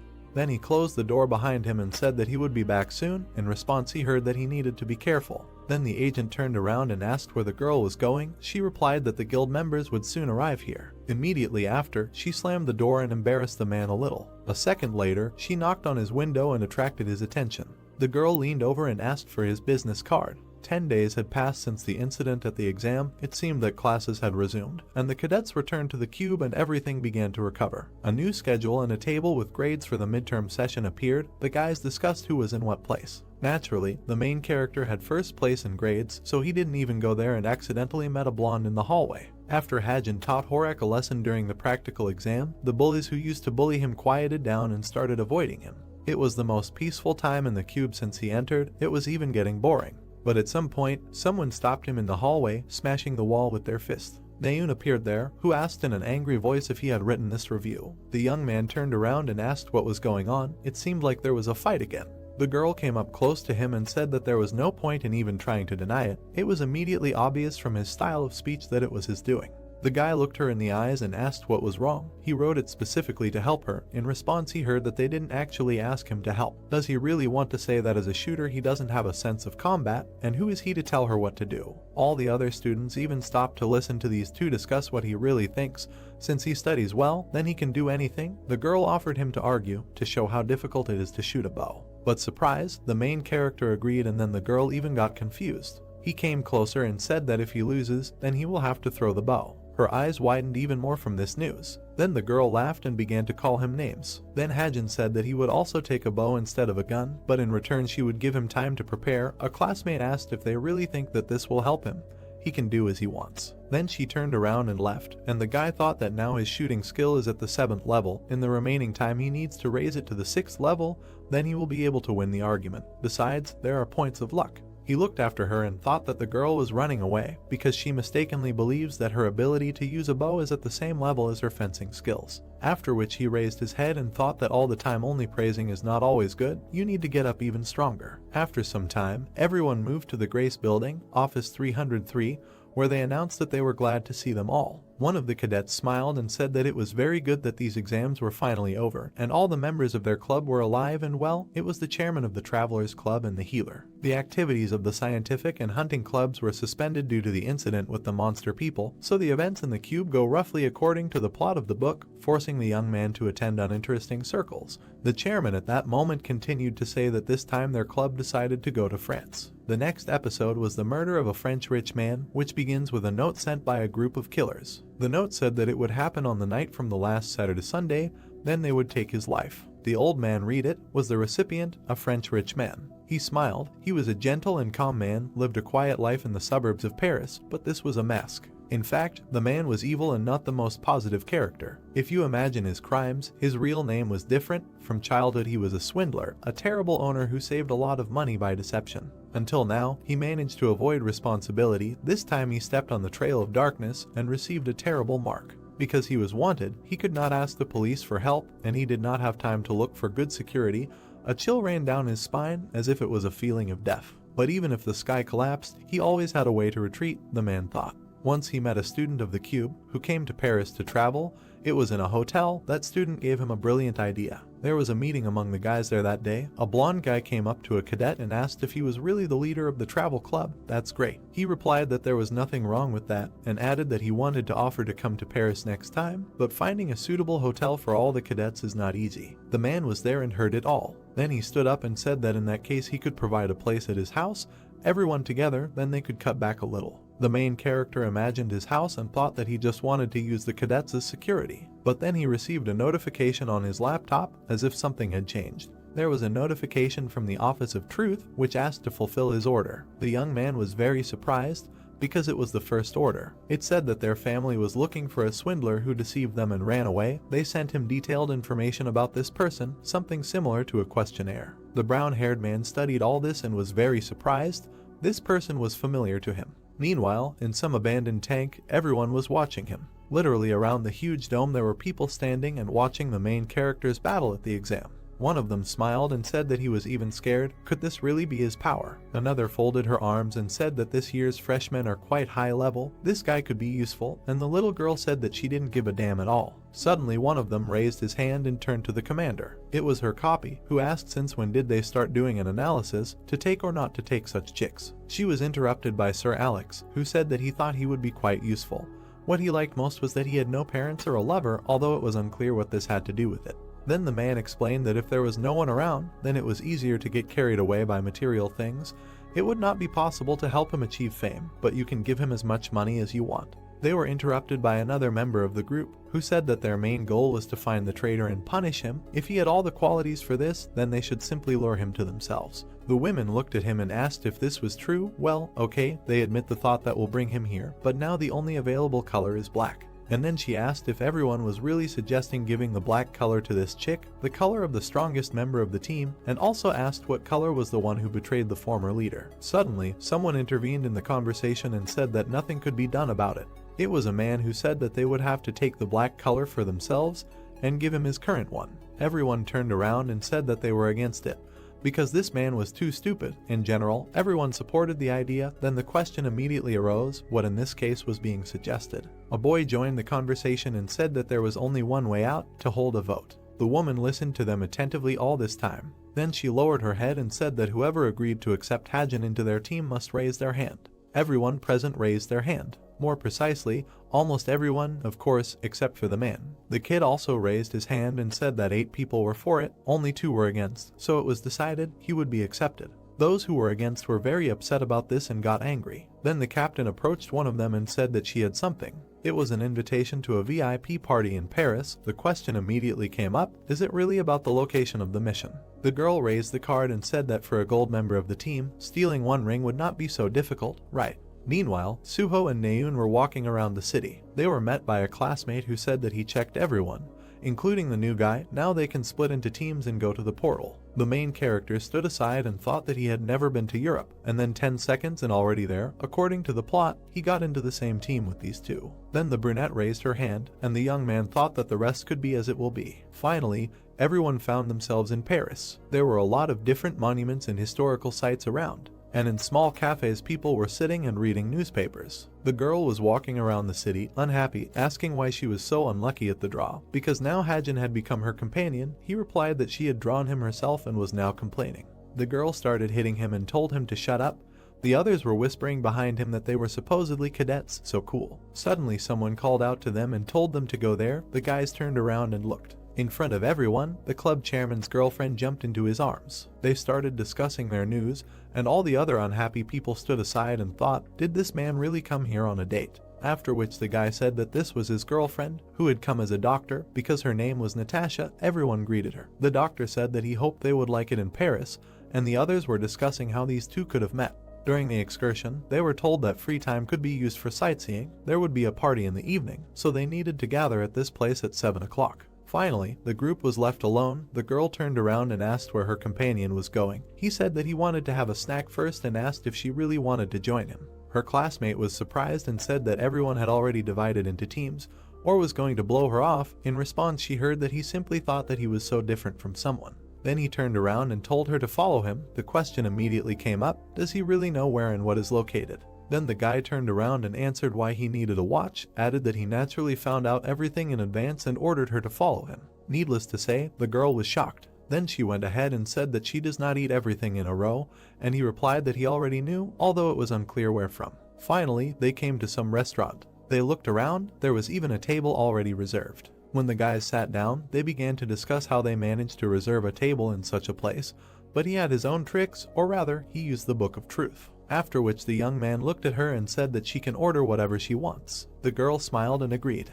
While she was ordering, the main character was looking out the window and thought that she was from a rich family. She could probably handle the order herself. And then he saw someone outside the window. A bright light appeared before his eyes. He even had to get up and ask what it was. The guy immediately broke loose and ran there, shouted to his friend to stay there and did not even answer where he was running. When he ran out into the street, he thought that maybe the story had changed, or was some unknown character in the forest again. There were some people walking ahead. It was not clear why this was happening. Then he shouted at them to stop and listen to him. The woman turned around. When she turned around, the question arose what Yunsunga was doing in Paris. The woman was immediately confused and did not understand what was happening. And the young man came closer and said how fast these 2 were walking, and immediately asked what he was doing in Paris. Only his interlocutor was a little embarrassed and asked who it was. At first, the guy thought that she was pretending not to know him, but then the girl screamed and her companion covered her. Immediately after, a notification came from the system about this person. Because of this, the young man opened his mouth and was surprised, then apologized and said that he seemed to be mistaken. Around the corner, he took out his laptop and began to study the information. There was a notification about a change in the plot. On the screen it was written that due to an anonymous informant, friction arose between 2 characters, so she appears in this episode. All this time, Naeun was sitting in a restaurant and did not understand what was happening there, while the main character was putting the puzzles together. If you think about these 2 characters, both were members of the guild Mercy of the Creator. Jane joined the guild at the same time as her. There the girls met. They completed tasks together, even became friends. And at the same time, many incidents happened. At times it was quite difficult for them. As a result, the girls became friends. One of them was quite stubborn, and the other was the only person she could call a friend. However, their friendship was destroyed. At the most decisive moment, Jane betrayed her. This happened during a serious fire. The girl crawled on the ground to her friend and asked why they did this to her. and the other one repeated the question with a strange face. Then she laughed and said that of course it was done because it was funny. Yoon Seung-ga looked up and looked at her in surprise. It seemed that it was Jane, a member of the chameleon group, a villain with a talent for stealing and disguise. And now the woman was coming to her senses after this meeting. A guy came up to her and handed her coffee. In response he heard gratitude. Then he noticed that the deputy looked quite worried. In response he received a question, "Is it true?" The girl smiled and said that on the contrary, she felt relieved. Finally she could put an end to this terrible relationship. The young man did not understand anything. However, he said that the unknown reported that Jane would definitely show up at the party, although they did not trust this information 100%, but she likes such events. Yoon Seung-ga said this and clenched her fist, then added that if there are valuable things that can be stolen, then even more so. And there, for a second, in the safe of the banquet hall, the treasure was kept, Homer's ring. The event was supposed to take place this evening. The guys were discussing that today she should appear there to steal it. Meanwhile, the cadets left the restaurant. Naeun smiled and said that she had eaten very well, and Hajin came up to her and suggested that they split up, said that she probably wanted to watch something of her own. At that moment, he himself was discussing that the ball would start at 5 p.m. In order to find a good place to observe, it was necessary to study everything here in advance. His classmate waved her hand and said that she agreed. The guys also said a few words about how it would be better not to get lost. The girl turned around and asked who they thought she was. Finally, the evening came. Everyone was arriving at the house where the ball was supposed to take place. Inside, there was an incredibly beautiful decoration. Everything was shining. People looked around and could not believe how beautiful everything was. Then the cadets also appeared there. The people around were discussing them and asking if they were some kind of stars. They looked so cool in masks. And the students themselves turned around and said that it was not for nothing that they dressed up today, although Suho was thinking how uncomfortable he was in a shirt. They stood inside and discussed whether they really came here not to dance. The young man scratched his head and said that he had simply never danced before. Meanwhile, they were being watched on the street. There was someone in a cloak standing there and actively studying everything that was happening. This someone turned out to be the main character who thought that the clock said 5:30. Probably Yoon Seung-ga, you haven't seen any special changes here yet. It was a masquerade ball in a suburban castle in Paris. Today he just had to help history go its own way. One person was hiding in this whole crowd. Suddenly the young man noticed something and at first he didn't even believe his eyes. A huge portal had formed in front of him. It was just unclear where it came from. The guy stepped back and thought that now he understood why everything was so simple. Only a monster man could create an artificial portal. It must be some very strong monster man who enjoys the favor of the devil, and it seemed to be one of the guests. Then the young man looked and thought that one of them was already itching to go there and was capable of such a thing. The same screen of his computer lit up. There was a notification that a critical moment had occurred, and immediately information appeared that the Homer ring, an artifact of mythical rank, is an item that has not yet been revealed. Therefore, despite the mythical rank, many people want to get it, and this is a mistake. And then information appeared that to change the plot, a group of monster men villains want to get this artifact. For this they came to Paris. The guy paid attention to the name of the group. If you imagine them, the villain is a society of monster men led by a terrible person. Their group is engaged in the robbery of artifacts, terrorism, incitement of wars. There are too many terrible events in the world that are associated with this society, and many bloody moments. The young man got angry and said that he brought very dangerous people here. It's bad. Then he raised his hand and thought that he should use the mask. As soon as he transformed, he said that this time his plan would not work. Then he came closer to the edge and said that now he needed to find Jane. At that moment, one of the waiters inside had already been strangled. Someone killed him and mercilessly threw him on the floor. It was a man or a woman, after which the man went forward straight to some exit. There was a passage along the retina of the eye, so he had to use a little trick. And it helped. The passage was open. The door immediately opened. The thief noted that it was all very simple. Then he went inside and said that in front of him was an artifact of mythical rank. It was Homer's ring, which sparkled very brightly. The thief extended his hand to it and was immediately asked what he was doing there. Suddenly, Yoon Seung-ga appeared behind her. The woman was surprised when she realized that the raven was her assistant Yoren. The young man turned around and saw the deputy, asked how she managed to find out. And the woman winked at him and said that she came for him. How could her secretary just leave her workplace? Then she took a step forward and immediately hugged him from behind. The guy did not understand what was happening at all and was confused. He turned around and asked what the deputy was doing now. The girl grabbed him from the front and started talking, said that she would not fall for this bait a second time. Then she lifted him up and slammed his head into the floor with all her might. At the same time, an explosion occurred in the building. People began to run in different directions, asking what it was. A huge hole appeared in the wall, and immediately a silhouette appeared from it. It was a man with some kind of blurry face. The thief transformed from the image of the secretary into her real image and asked how Yoonsunga guessed. After all, it was an impeccable disguise. But only a sword flew in response. When the woman approached her, she shouted that she had changed places with her assistant when they arrived in Paris. Did she think she would not be able to distinguish the gait and manner of speech of the person she works with? The blonde smiled and said that it seemed that Yoonsunga was not so meticulous before. It seems that he is still offended by her for betrayal. The girl looked at her and simply remained silent. Immediately a whip flew in her direction. This whip wrapped around her hand and blocked her movement. Suddenly a man appeared from behind who drew their attention. These were students who did not know who these people were, but love showdowns can go and arrange at home. The girl looked at Suho and Yona and asked who they were. The girl with dark hair said that they were hero cadets from the cube. If they lower their weapons now, then there can be bloodshed. Seung-ah frowned. The whip grabbed her hand. The dark-haired girl looked at her in shock. She raised her eyebrows and thought it was her whip. The redhead looked away. The blonde attacked her. Seung-ah grabbed her sword. The fight began. The woman parried the blow. There was an explosion. The blade of the sword cracked. The blonde's eyes widened in shock. Seung-ah swung at her and screamed that she was finished. Someone stopped her sword. The woman looked up at Suho. The blonde frowned and asked who he was. They both needed to leave before she cut them into pieces. Hajin frowned and said that he didn't know the exact reasons for the conflict, but they couldn't let other people get involved in this fight. They needed to stop. Seung-ah gritted her teeth. She pushed him away and said that she told him to leave. The woman turned around and said that they were being very annoying. She turned around and screamed, "Where did that girl go?" Seung-ah ran after her and told her to stand still. She replied that she had listened to her. Suddenly, a black energy appeared behind her. The redhead was thrown back. The blonde frowned and asked what it was. Seung-ah opened her eyes. The monster had a ring in its hand. It said that it had finally found it. The woman held it up and said that it was Homer's ring.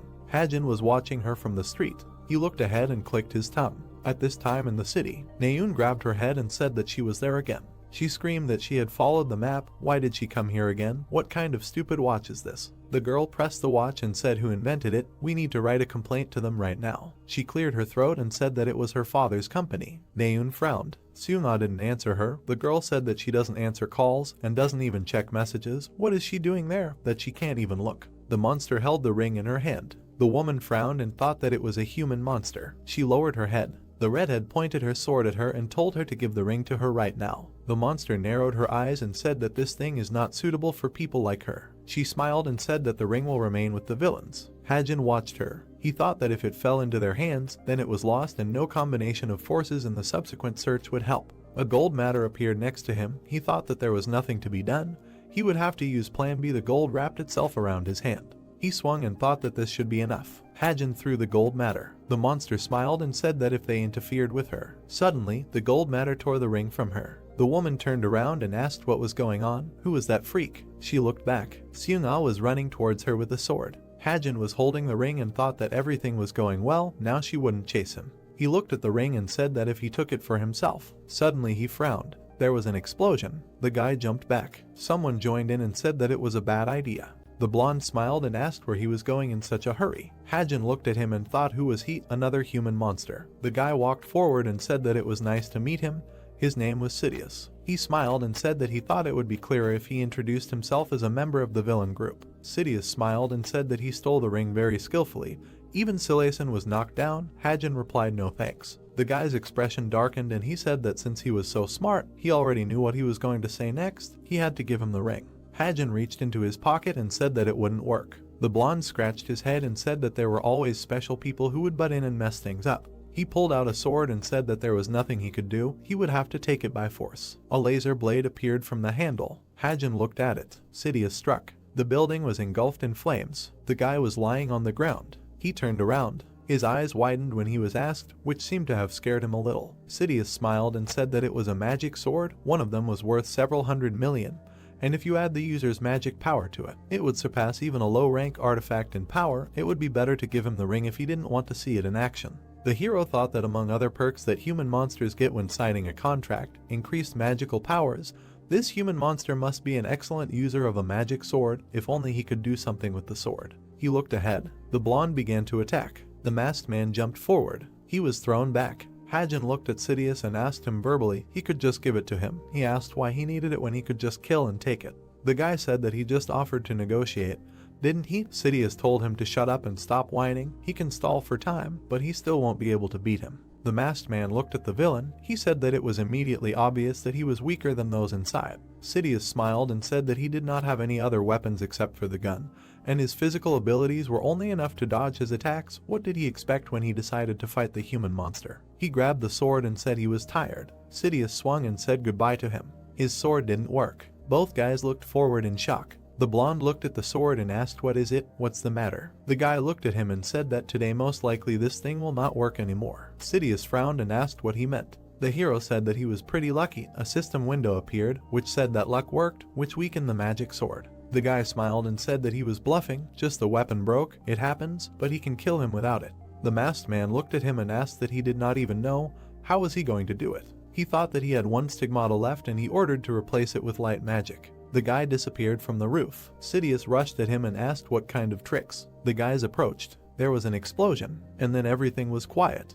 Naeun was killing zombies in the game. She wandered for a long time and eventually gave up, never finding the place of the ball. The girl looked ahead and said that the police cars were making some noise. Where are they going? She looked at her watch and said that no one even called her. Naeun thought about it. She tensed up and thought why she was so upset.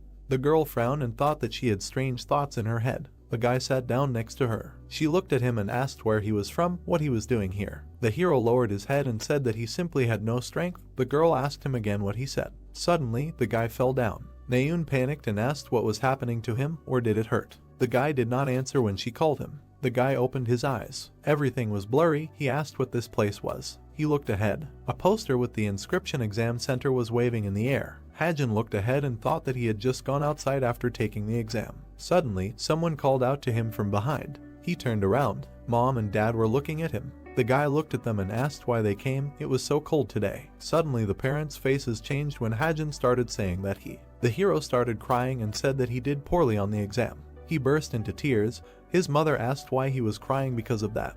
The woman hugged her son and said that it was nothing to worry about. The guy opened his eyes. He was lying in a wooden bed and asked where he was. Suho and Naeun entered the room. Hajin looked at them when the girl asked if he had woken up. She frowned and said if he knew how hard it was for her to carry him, he should pull himself together. The brunette frowned. Naeun asked if he had really been crying, was it that painful for him, and laughed. Suho looked at her and asked if she could go out. She screamed. What did she do? The doctor approached the guy and asked how he felt. He replied that he seemed fine. He smiled when the girl said that he was showing signs of exhaustion. He shouldn't strain himself. He should rest more. He asked what kind of place this was. One window was lit in the house. The blue-haired girl leaned over and said that this was a residential building, and this was his room that he shared with Suho. Hajin thought that this was the mansion. The doctor said that it was already after 10 in the evening. Was he sure he wasn't hungry? He confirmed. The hero looked ahead and thought that the murder episode would soon begin. It's good that he woke up before it all started. The girl smiled and told him to rest, and Naeun to go out. She was indignant. She was led to the door. She screamed why they were always chasing her away. Suho said that they would see each other tomorrow. The guy was peeling an apple. The brunette looked at the hero and asked if he was sure he was okay, if he could move. He replied that he was fine.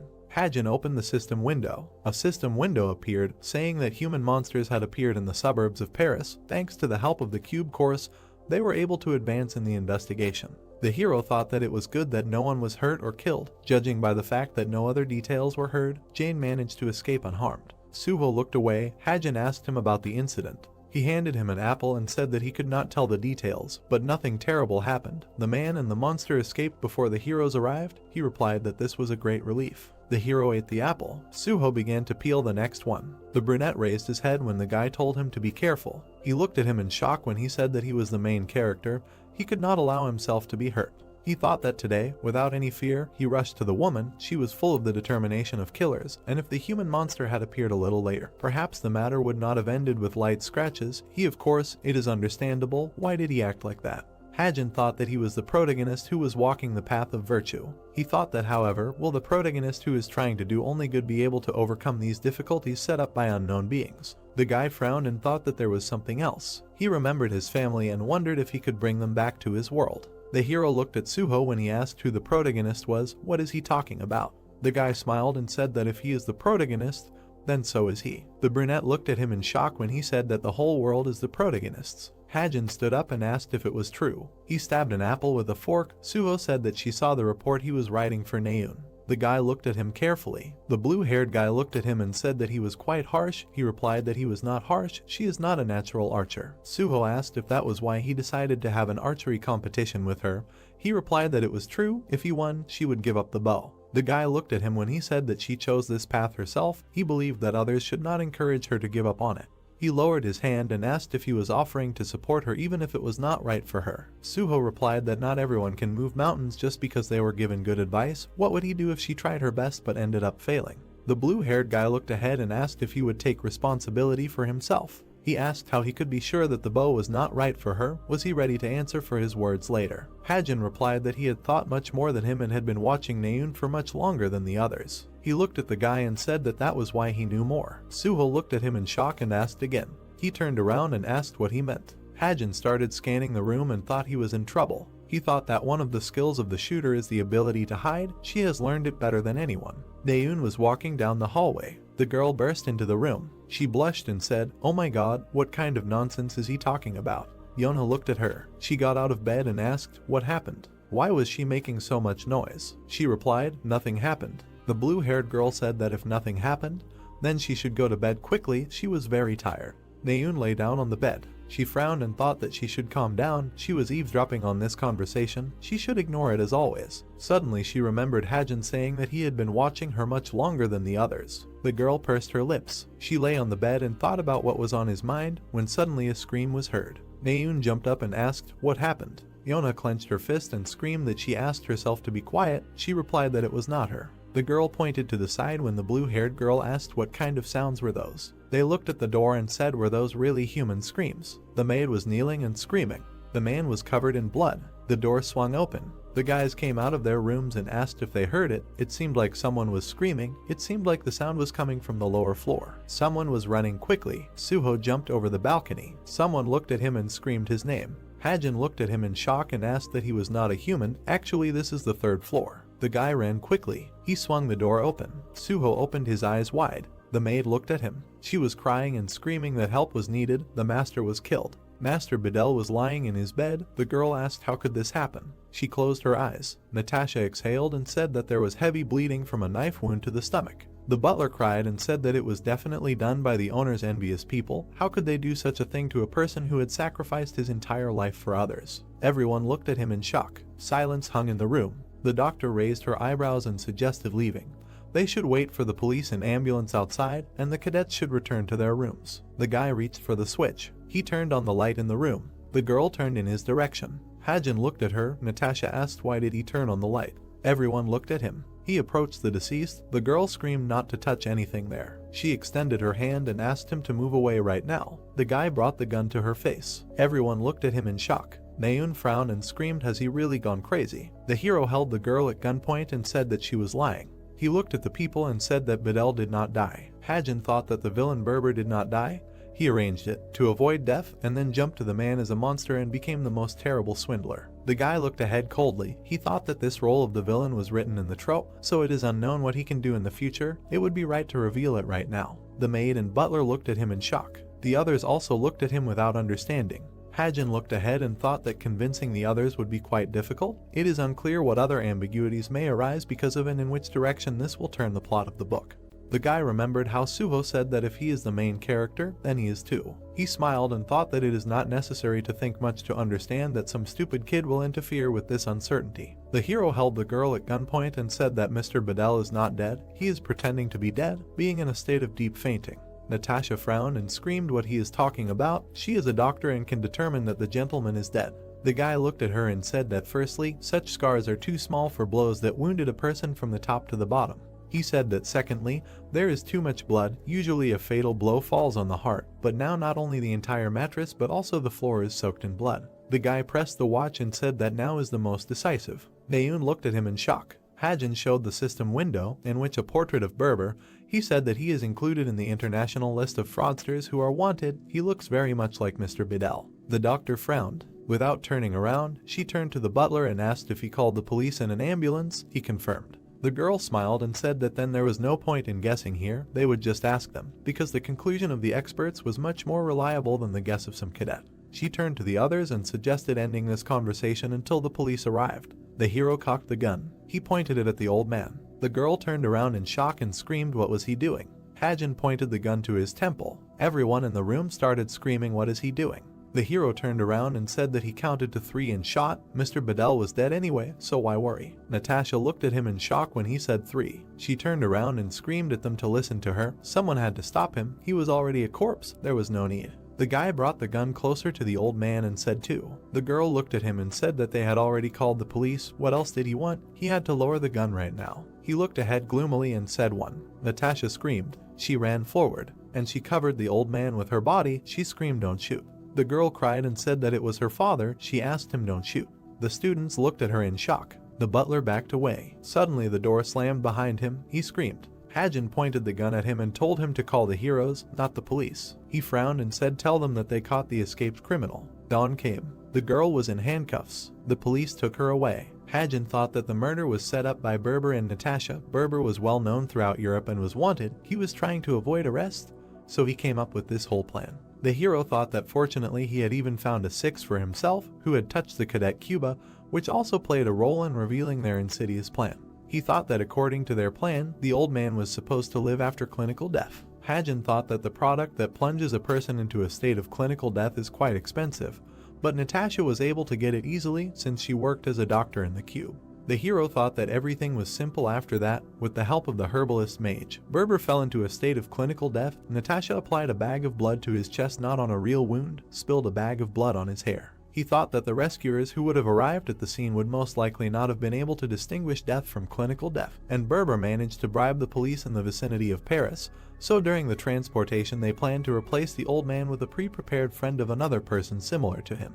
Hajin thought that after this, the cadet at the cube simply stood to give testimony as witnesses. It is not worth saying that the very fact of studying in the cube already inspired confidence in their student. Thus a person named Berber would be listed as dead according to the documents, but in fact he would simply continue to live under a new name. The guy thought that this would not work now. His laptop said that a man named Berber was currently under arrest by the heroes of the French Association.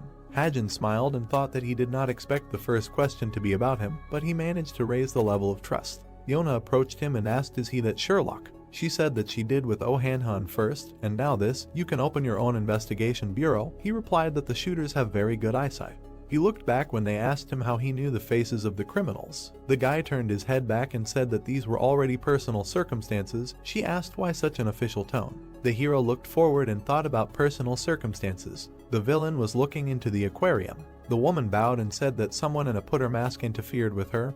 He has unusual thief abilities. Hakpio's expression darkened when she said that Sidious was because of him. The man asked if he looked like a human monster. She replied that he didn't. Just like a hero, he said that she should check all the mercenaries and hunters. If she finds him, then under no circumstances should she go alone. The woman bowed and said okay. Hakpio tensed up. He asked why she was telling everyone that she was a human monster. The woman asked again. She raised her head when he said that she had a disgusting face. An ominous aura emanated from the man. He screamed why was she showing off with all her appearance that she was a human monster. He took a step forward when she asked for forgiveness. The girl looked down when he said to find him as quickly as possible. She frowned when Hakpio asked if she took the magic sword, the weapon that Sidious carried with him. The girl replied that there was a problem with it. Hajin raised the sword. He looked at it and asked how to use it. The guy was sitting at the laptop and thought that if this weapon is controlled by ordinary magic, they are stigmata, then it makes no sense to him. In principle, it can be sold for a good price, but for some reason he does not really want to. He will leave it just in case. A system window appeared, which said that this is the ring that Homer wore in the past, in the Ring of Hidden Ability. The hero thought that a certain amount of magic is needed to activate it, but he does not have to bother himself. He said that if you use it and remove a few letters, the ring began to glow. A system window appeared, which said that the relic was activated. Hajin put on the ring and thought that this is a relic that can increase magical powers and intelligence. Moreover, this item can be transferred to other people. He thought that Suho or Naeun, who have more magical powers than him, will be able to use it properly. The girl's magic is even more powerful than the guy's, so she will use it more effectively. The brunette looked at the ring and said that in this case, how much did his points rise? He thought that everything had increased except intelligence and sensitivity, although it was good that the ability had become a little more. The hero thought that he felt like he was hitting a wall. He hoped that he could break through these boundaries if he continued to try. Hajin opened the laptop and thought that with such indicators he could defeat Naeun. His eyes widened. He think about what he wanted to know about the Chedun family. The hero thought that the co-author could not leave C.H. Hadoon's past completely blank. Hajin thought that C.H. Hadoon entered the Cube Academy. In his book he was an episodic character, but in the real world he would probably come from a rich family. In other words, his parents were clearly not from the common people. The guy looked at the laptop. He said that no one copes with finding information as well as this person. On the screen were the contacts of the manager Jin Hyuk. Hajin thought that he was one of those people who can find absolutely any information about a person, but the fee for the services will not be small. The guy smiled and said that for someone like him, nothing is impossible, so he is willing to make a deal with him. Suddenly, he froze. The hero grabbed his head and thought that he spent a lot of money. He looked to the side and thought that he did not foresee this. The grain moved. The guy asked, is it really time to feed it? After a while, Yona made a call. The interface said Uncle Jin Hyuk. The girl looked at the screen. Norway. Hajin looked ahead and wondered why Norway would take too long to explain. A snowball flew into his face. He thought that in principle it would be possible to tell briefly. The blonde laughed and said that she got into Hajin. Naeun said that he gave in on purpose. The guy thought that the club had resumed its activities again after a break due to the incident with Sven. The Hunters Club rented a house in the mountains of Norway to celebrate the opening. The girl smiled and said stop fooling around. Now she would tell them about the rules of the event. She said that the senior cadets placed flags with numbers all over the forest. Depending on the number there was a prize. The students smiled when she said that there was a virtual reality device, coupons and many other good prizes, so they should try to find them all. The girl told them to go out one by one to draw lots. Naeun squeezed the sheet of paper. She looked away and asked did he really set it all up. The girl walked forward irritably and told him not to get in the way of her feet. He told her to be careful. There are boar traps down there. A scream was heard. The heroes walked forward. Naeun asked if he was cold in such a thin coat. It would not take long to die from hypothermia. Hajin looked at her and said that this coat had a heating function. The guy thought that this was literally a coat, which had a lot of functions. A system window appeared, which said that this was a royal black coat jacket with a top-level temperature regulator. The hero thought that this was a gift from Rachel. He could never buy such a thing himself. She said that this was her gratitude for his help during the midterms. Hajin cried and thought that she was very kind. It was necessary to create hundreds of such characters. Naeun pointed to the mountain and said that there seemed to be a flag there. The guy said that it was true. This is first place. He frowned and asked why he was in a place where there would be such idiots who would climb there. Naeun was already climbing the rock and asked what he said. Let him come here faster. The hero reached into his pocket. He took out a dagger. The girl looked at him and asked what is he doing? Does he really think that it will be enough to tie a knife to a rope and throw it there? The guy swung and said that naturally a simple rope would not do.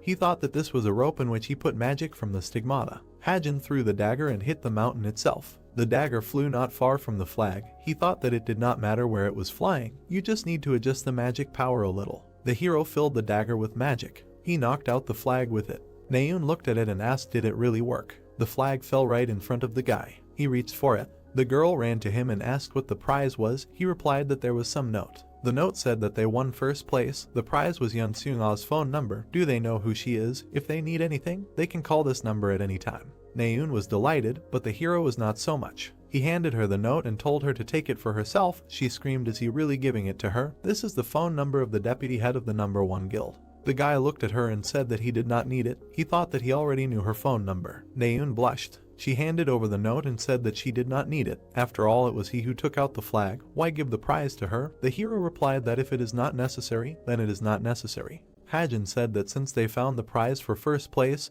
they need to go back. She agreed. After a while, the girl tapped her finger on the pen. She remembered how she asked how he knew the faces of the criminals, and Hajin replied that these were already personal circumstances. Yona frowned. She thought that Berber mainly operated in Europe.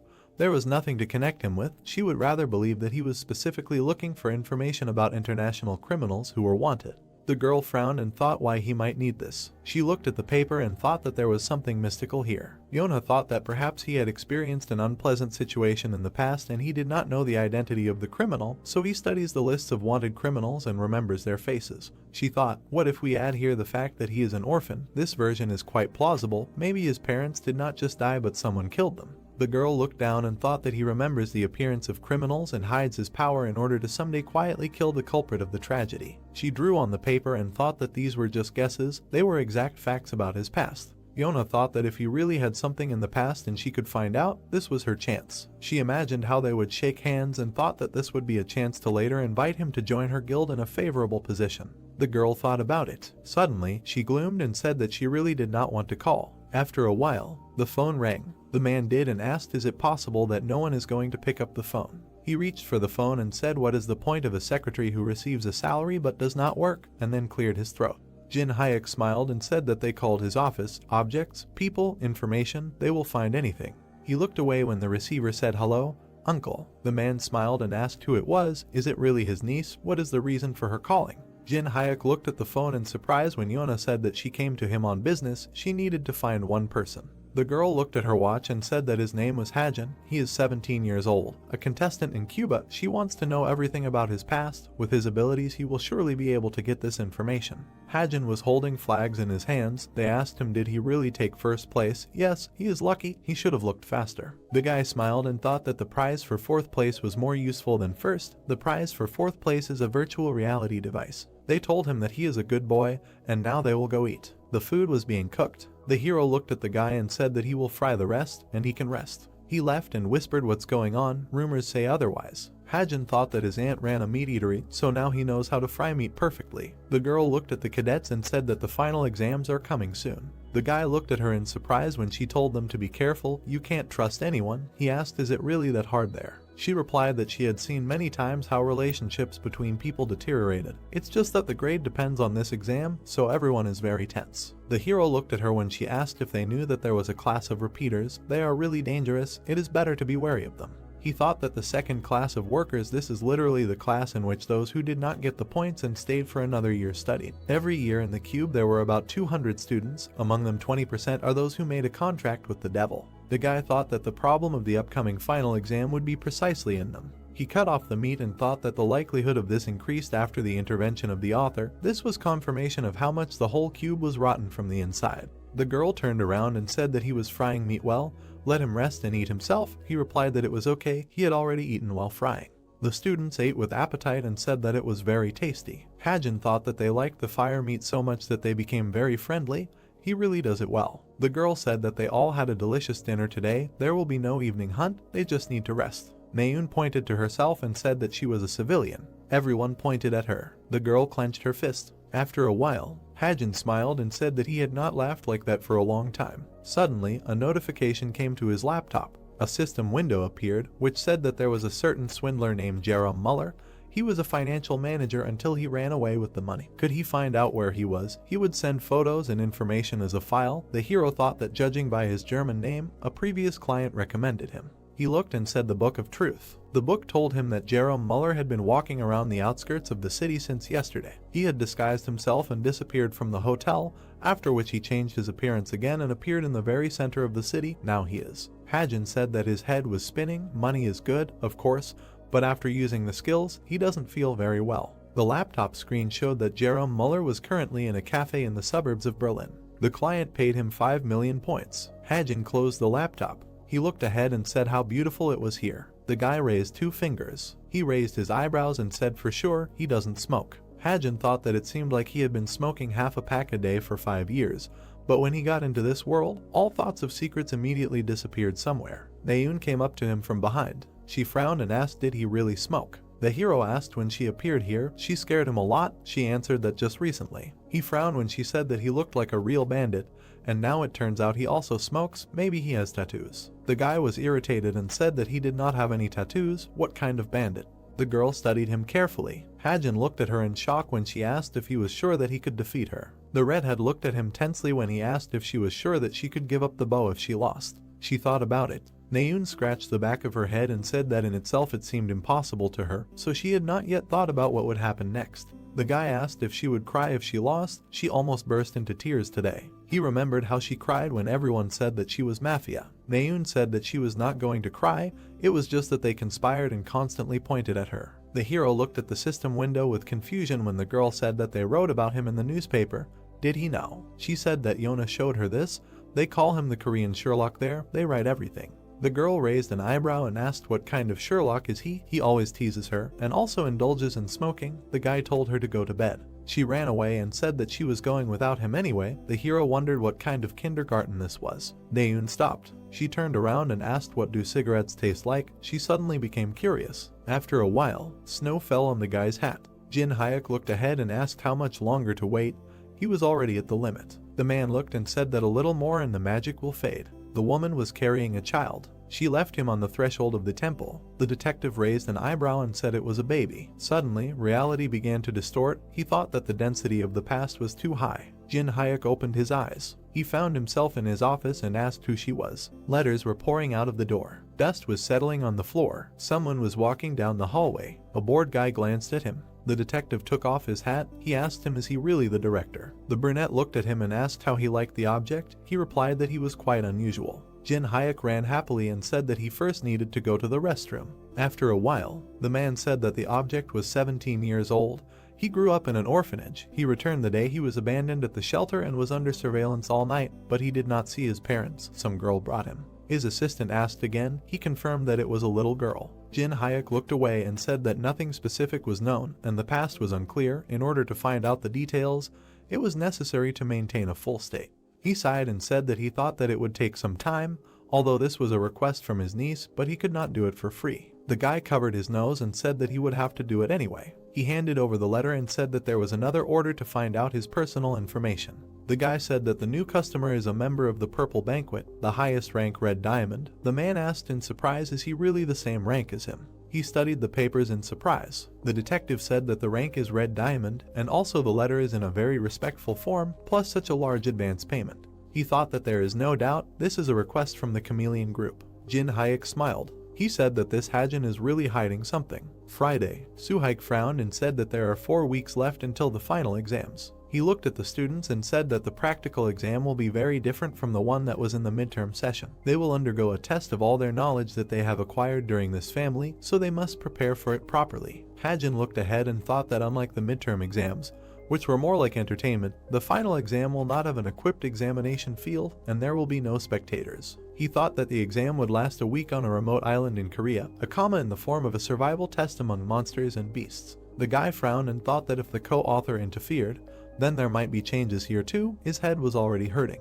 He thought that besides everything else, many variables were already expected in this exam. He would need to be prepared. Suhaik frowned and said that he could not give details, but for the sake of safety, mid and high-ranking heroes, as well as mentors, were invited to this exam. They should focus only on the exam itself. The teacher said that they can now return to their rooms and wished them a good weekend. The hero was packing his bag. A girl approached him from behind. She smiled and asked if he had forgotten about their bet. Hajin looked at her and asked if she herself had forgotten that if she lost, she would have to give up the bow. She replied that he should try not to cry from shame when he lost to her. He agreed and she asked him to follow her. National Archery Center. The students put their quivers on their belts. Naeun looked at her opponent and asked if he was ready. He confirmed and asked one thing.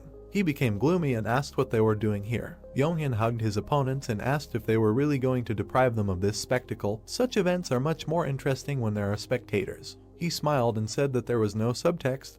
They just came to have fun. Hajin thought that he was not even ashamed of what happened last time. Suddenly, someone grabbed his hair. Jonghak smiled peacefully and asked if he remembered correctly that he said that if Naeun loses, she will throw the bow, and what will happen if he loses? Will he really leave the cube? The girl kicked the guys and told everyone to fuck off. They begin. She said that their goal is to hit the target. The redhead asked if he could see that device. Targets would jump out of it. She looked at the guy and said that they would start from 100 meters. With each hit they would increase the distance by 50 meters. The girl smiled and said that that was all the explanation. Well, is it really that difficult that he got scared? Hajin looked ahead and said that he thought it would be more difficult. She replied that they would see how long he could hold out. The opponents got ready to start. Naeun looked ahead and said to take a shot. Targets jumped out of the device. They flew into the air. The girl took a shot. The target split. She grinned. Naeun turned around and said that 100 meters is easy. What is it worth? The guy smiled and apologized. He said that he couldn't shoot from surprise. Let it not count this time.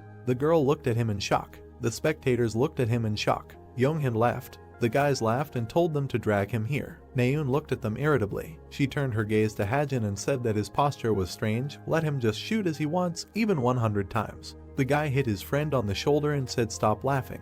Hajin took aim. He looked forward seriously and thought that Naeun had a standard posture, but it didn't matter to him. The hero thought that the best is not the one who has perfectly mastered the standard technique, These are just the minimum conditions that must be met in order to become the best in this world. The power called ability is important. The guy looked forward and said shoot. A target flew out of the device. Hajin thought that his ability was a shooter. He released the arrow. A system window appeared, which said that the shooter skill was aimed at the arrow. It smashed the target. The audience looked forward in shock. Yona opened her mouth. The guy lowered his bow and said that now he understood. He smiled and said that he would try again. The students told him not to push. They peeked through the doors and said who it was. Could it be the hero's student, the clever Naeun?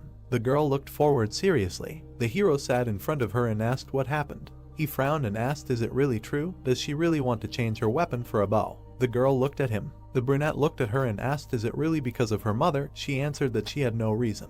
The girl smiled and said that she just wanted to change. She could quickly become the best as an archer. She said that he gave her a magic sword and asked for forgiveness. The man frowned and shouted who she was calling a teacher here. He does not count. He does not consider those who change their paths like gloves as students. He exhaled. The girl looked down when he said that if it was her choice, he would not interfere anymore, but did she really want this? Naeun looked down. The teacher told her to think carefully. Don't shoot off the shoulder. The arrow smashed the target. The rivals had already tried their hand at a distance of 450 meters. Hajin got ready and said the shot. He hit the target. The archers of the true class were watching them.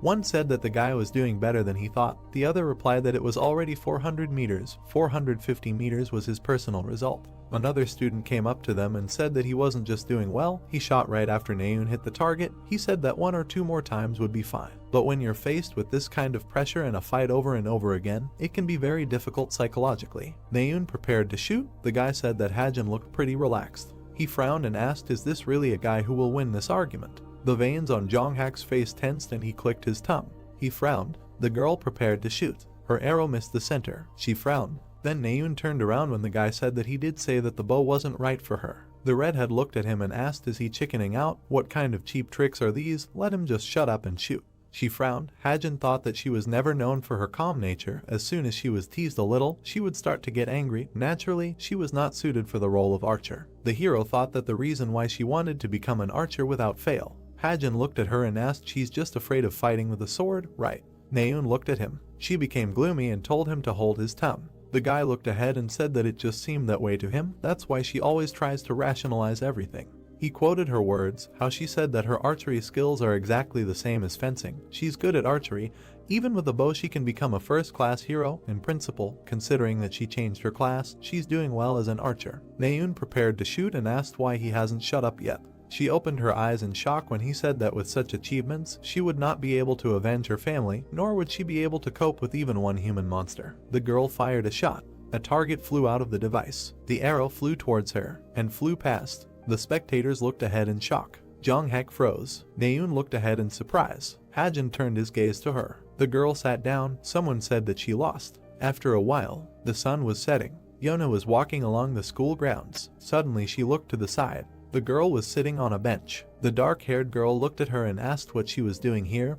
Everyone was looking for her. Naeun, without raising her head, said that she probably heard what this freak started talking about her family. The girl looked at her in shock. The redhead was crying. She asked what was going on. He even helped her once. They weren't that close, but she thought he wasn't as bad as people said. Why was he always picking on her? Yona looked at her and thought, does she mean he was doing this on purpose? She frowned and thought, wait, are they both necessary characters? Yes, if their relationship deteriorates, it will affect her plan. Yes, that means there is a problem. The dark-haired girl frowned and thought, why should she do this? She looked at the girl and said that he doesn't have a family. Naeun raised her head when she said that it was probably for the same reason as her. She looked at her in shock. Yona looked at her and said that it was just her assumption, but maybe he sees himself in her, even though he acts like this, but maybe he just wants her to do well in life. The redhead looked at her in shock. Her eyes widened. The dark-haired girl said that she thought she had something to think about, so she would probably go. Just let her not sit here for too long. The girl thought about it. She remembered when she was little, she was asked why suddenly a bow. You answered that the sword. She was a little bored. The guy looked at her. He patted the girl on the head and said okay. The red-haired one smiled and said that he would support her in her choice. He was sure that she could handle it. The girl smiled when he asked if she could promise him something. The guy held out his little finger to her and asked her to promise that when she was ready, she would think again about what she really wanted to do. Naeun held out her hand and said that she promised. The girl looked forward in shock. After a while, a system window appeared, which said that incredible luck worked in human relations. Points increased by 253. Hajin looked at the system window in shock and asked what happened. Naeun walked forward. Jin Hyuk said that this Hajin is definitely some kind of difficult guy. He looked ahead and said that he should be checked out, maybe he is connected to some kind of criminal group. He thought it would be better not to mention the chameleon group for now. Yona was talking to him. He asked if he should continue to follow him. She answered of course. The girl smiled and said that she had already decided everything. He must definitely end up in the Strait of Essence. The detective blushed. He said that he would have to strain his channels. You replied that he seemed to have misunderstood something.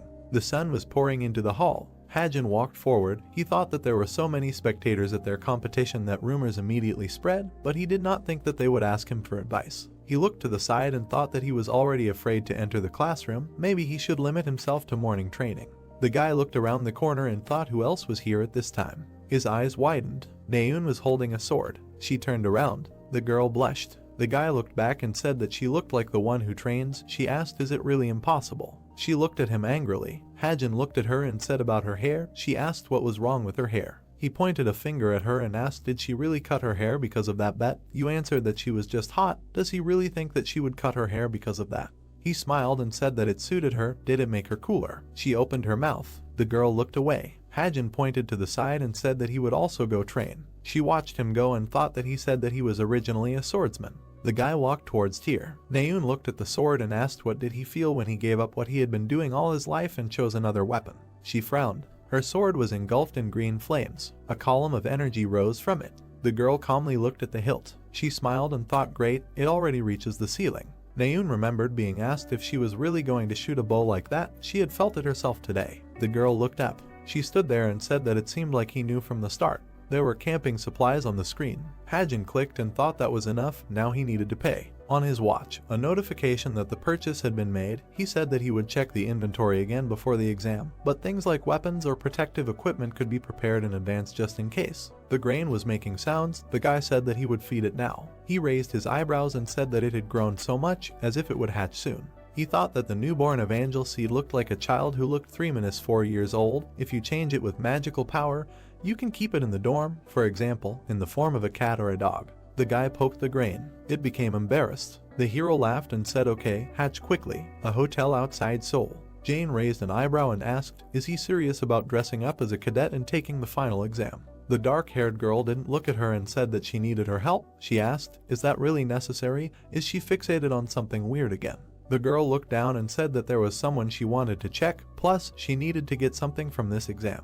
Jane sighed and said, okay, no one can stop her. The black mass fell on the floor. The dark-haired girl was all dirty. The girl raised her finger and said that she would give her the details of the cadet she would disguise herself as. She wrote down her manner of speech, character, habits, and so on. She must learn all of it. She became gloomy and said that all of this was bothering her. The woman smiled and said that she had become very worried. The girls hugged their friend and said they bought cookies for her. She didn't answer her message yesterday. Did she really have a boyfriend? The pink-haired girl smiled and thought that the file said that they were school friends. Really nothing complicated. Her gaze became gloomy. She thought that there was nothing complicated in pretending to be a cadet. The girl winked and said, come on, what other guy? Hajin was watching them. He became gloomy. He had the skill of observation and viewing activated. The girl looked at him and wondered if he saw. The hero froze. Then he quickly ran away. He clenched his fist and thought, how so? The guy frowned and thought, what is the boss doing here? The haired girl laughed.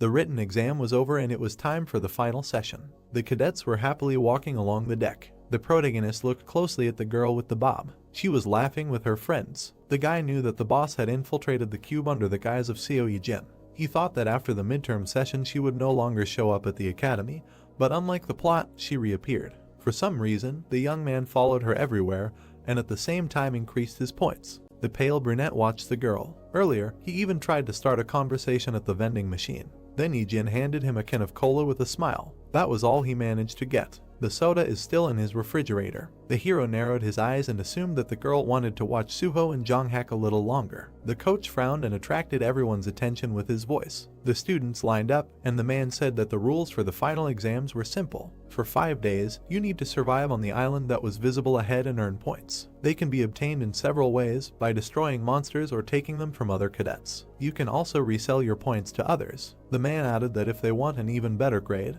they can try to take the badge from the caretaker and get 200 points. Hajin frowned and wondered inwardly who would want to fight the warden, who was the current hero. The coach said that they would be dropped off at the designated location and asked them to follow him. The academy liner arrived at the location when the sky was already turning the colors of the sunset. The boats washed up on the sandy shore. The cadets were heading out onto the island in anticipation. The protagonist noticed the light braid and noted that it was here. Rachel turned around when he called her name. The young man came closer and suggested that they stick together during the exam.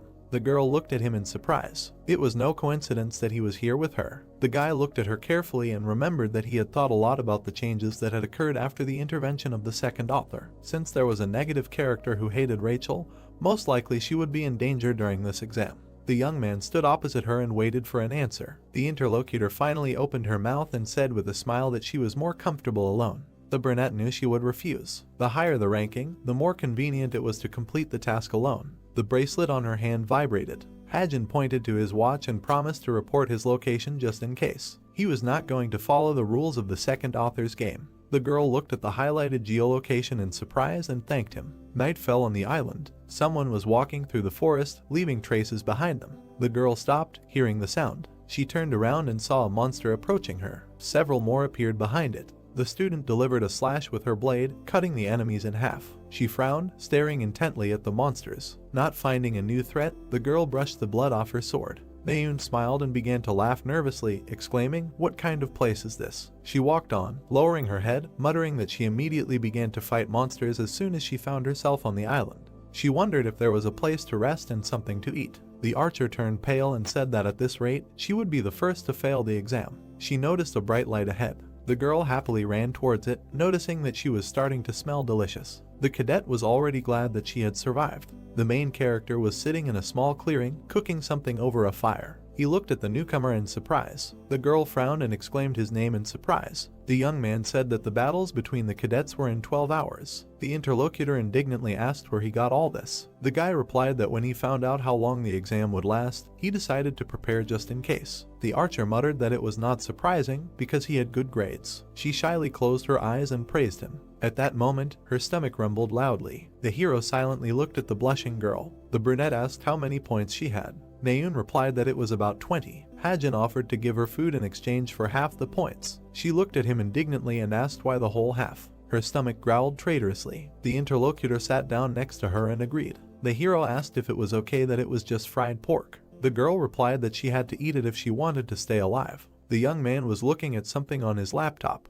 In the end, he met not Rachel, but Naeun. The archer ate the meat with appetite, saying that it was delicious. The brunette pressed a button on the keyboard. Notification: you hacked the drone server. Connecting to the server, images from cameras in different parts of the island appeared on the screen. One of them recorded Rachel, who approached a group of people near a fire. The young man noted that the main story had not changed much. The blonde looked ahead tensely. The cadets looked at her slyly, asking if she really wanted to buy food. One guy suggested that she just help herself, since it was somehow not very good to sell food to her own kind. He looked at her with a wild look and smiled. There was a trailer in the clearing, next to which was a table with dishes. The hero stretched on the bed and wondered if it was already morning. He sleepily looked out the window and assumed that it was a polar night, since the sky was still dark. The guy looked at Naeun, sleeping on the floor in a sleeping bag. The brunette looked at the egg on the pillow. He stroked it and asked if it wanted to eat. The cadet picked it up and was touched. Hajin put it in his pocket and asked her to sit there while he was busy. The young man looked at the sleeping bag and asked if the archer was still sleeping. He got up and said that he needed to pack up the tent, but there was no answer. The hero tugged the canvas and decided not to wake her, but the tent still needed to be taken down. From this moment on, battles between cadets are allowed. It is better to get rid of dangerous characters first, but do not kill anyone. Those cadets who, in his opinion, have become human monsters are not yet. The contract that a human monster makes with his own kind is different from the contract of a demon and a human monster. In the former case, the human monster who made the contract is just a pawn, treated as a consumable for experimental purposes. But, since the human monster is replenished with magical power from another human monster, the contract is considered more flexible and the possibility of getting out of control can be eliminated. Recently, such a contract has become more common, but due to the side effects, few survived after its conclusion. The only one on this island who managed to overcome the side effect is Jiyohun. The hero took the bag and decided to start by climbing higher. The first destination is the world tree in the middle of the island. He quickly moved forward, thinking that he should hurry. In place of the tent, there was a sleeping bag with a girl. A shine was visible on the rock. An arrow had appeared in the bushes. The girl turned to Yona and said that she had found one. The main character was standing below. The brunette extended her hand and ordered not to shoot. The girl frowned and said that he could not be touched. The interlocutor asked why, because he was only in 934th place. Yona objected that Rose could not handle him. The guy went to the tree and crouched down to the ground. The archer frowned and wondered in surprise if he was really getting ready to jump to climb the world tree. The young man took a breath. In a few moments, the hero overcame the height and found himself at the top. Rose opened her mouth in surprise. Yona calmly looked in that direction and clarified whether the girl had seen it. The archer muttered that he managed to do it in just a few seconds. The brunette said that for the young man, the rating is just numbers. It is immediately clear how everything would have ended if the interlocutor had shot. Yona asked her not to tell anyone about his power. The girl looked at her in surprise and asked the reason. The long-haired girl looked ahead and replied that he might become a member of their team later. The interlocutor promised to keep it a secret. The bracelet on her hand rang. The brunette adjusted her hair and said that it was a call from Yijin, and added that they had to go back. Hajin was sitting among the branches. He frowned and used clairvoyance. All the cadets in the area were now highlighted for him, as well as one large silhouette. The brunette shuddered and muttered that he had found it. A bird was watching him from a branch. The guy broke off a twig and said with a smile that a way to blow his nose without using his hands. All he needed was a special pen and a branch with a mark, which he had in his hand. That was enough. The hero swung and launched the branch into flight, using the magic of stigmata. His weapon was approaching the silhouette. The man turned around and the projectile hit the ground next to him. He looked down in surprise, then picked up a branch. The man turned and looked at the tree. The brunette peered intently from behind the crown and said that now all that was left was to wait. There was a sleeping bag lying in the clearing. The girl pressed her lips together and jumped up abruptly, her face flushed. She remembered how early in the morning she heard a cadet say, "What a cutie." Naeun was embarrassed and her eyes widened. The archer had heard compliments about her appearance since she was a child, but how could she say that to a sleeping person? The girl assumed that at that moment Hajin simply met a stray dog or cat, or maybe he was just staring at himself in the mirror. She clutched her sleeping bag and muttered that maybe it wasn't so. Naeun touched her flushed face and wondered what if the hero really was talking to her. She thought about what she should do then. Hajin looked away. He scratched his ear and muttered, "Is there a dog barking somewhere?" The stars were still shining in the sky. Rachel was walking through the forest surrounded by other cadets. She nervously looked ahead. The girl had joined the second-year team last night, where Yohun was a member. They refused the points she offered, simply shared their food and even asked if she was uncomfortable. The blonde pressed her lips together. For some reason, she felt uneasy here. The other cadets were fighting for grades, and they weren't even trying to earn points. They didn't even care how many points the others had managed to collect. Rachel frowned and thought that it was as if they were more focused on her than on the exam. The girl stopped and thought that this looked suspicious and that staying here was a bad idea. She decided that she should have joined Hajin. The blonde flinched when the guy in the tree called out to her. He bared his teeth and said that he had found a grizzly bear worth 10 points. The archer suggested that they catch it together since they couldn't do it alone. The girl turned around and agreed, thinking that she would help him and then leave them right away. The interlocutor said that he would go ahead and she should follow him. The blonde moved forward, glancing sideways at the other students watching her. The girl hoped that she could leave without attracting attention. The guy stopped abruptly. He pointed and said that it was here. The archer added that there was definitely a huge bear there. In front of them on the cliff stood a man in a hood. His face was distorted by an ominous grin. Yohun said that this did not look like a caretaker. The blonde shuddered and widened her eyes. She quickly pushed her companion. The enemy extended poison spikes. The girl jumped, knocking Yohun down with her and exclaimed that it was dangerous here. She looked back at the furrows left by the enemy in the place where they had just stood. The enemy was approaching with a smile. Rachel did not think that human monsters would appear here. She looked at her companion and decided that she should find cover before it was too late. The girl asked if he was hurt. The guy grabbed his arm and exclaimed that it really hurt. The blonde looked at him questioningly and muttered that there was no blood visible. The interlocutor exclaimed, "Is this really a human monster?" Rachel looked dumbfounded as he blew up and quickly ran away. The blonde exhaled and said that he was a bad actor. She pointed her sword at the enemy and said that it was not for nothing that something was bothering her. The girl frowned and said that she never thought that human monsters would be interested in the cadets of the cube. How wrong she was. The enemy swung with a creepy grin. His claws quickly cut through the air and the ground. The girl jumped away from the place of the explosion. She looked back and frowned. The monster struck sharply, and the blonde barely managed to block the attack. Rachel gritted her teeth and noted the powerful destructive force. The student squeezed the handle of the sword. She swung the shining blade with force and decided that she could handle it. The girl continued to strike and parry. The blonde swung and decided that this was a good moment. She widened her eyes in shock. Dark energy grabbed her leg. Rachel looked down in fear, and the enemy was approaching from above. The cadet widened her eyes in horror, realizing that this was a distraction. She looked back at the enemy and realized that she could not dodge. Flashes flashed above the monster man. Several bullets pierced his body. The swordswoman looked at the fallen enemy in surprise. The second monster swung with a scream and struck. The girl watched the approaching attack in fear. The guy pulled the blade out of its sheath. Suho stood in front of the blonde and parried the attack with his sword. The cadet frowned and shouted at Naeun to attack now. The enemy frowned and raised his head.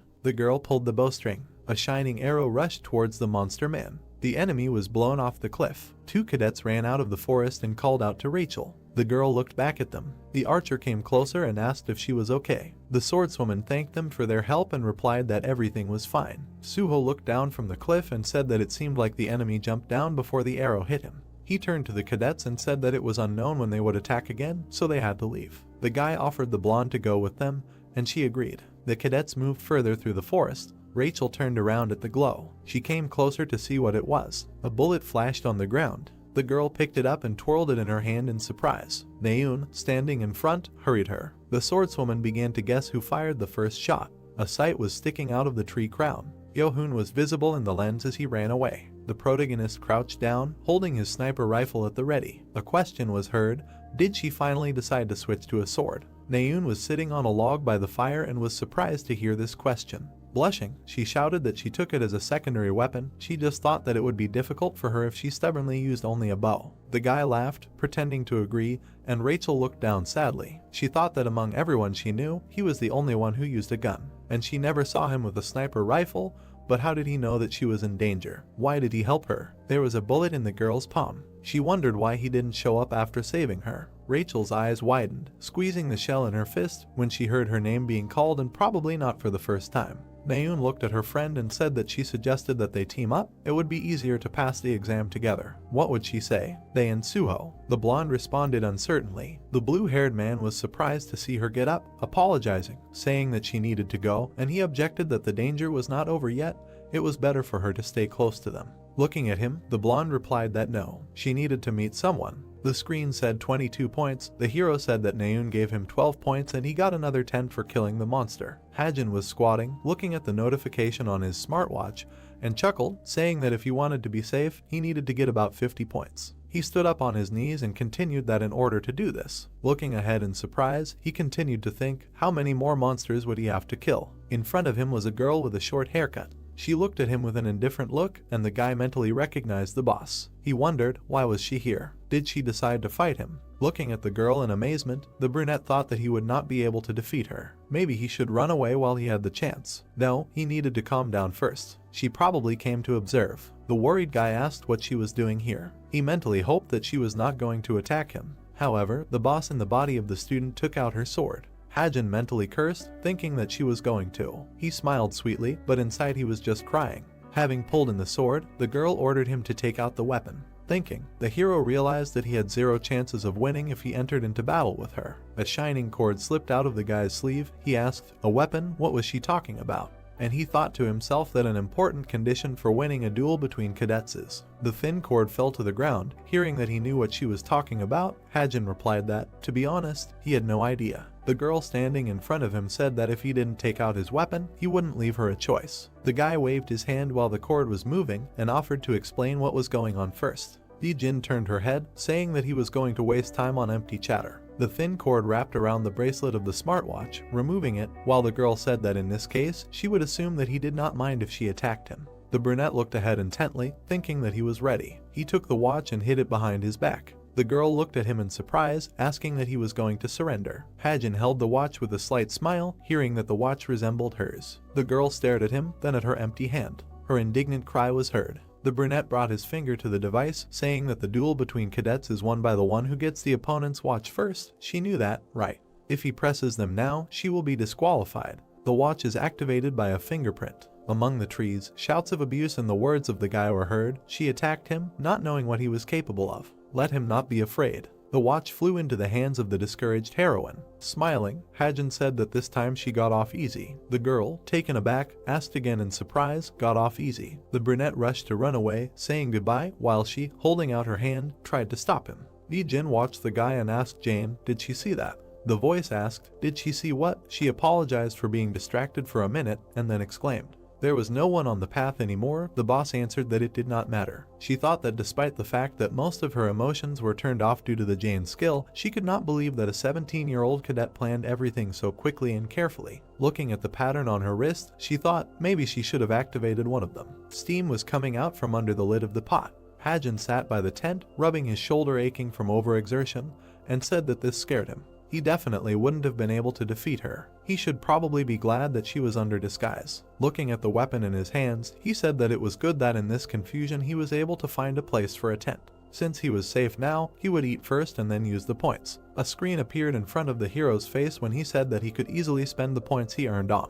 Without finishing, he turned around, noticing something, and then exclaimed, "Rachel." The blonde looked at him in surprise, standing behind the bushes, and said that here he was. Hajin stood up, asking, was she looking for him? The girl hesitated. She stared at him, saying that about this, but she was interrupted by a loud indignant sound of her hungry stomach. A guy's question was heard from among the trees, did she want something to eat? The girl asked embarrassedly, is it possible? She would repay him with points. The heroes were sitting by the pot standing on the fire. Rachel looked at the guy and asked him what he was doing alone. He replied that he was wandering around trying to earn points. The girl looked down and Hajin crossed his arms, thinking that she seemed to have a lot of questions. He was a little embarrassed to admit that he saved her. The clothes on the blonde's neck were torn and there were traces of blood. The hero thought she was hurt. He thought it was normal since she was fighting a human monster. He said out loud that it would be ready soon, you just have to wait. A delighted exclamation was heard. Hajin was surprised to see Evangeline's seed pull his pocket and asked what was wrong, let it not stick out.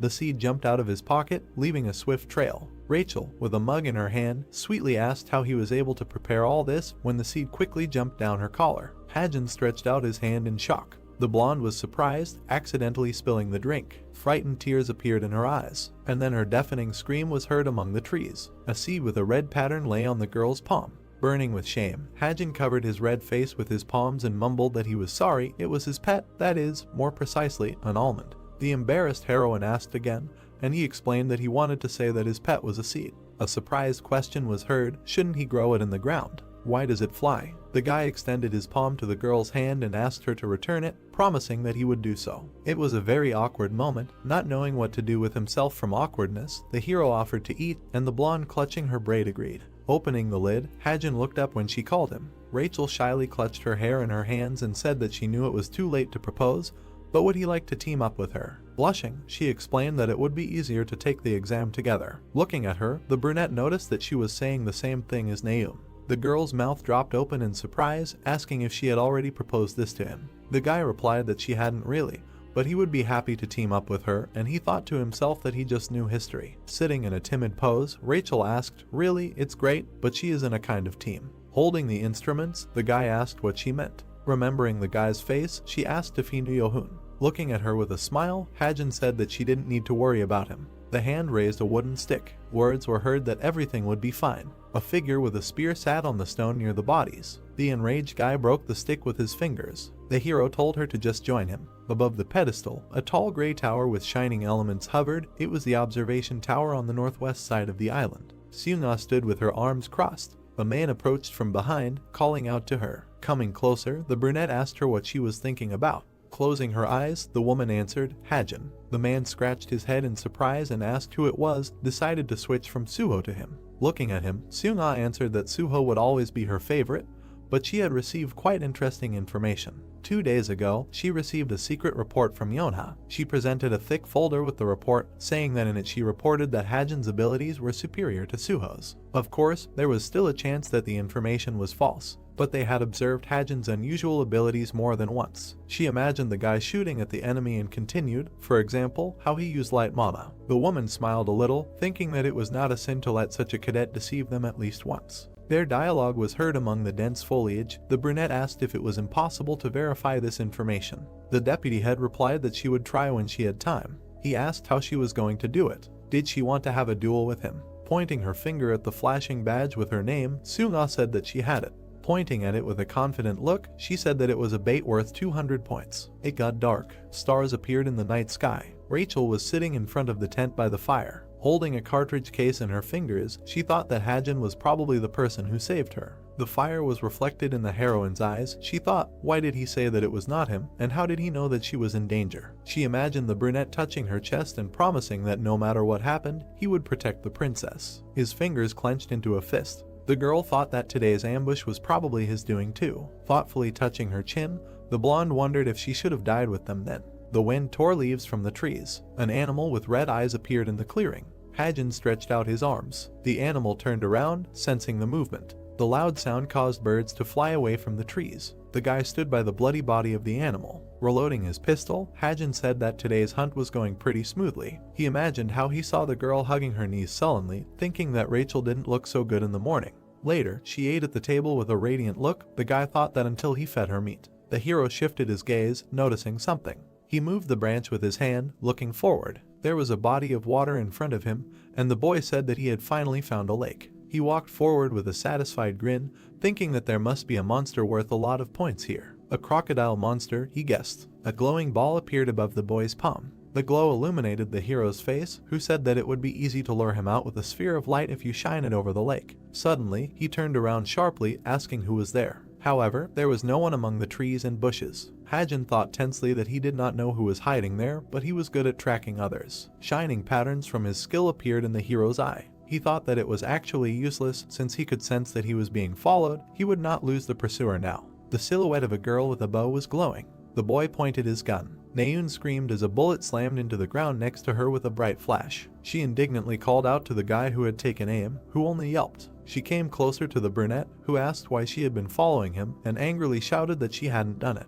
She curled the finger she had been pointing indignantly with and looked away, hesitating from the question. What was she doing here then? Hajin said that if you couldn't come up with an excuse, then he was right. Sparks of light reflected off the surface of the water. The girl shouted that no, it would be better to let her answer what he had just done to her. Hajin indifferently ordered her to answer him first. Why had she been following him? Naeun pointed her finger again, embarrassedly shouting that she had already said that she hadn't been following him, she had been following Seung-ah. The hero thoughtfully lowered his gaze, saying that the same Seung-ah he knew. The girl put her hands on her hips and confirmed, and then asked why he was talking to her so casually. The hand took out a laptop from the bag. The heroine was surprised when she saw the guy sitting with his back to her and asked why he sat down. He asked her to wait, he just needed a minute. The glowing monitor was reflected in his eyes. Hajin thought he knew where Seung-ah should be now according to the plot. Imagining the image of the blue-haired hero, he thought that on the first and second days she was watching Suo. Then he imagined a guy and a girl, thinking that on the third and fourth days she should be watching other promising cadets. The brunette stared at the screen, thinking that since she had turned her attention to him now, it meant. There were images from several surveillance cameras on the screen. One of them showed a woman sitting on a branch. Hajin thought that it meant he was on the list of promising cadets of Seung-ah. The boy looked at the camera footage on his laptop, thinking that he was one of the promising cadets. Naeun pointed at him with displeasure, demanding that he explain how he did it. That thing he created was a sphere of light, right? Slamming the laptop shut, the boy told her that she was right, but not to try to find out more. He said it sweetly, like a character in a flowery melodrama, for her to keep quiet if she understood. The girl grimaced in disgust. Hajin was disconcerted to hear her ask, "Are you completely crazy?" She wasn't interested anyway, so she might as well not even try. He thought that she was the one who started asking about it first. A not very friendly dialogue was heard among the trees. The brunette said that since he came here first, he should look for another place. The girl sarcastically replied that of course, she would follow his orders. The boy touched the back of his head, thinking that maybe she would think he was arrogant after this, but he couldn't reveal the truth. He imagined the many pages of writing in the book, thinking that if he told her about the magic of stigmata,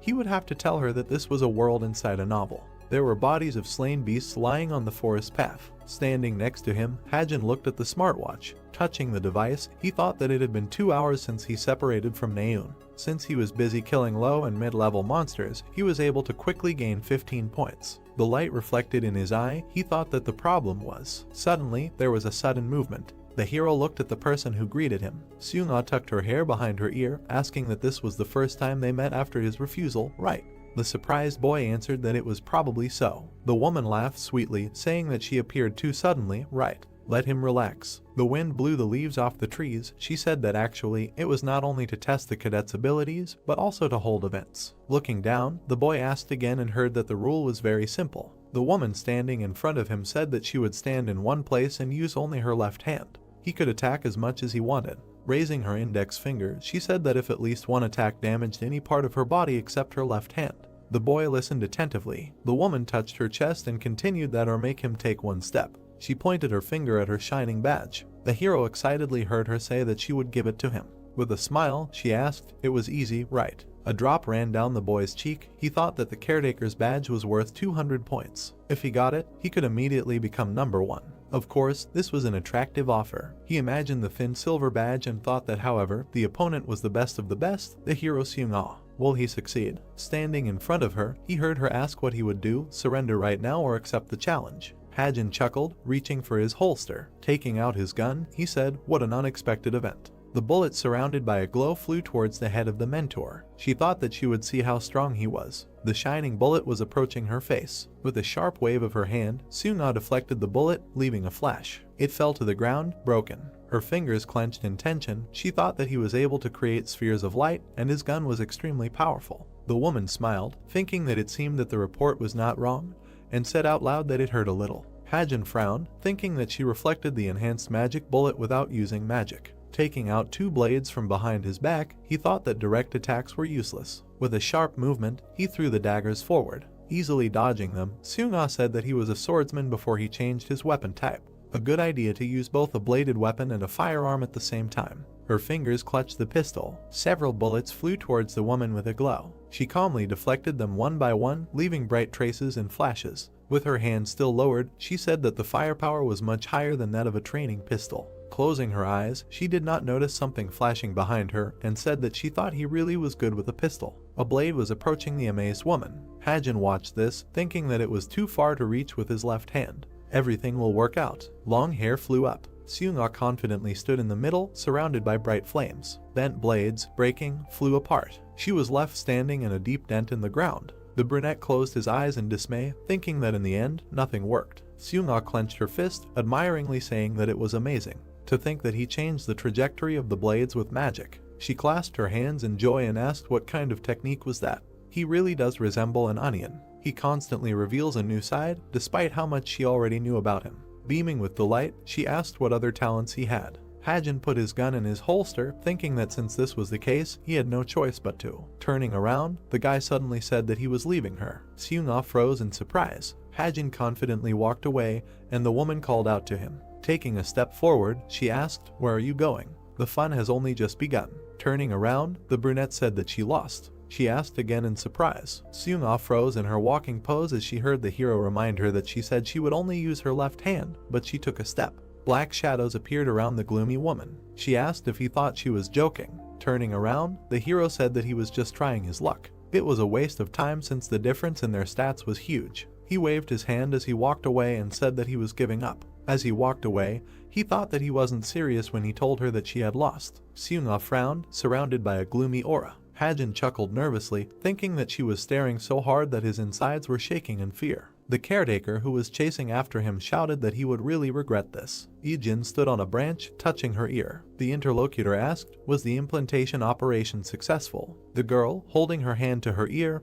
answered that it was. The boss in the cadet's body heard that she did not think that separating from the team was a good idea. Her friends might decide that she was acting suspiciously. The girl discontentedly remembered her friends who affectionately repeated the name Ijin and said that traveling with them was the worst choice. She froze, hearing a loud sound. Birds flew off the trees. The interlocutor asked, "Is something wrong? What happened?" The blonde answered that she could hear a heartbeat. A glow appeared among the intertwined vines. Veins were visible in the unknown cocoon. A huge purple heart was shining inside the tree trunk. The butterfly seedling will soon wake up. In the center of the huge butterfly's purple wings was a black pattern that looked like roots. The butterfly sapling is a spirit-type monster that clings to a tree like a leech. It appeared on the last day of the final exam and was destroyed by the main characters. The blue-haired man stood next to the blonde girl holding a sword. According to the original, Suho received pollen from the sapling as a reward, and Rachel received a hint to enlightenment. However, she is now on Team Hajin. The girl walked along the path behind the hero. He thought that in order to help her with enlightenment, he needed to push her to participate in the battle with the butterfly sapling.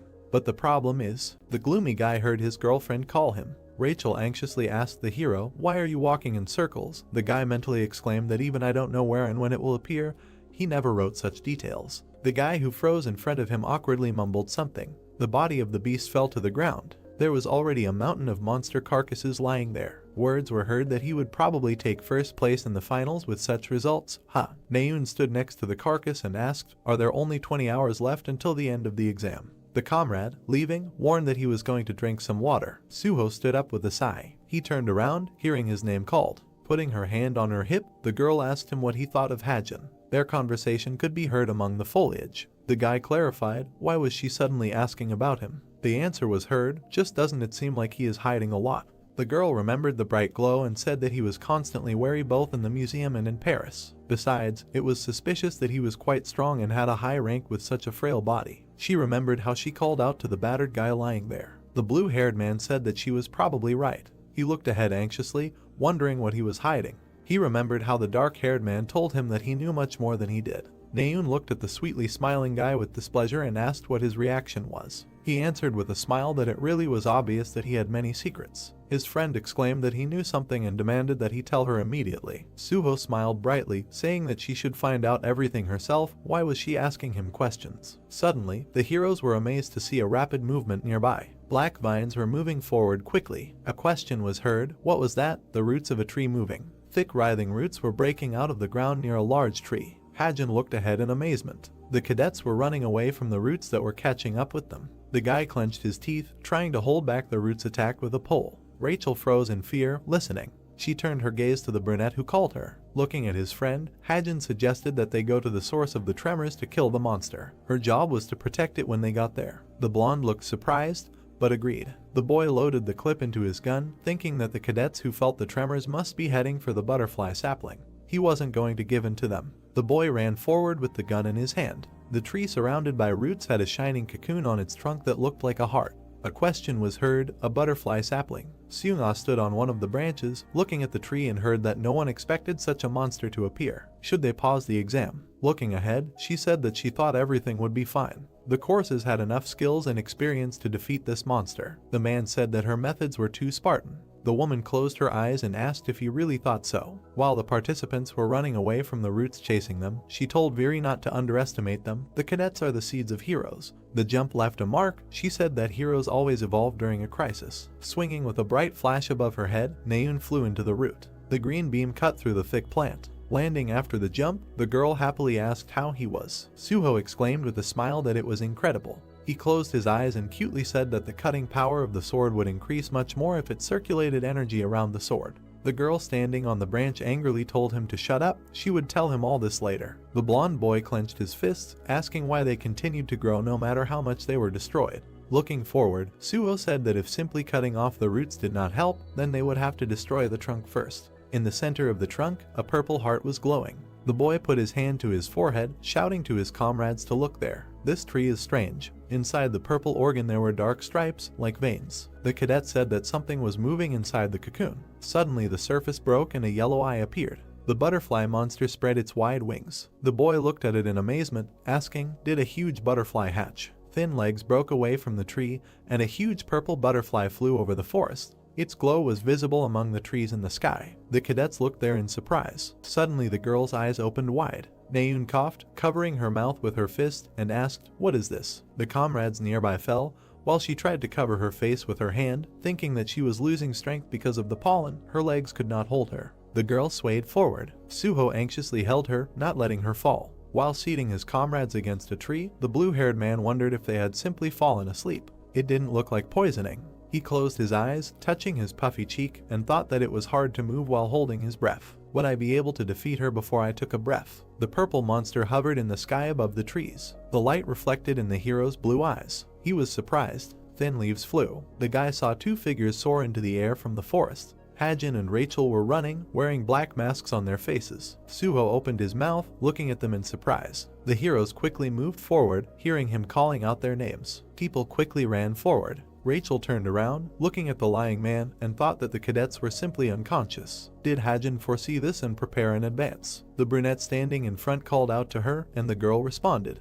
Pointing his finger, he asked if she could see that butterfly monster. He would defeat it, but she needed to protect it from the roots. She shouted that she understood. Hajin aimed his gun. A bright flash of a gunshot appeared next to the butterfly. The monster trembled, making an enraged sound. The roots of the tree immediately rose up and quickly moved towards the heroes. Bright rays cut them. Rachel chopped the roots into pieces with her sword and turned her gaze to the side. The ground under her foot began to collapse. A huge root broke through it, crawling out. The girl pushed Hajin away, saving him from a powerful attack of the plant. The guy flew back in surprise, knocked down by her body. The root swung quickly, a powerful blow through the blonde back, and she hit her back. Hajin turned around in shock, shouting the girl's name. The thick roots began to move again. The brunette screamed in shock as one of them approached him. There was a bright flash. The guy was sitting on the ground. Hajin was surprised to see Suho holding his breath, who protected him and asked what he was doing here. The guy, blue from lack of air, thought that if he took a small breath, he heard a scream demanding that he stay here. The brunette turned his gaze to the girl lying behind him and thought, Rachel unconscious. What to do? She must fight.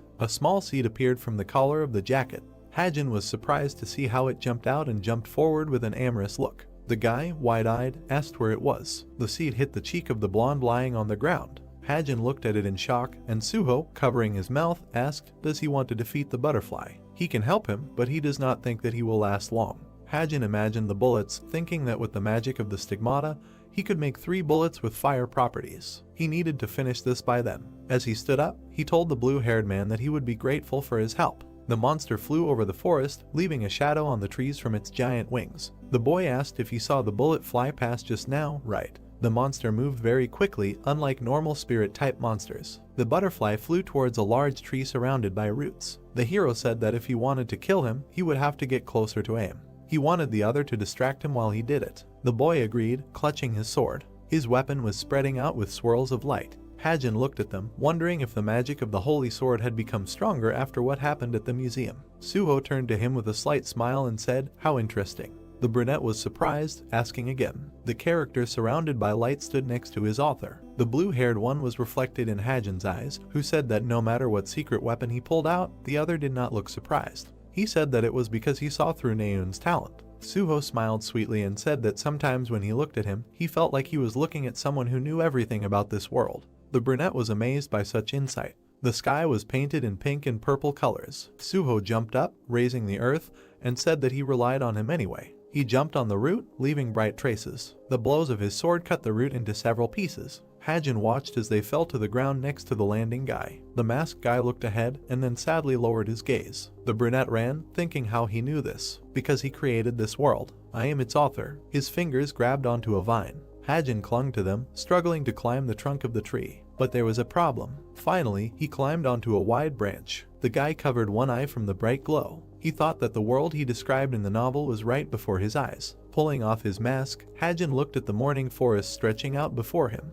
He remembered Suho saying that he felt like he was looking at someone who knew everything about this world. The brunette thought he realized only now that the guy remembered the indignant girl and the laughing guy, Yonha, who pointed her finger and the gloomy Jonghak. Smiling Rachel. He became a character that was not in the original. Hajin clutched the gun, aiming. He is a supporting character in his own story. The bullet flew forward. It pierced the butterfly's body with a bright beam. Suho looked at the burning monster in the sky and thought that it was a fire attack. He felt dizzy, with effort thinking that Hajin hit.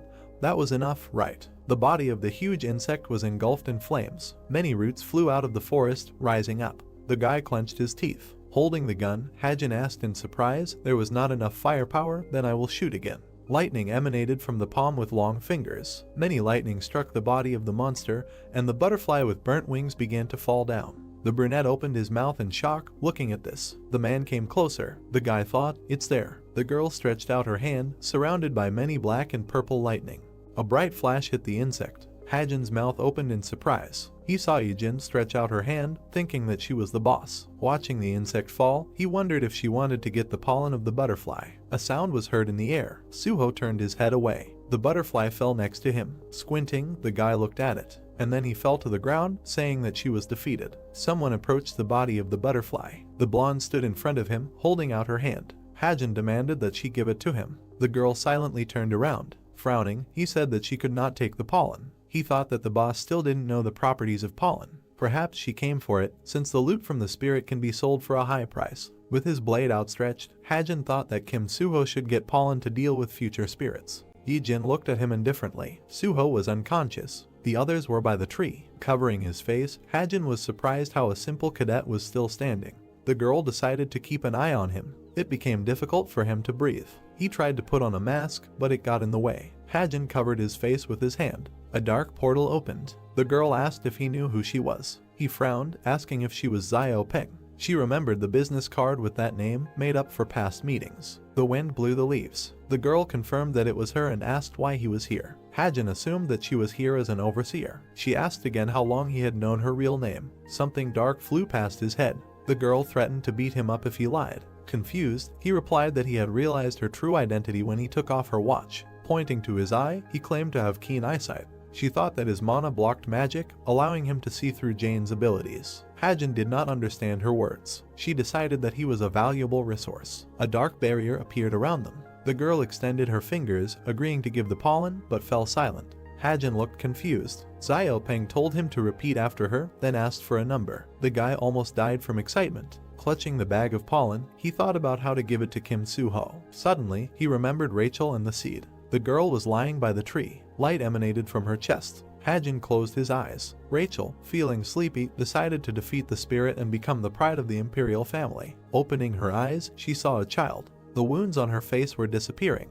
The girl seemed familiar. Hearing the word dad, Hajin turned around. Seung-ah said something, and the ship set sail. The next day, Hajin stood on the deck. The exam was over. The points were divided among the 4 cadets. He remembered Xiao Peng, wondering why the boss was interested in him. Naeun asked how it ended. He replied that destroying the wings with a gun was nonsense. She agreed, finding it funny. Hajin looked at Naeun again and asked why she used a sword instead of a bow. She stared at him in shock and silence. He spread his hands and clarified that she needed to practice first. Wasn't it dangerous to use a weapon that she was less skilled at? Naeun raised an eyebrow, annoyed, replying that she was not so clumsy that he would worry. The sun's rays illuminated them. Hajin asked how she felt after switching to a sword. The girl turned away. He asked if she was scared. She pretended not to understand. Hajin looked at her carefully. It was obvious when she was lying, one of the unpleasant traits he attributed to her. He smiled and thought that some things never change. He put his hand on the side of the boat and advised her to practice more often, since she was born with the talent of a swordsman. Naeun was surprised. Later at the table, Yona noticed that Hajin seemed interested in her. Naeun frowned, denying it. Yona turned to Suho, asking if he had said anything. Suho remembered Hajin's words about knowing Naeun better and agreed that there was some truth in Yona's words. Yona added that Hajin was cold to everyone except Naeun, where interest showed through. The fork touched the salad. Someone asked if Naeun was Hajin's close friend. Jinoon replied that he needed something, that's why he came. Naeun, adjusting her clothes, denied it. Yona noticed Hajin looking at their table. He said hello and left silently. Yona pointed out that he was staring. Naeun was confused. Later, Hajin returned to the cabin. The girl ran to him, calling him dad. He asked her not to run and not to call him that. Hugging her, he explained that people would misunderstand. He suggested calling her uncle or Hajin. Evangel smiled. The hero remembered how she woke up next to Rachel, calling him mom. Then he asked who she meant. The girl jumped on his shoulders. Seeing a helicopter, Hajin asked her to become a seed again. Evangel asked, "What about mom?" He sighed. Later, the girl, having become a seed, appeared in his room. Hajin thought that it looked like a secret child. He called her to eat. Evangel, holding a spoon, smiled. He reminded her not to rush. Hajin thought about the pollen of a butterfly seedling, clinging to targets with mana, awakening potential. The difficulty is that the target must have a dormant power. He remembered Xiao Peng, which should have gone to Rachel and Suo. He needed to pass the pollen to them. Rachel lay there, thinking about the child whose warmth she remembered. Maybe it was a tree spirit or a hallucination. Closing her eyes, she felt that they would meet again. The bright sun was shining on the statue, and the girl looked at her watch. She noticed someone's footsteps nearby and smiled, saying that he had arrived.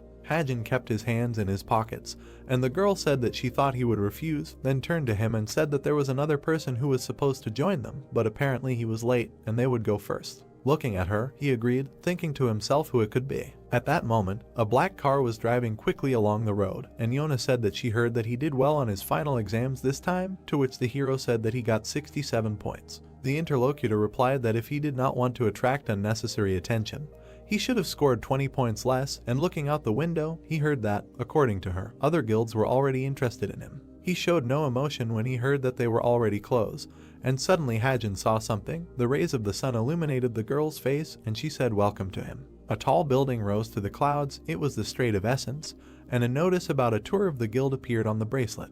Looking at the screen, he thought that this event was organized so that the cadets on vacation could personally watch the heroes carry out missions. Several people were standing in front of the big screen, and local guilds had priority in choosing cadets based on their rankings. Wiping his head, Hajin thought that he was actually interested in what the heroes were doing, and he was sure that there would be more missions besides the ones he wrote about. After imagining several representatives from different guilds, he reasoned that each guild could choose a maximum of 3 cadets from the first and second years, and because of this, first years were usually not even looked at if their rank was below 300. Afterwards, he patted Evangel on the head, and according to the ranking he received when he entered the academy, he realized that it would most likely be difficult for him to get into the top 300 even though he did well in the finals, which was a shame. But a loud sound distracted him from his thoughts. Looking at the screen of the bracelet, he was surprised that it would probably be difficult for him to get into the top 300 even though he did well in the finals.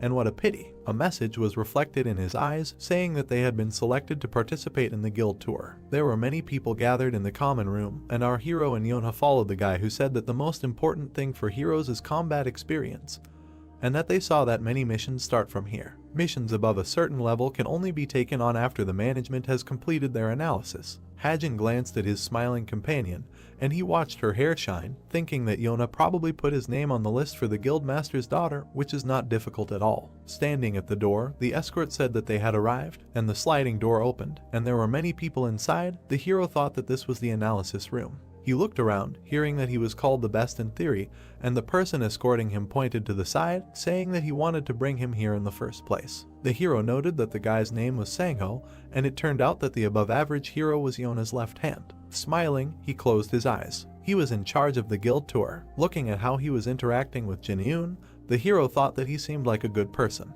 Looking at the friendly Sangho, he thought that he looked so good that if he were the author of a novel, he would never think that he was a villain who would betray Yunha in the future. A woman came up from behind and said that Sangho had brought cadets. She was holding several documents. Jinna, the above-average hero, asked him if he was a cadet of Hajin. The world has definitely become a much better place, since the one who ranked 934 was able to get a tour of the guild. Afterwards, she looked at Jinyun, saying that she was curious about who helped test this. Looking at the woman, the hero thought that she would hardly have a good opinion of him. He could see the tension between the girl and Jinna. Since Jinna supported Yuno as the current vice captain of the Strait of Essence, she probably had a grudge against the guild leader's daughter, who was his rightful heir. But that was only for now. He imagined the woman standing in front of the guild crest, and guessed that in the future she would join Yuno and take the place of vice captain, the most influential person in the guild, on her own. Sangho waved his hand, saying that Jinna was number 1 when it came to theory.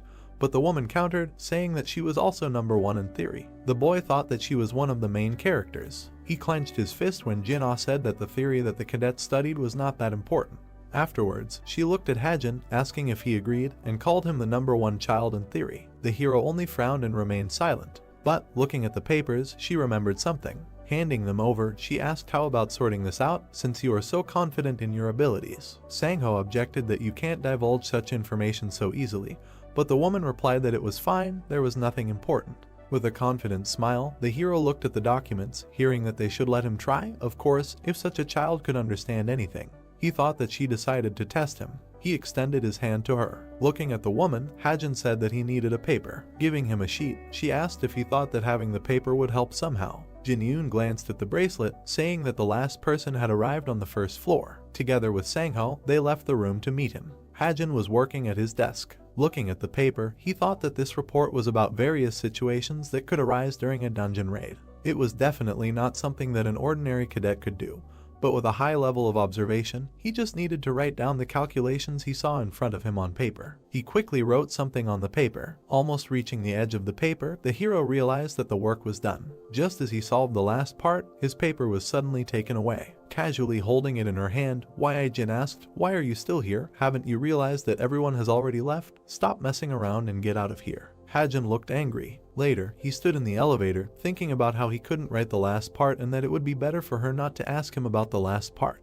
He took a deep breath. The number 1 was on the screen. The doors opened. Naeun appeared in front of his face. She dropped her mouth in surprise. Pointing her finger at the hero, she asked why he was there, but Yona said she didn't know. Lowering his eyebrows, the hero realized that he was the last person left on Yun and wondered why Yunha hadn't said anything about her. The sign said that this was Jin Hyuk's office. The man was sitting at the desk. He was surprised that after a month of thorough investigation, He had only found a couple of sheets of information. There were a couple of sheets of paper on the desk. He remembered Hajin and how he had been following him, the number of people he had interacted with so far, information about his parents and how he became an orphan, and no matter how hard he tried to find out about him, he couldn't find out any details. Throwing his head back, the man noted that this was the problem his niece had given him. He looked down again. Among other things, there was a report about the massacre at the orphanage. Jinhyuk stated that the more complicated the situation, the more interested he was, and carefully looked at the line about the woman changing and the unborn child.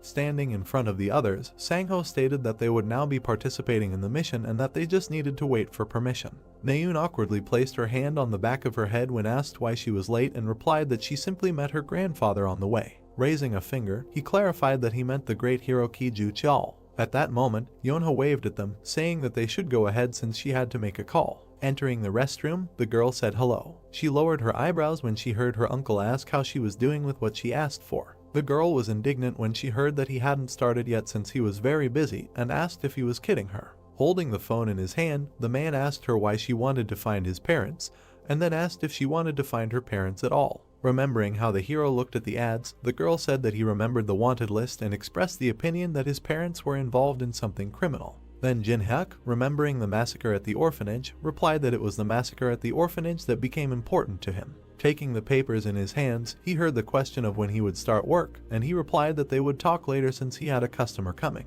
Frowning, Yona asked him to wait. Folding his arms, the man thought that he was indeed connected to this crime. He imagined monsters, remembering that 16 years ago, when monsters invaded the territory of Cuba, 87 civilians and 9 heroes who defended this place died in the orphanage. 10 years ago, he tried to investigate this incident, but he was caught. While exhaling the smoke from his cigarette, he also remembered that he had been exiled from the Yu family. At first glance, it looked like it was done by human monsters, and that was the conclusion reached by the government and the association, but the real culprits of this incident were other people. He imagined different people in suits: Kim Sok-ho, the president of South Korea, Chi Ju-chul, the chairman of Daeyeon, and Yu Jin-en, his brother and Yoonha's father. Pounding his fist on the chair, the man remembered that they didn't even bother to wash their hands and simply hired killers, and guessed that it wasn't that important to them. Hajin looked angry. Folding his hands again, he knew that this was dangerous and it wouldn't end well. His hands started to tremble. He thought that if he continued digging, when that crazy old man Chi Ju-chul said this, he would die a horrible death. At this time, Naeun looked ahead with a smile. Hajin ran behind everyone. A large group of stone golems appeared on the street. The above-average hero, Pak Sanho, declared that they should go, and turning around, Sangho asked where Hajin was, to which the girl replied that it was okay. He would catch up soon. Yonha looked upset and was asked what happened. She recalled her conversation with her uncle, saying that nothing. However, Sangho noticed that the stone monsters were not easy, the golems were exposed. One of them raised his hands, then aimed a blow downwards, but his hand was tied up. The boy praised Yonha as he walked forward. Throwing a spear, he hit the golem.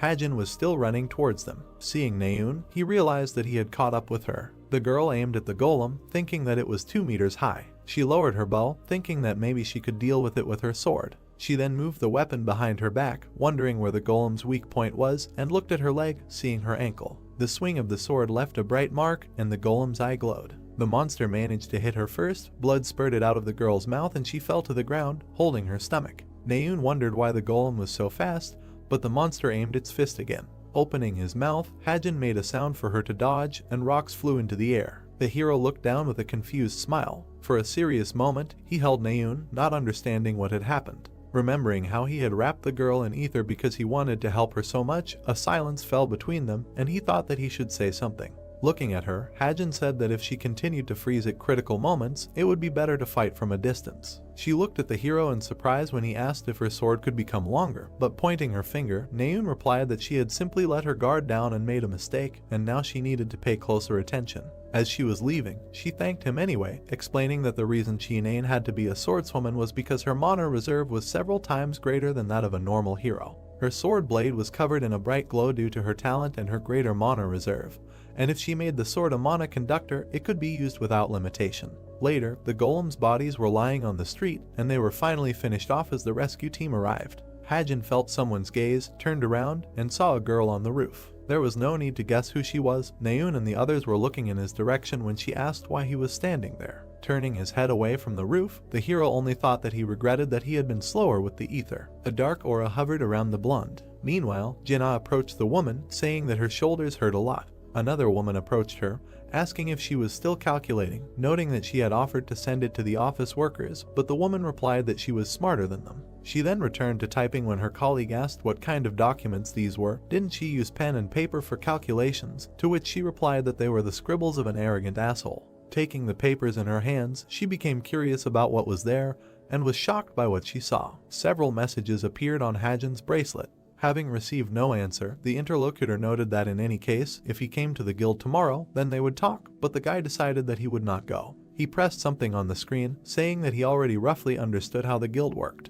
He had no other business there. In the dialogue, he wrote that he would not be able to join the tour of the guild tomorrow. The interlocutor asked why. Then Hajin smiled evilly, thinking maybe he should have some fun and tease her. A message appeared on the screen that someone said that he only got 934th place in the exam. He thought it would be better to give other cadets a chance. He apologized. Jinna and Sangho looked at the screen in shock and then at each other. The guy looked sternly at his colleague. She replied that she didn't want them to suffer like that. Laughing, the hero noted that this should be enough. He could imagine how angry Yang Ha would be. Then he yawned tiredly. Looking at Evangel, he thought that after all, the excursion was accountable. But there was something he needed to do today. Having carried the girl to the bed, he decided not to waste time and do it while Evangel was sleeping. Then he reached for the top shelf, took a bag from there. Having opened it, he looked at the pollen. It was shining brightly. The hero noted that there was much more here than he thought. He heard sounds. He thought about sharing it with Suho and Rachel. Later, there were 3 envelopes on the table.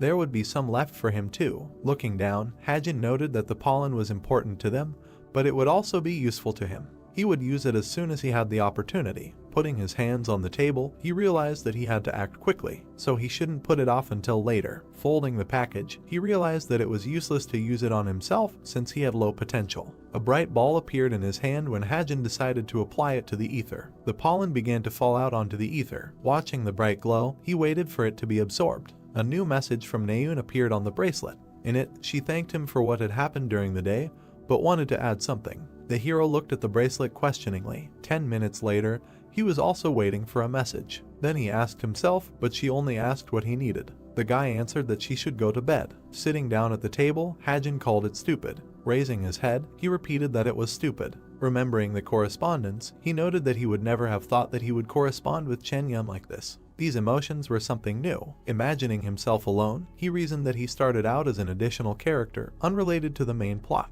But somehow he found himself in the thick of things. Silently looked ahead, still just a supporting character. The pages of the book were turning. He realized that nothing was certain. He could change everything. His fingers pressed the keys of the laptop. Taking a sip of tea, Jinun thought about how much she needed to do. She needed to write a report on the guild tour and a recruitment notice for the guild. There was information about the guild on the screen. The Strait of Essence had an information team, but it was not enough. They needed people who could process information.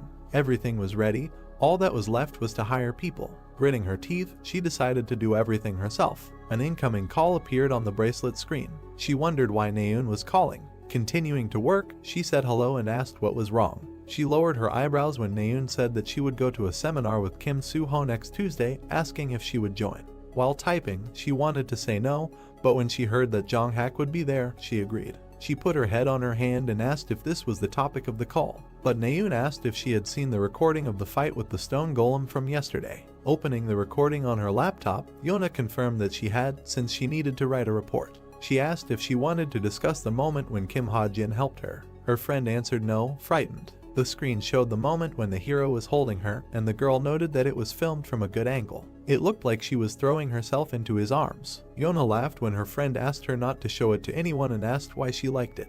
But she was indignant that she was saying such a thing. A loud laugh rang out throughout the room, after which Yona said that it was enough, hanging up. The screen showed that the call was over. Naeun sat with her knees crossed. Continuing to write something, Yona called her a liar and got to work. But she was distracted by a new message again. She stood up from her seat after learning that Kim Ha-jin had refused a tour of the guild. There was cold tea on the table. Yona said again that she was ending the call. Gritting her teeth, she called Jinna a crazy woman, because they barely convinced him to sign the contract. God, Kim Ha-jin is absolutely unpredictable. A new message appeared about receiving 89 SP. Looking at it, the hero did not understand what for, but was glad about it. Sitting down at the laptop, the hero decided that it was high time to distribute them. Looking at the screen, he thought that no matter how hard he tried, over time his physical stats would begin to lag. Therefore, it was better to choose and focus on one thing. Since he used pollen on ether, the random upgrade system was open on the screen. He decided that he would spend the SP not on himself,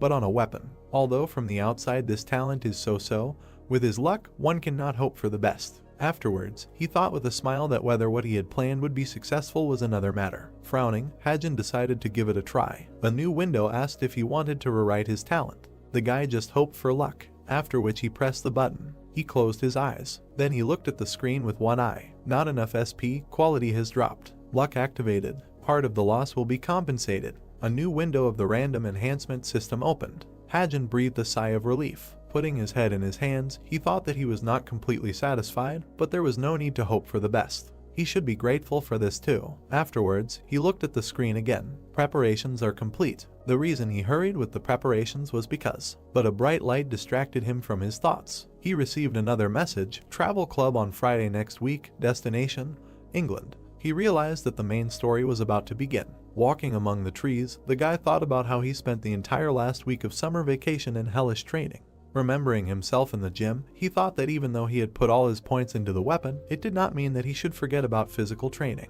He was breathing heavily then, but despite his hard training, his stats were still average. The ether glowed brightly. The ether had completed the upgrade. A new window appeared stating that part of the potential had been revealed thanks to the mysterious power of the spirit. Looking at the screen, Hajin saw that as a result, physical strength had increased by 0.7. Thanks to the additional function concretized realization, you can choose the color and texture. A knife appeared from the ether when the hero thought that it would be difficult to create a gun because it had a complex structure. Looking at the knife in his hand, he thought that it looked and felt like an ordinary knife, after which the hero decided to recognize it. The knife glowed brightly. The window notified that this improves the stats of the recognized weapon by 1-44%.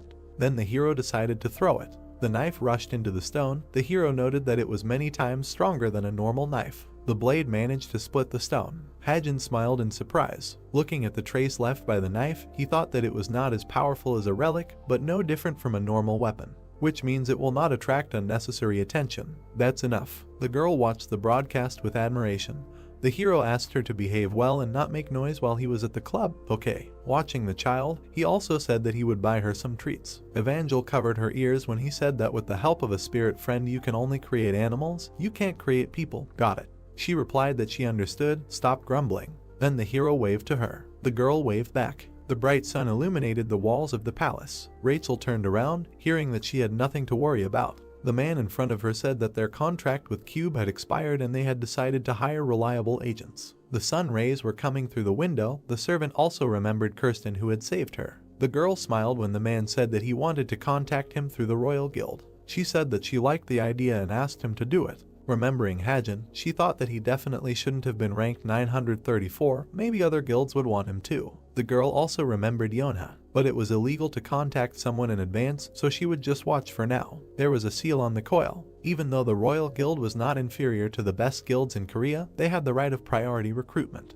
Rachel frowned, thinking that they could legally offer much better conditions than any other guild. Pointing ahead, Hanhan said that it was good, since everyone had come, they would go to England. Naeun was sweating profusely. She lowered her head, saying that she was going to melt. Yona asked why she was wearing a uniform. Then she looked at Hajin, asking if he was hot. He gave her a thumbs up, saying that he was completely comfortable. The boys looked at the Ferris wheel with delight. The girls also looked around, hearing that they were going to an island that was floating in the sky. There was an island above Hanhan's head. He said that they would get there using a portal. The hero looked at this island. This place was created by the English government using floating crystals that were at their disposal. Money rules everything here. Drinks were poured onto the gaming table. All kinds of events and auctions are held here. You can find entertainment for every taste. This is the Golden Island, more like Las Vegas. The next chapter of the main story will begin here. Naeun walked along the street with delight, saying that she hasn't been here for a long time. Suho looked at the girls, asking if they have been here before, and Naeun said that it was her first time here with her brother,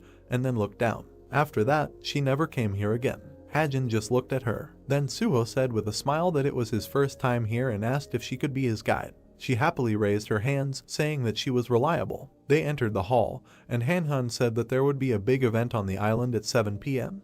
He asked if we could attend it, and they happily agreed. You can safely walk around and have fun until the event starts. Naeun raised her hand when he asked if there were any questions. The girl asked if she could go to the casino, and the guy said yes. The cadets of the Cuba are considered adults. She started pushing the others, asking them to go there quickly. The machine screen showed different icons. Someone was placing a bet. There were a lot of people in the hall. The hero noted that it was much more luxurious than he thought. The hero went to the cashier, and the girl asked to show her ID. Hajin saw the girl's true form and asked if they had been working here for a long time. She smiled and said 6 years, so Hajin thanked her for the chips. The girl smiled widely, and the hero noted that Jane was already here. Several people's eyes were shining brightly. The event Han Hyun was talking about would start at 7 p.m. To be honest, this was a serious problem, since the event was really big, and there would be beasts from all over the world to get it. He clenched his fist, thinking that although he wanted to keep his cool, he couldn't help but be nervous. Imagining a big win, he was only thinking about where else, if not here, he could make a lot of money with just luck. Smiling, the guy reasoned that the incident would happen at 7 p.m.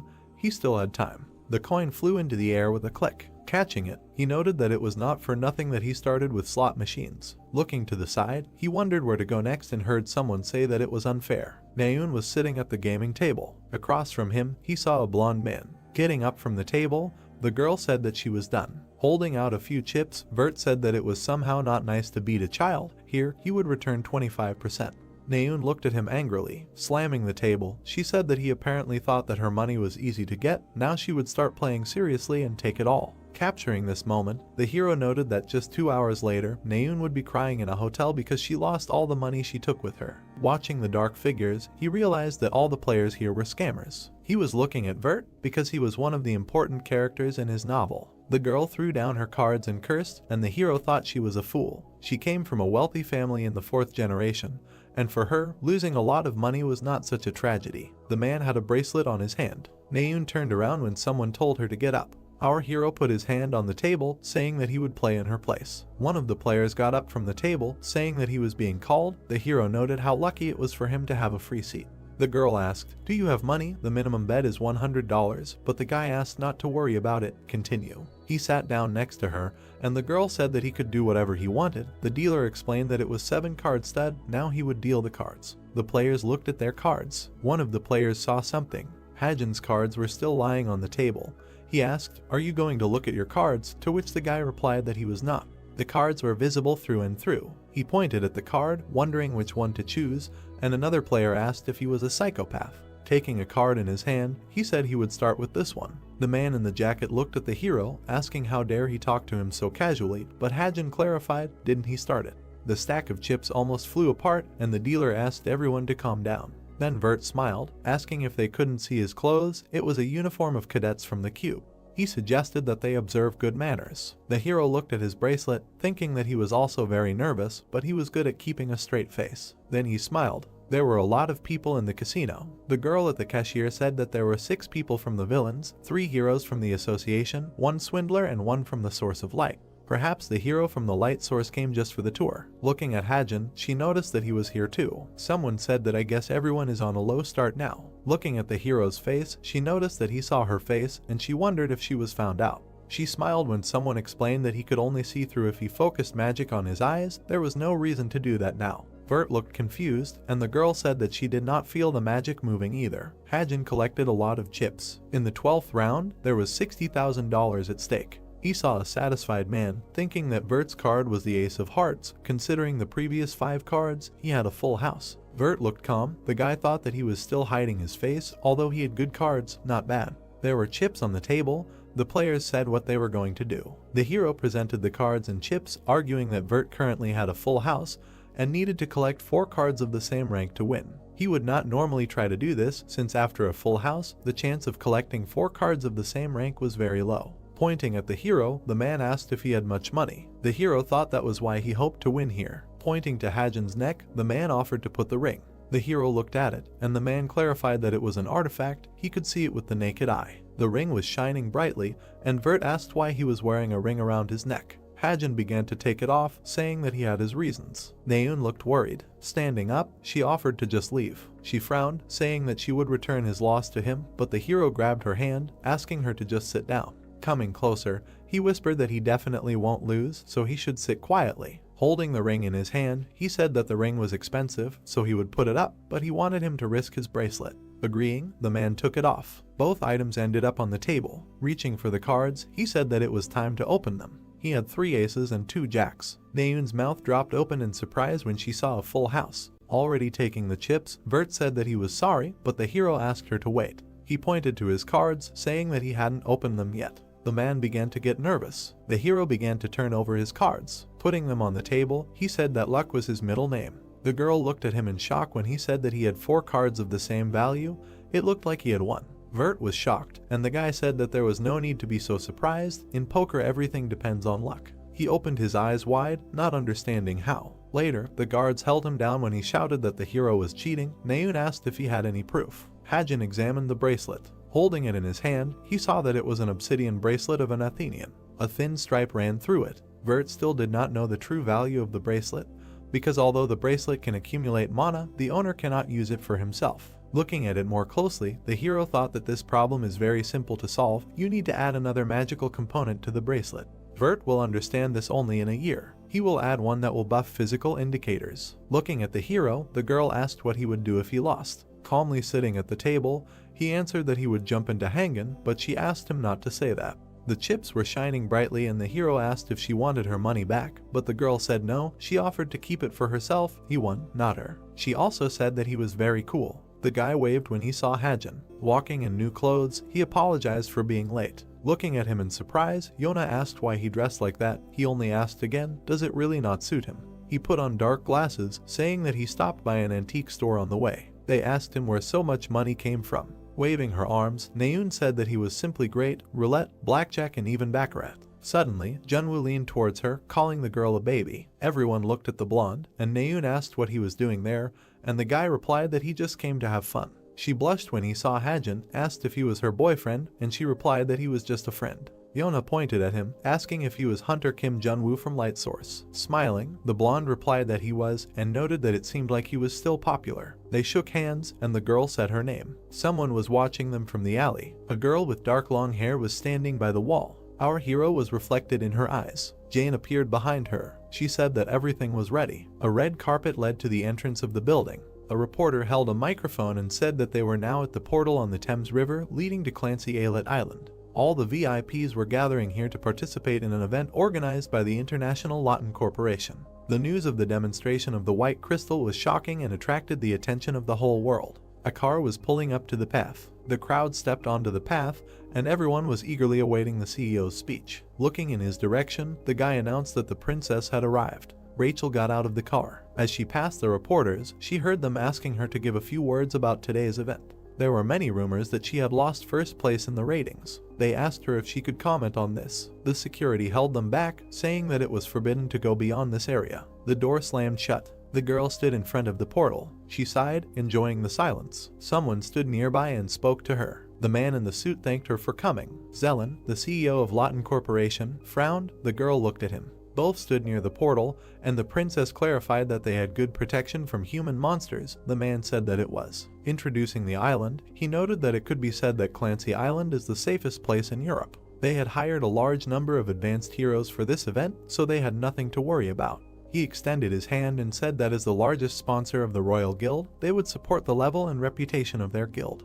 Rachel looked at him silently. Then he smiled widely. People were starting to gather in the hall, and he told her to look forward to it. The hero was sitting at the table. He looked at the time, thinking that there were 30 minutes left before the event, but there were already so many people. Something caught his eye. A red curtain hung above the stage. Letters were burning brightly above the column. In a world teeming with human monsters, it was hard to believe that such a dangerous event was being held. Imagining Zelen sitting under the guillotine, he thought that the Lawton Corporation was one of the most corrupt companies in history. Although there were no human monsters among the leaders, they did evil worse than human monsters. Then he imagined a crystal in a person's hand, saying that such people own the white crystal. Looking at the name of the corporation, he reasoned that although this item should not fall into the hands of human monsters, the Lawton Corporation would also use it for evil purposes. and today, 3 important human monsters would appear. He imagined a boy and a girl, and then a thin man, the leader of the group searching for the artifacts of villains. Now he put his head in his hands, thinking that with his current abilities, there was no chance that he could foil their kidnapping plans. It would be better to just watch the original development of the story. A girl came to his table, surprised that he was here too.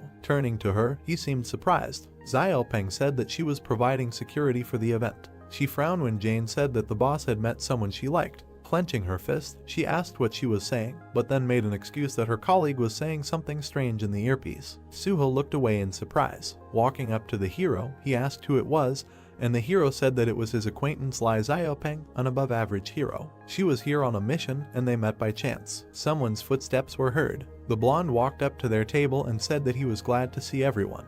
He looked at Xiaopeng intently, asking how she knew Hajin. The girl was unperturbed, and the blonde asked what group she was in. At that moment, the spotlights turned on. Everyone turned their attention to the stage. Xiaopeng looked at the blonde, answering that she had to patrol the event. She turned around and wished her well. The blonde looked at her suspiciously, and she only wondered if he had guessed. The princess was watching them from the top floor. She noted with surprise that he was also here. She noticed the artifact she gave him on him and smiled at the thought of him wearing it. Zelen came out on stage, introducing himself as the CEO of Lawton Corporation, a leader in the innovation industry. People watched his performance. He asked what power is the source of all creations. Smiling, he said it was mana. The spotlight fell on an unknown object. As mana naturally accumulates, it can become a treasure with incredible power. And among these treasures, the white crystal is the rarest and most valuable. Bright lights appeared. There are 480 crystals discovered so far, but the method to use them properly has not yet been discovered. The director reached out to the unknown object and prepared to say something.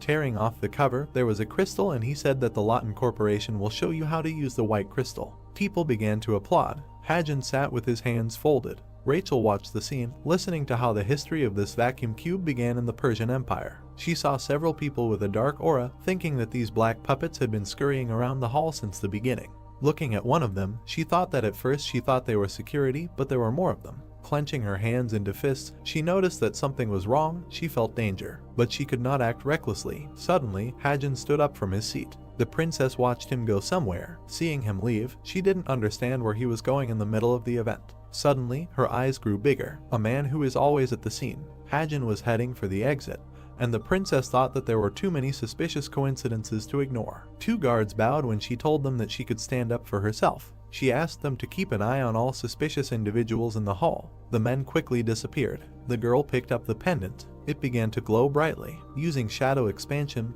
a dark aura surrounded her. Rachel walked down from the balcony like a shadow. She quickly moved around the hall. Frowning, she decided that from now on she would follow Hajin. Zelen spread his arms as he spoke. Someone was smiling widely. Our hero was focused, and the girl was sure that something was about to happen in this hall. A man was sitting at one of the many tables. A loud voice said that they had accessed the internal documents of the Lawton Corporation. When the light crystal was shown, he noted that there was no doubt that the artifact currently in Clancy Hall was genuine. The man said that the cube was originally clay, but thanks to their latest developments in mana engineering, they broke it down to its basic components and gave it a new life in the form of a glass container. The leader of the villain community, Kim Hakpyo, crossed his arms when he heard that Zelen dared to bring a genuine relic to such a place, and this mistake would cost him dearly. He thought that Zelen was too fixated on money and made a serious miscalculation, and he wanted to show the big shots that he had a genuine artifact and make money on the rising price of the company's stock. It was said that although his plan was not so bad,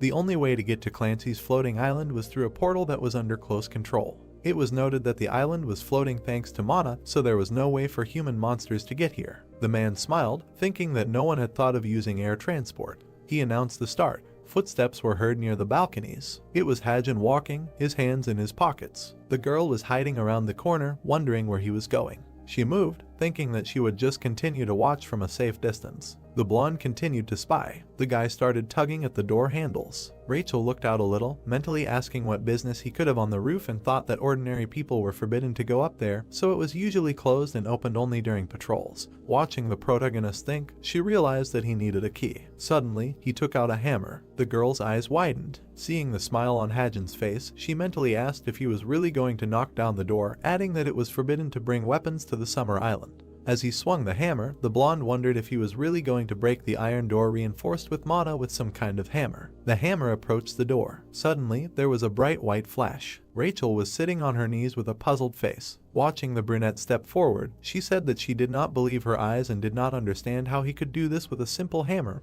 without even using mana. She perked up when she heard the sound. Meanwhile, chaos reigned in the main hall. People in suits attacked the guests. One of them covered the man's mouth. Holding a capsule with a crystal in his other hand, he noted that he finally found out what he was like and that he would take it. Suddenly, a stone rushed at him from behind. An explosion thundered. The brown-haired man, clenching his fist, noted in surprise that he was able to dodge his attack. Looking at many identical people, he noted the unpleasantness of the situation. Suddenly, they all rushed in different directions. Left alone, Xiangchen shouted loudly, calling him a coward and asking who he should fight. A girl started chatting from the side. The monster screamed loudly from the blow. The girl, pressing her back to her comrade, loudly asked what was going on here, noting that there were not only human monsters here, but also ordinary monsters. She looked away in surprise when her name was called. The white-haired guy smiled sweetly, saying that he was glad that she was okay. He threw an object to Suho. Suho caught it with his hand. In his palm, he was clutching the hilt of a sword.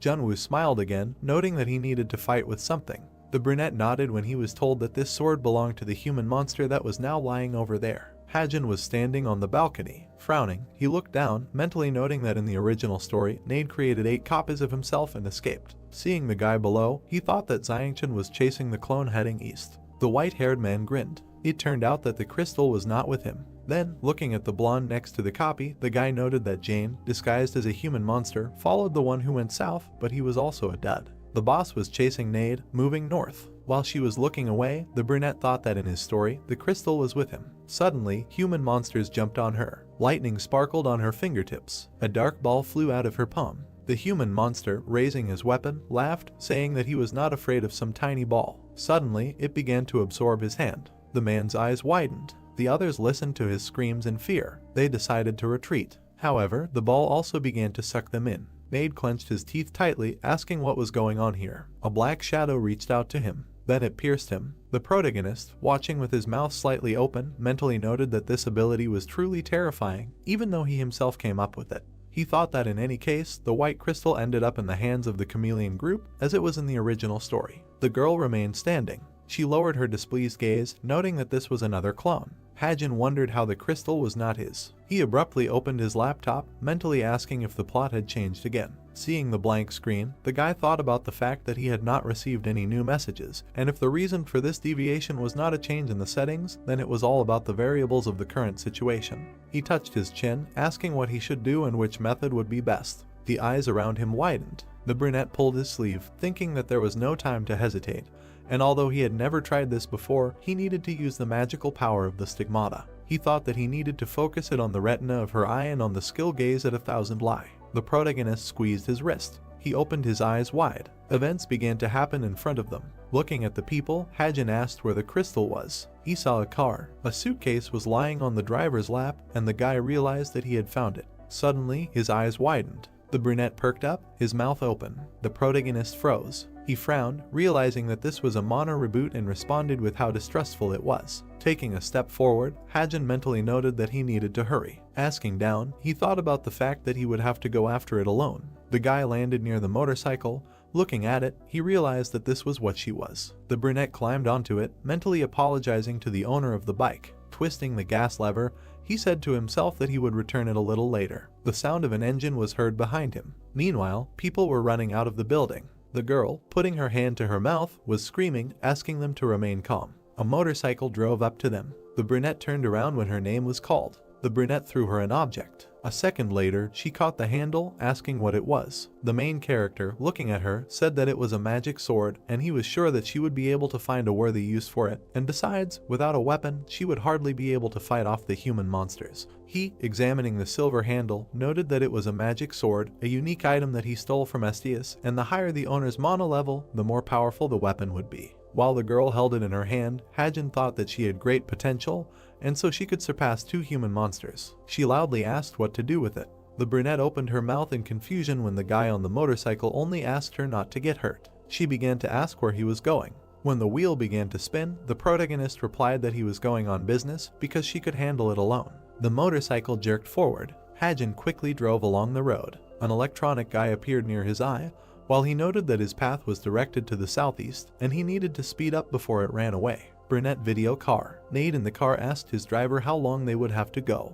He was told that less than a minute, and as soon as they arrived at the place, the plane would fly up. Something rushed past the car. A moment later, the protagonist spun into metal. The wheel bounced off the car. After that, it flew into a ditch. Hajin wiped his face with his hand. Nade kicked the car door, cursing loudly. When a fighter appeared over his head, he said that the guy was already a corpse. The criminal began waving his hand, calling the pilots to him. Watching this, the brunette opened the laptop, guessing the model of the plane. He mentally apologized, noting that they would fly back. The sign on the screen asked him if he wanted to turn the plane around. Nade froze with a puzzled face. He saw that the fighter was flying away and asked what was going on. The main character walked towards him, while he was shouting loudly. He said that since they were left here all alone. He stopped, asking him how about discussing something. The wind swayed the trees. Hajin turned around in fear. He saw the approach. Suddenly, a moment later, he asked the contribution. Stones flew to the sides. The silhouette of a man appeared, on whose shoulder someone was lying.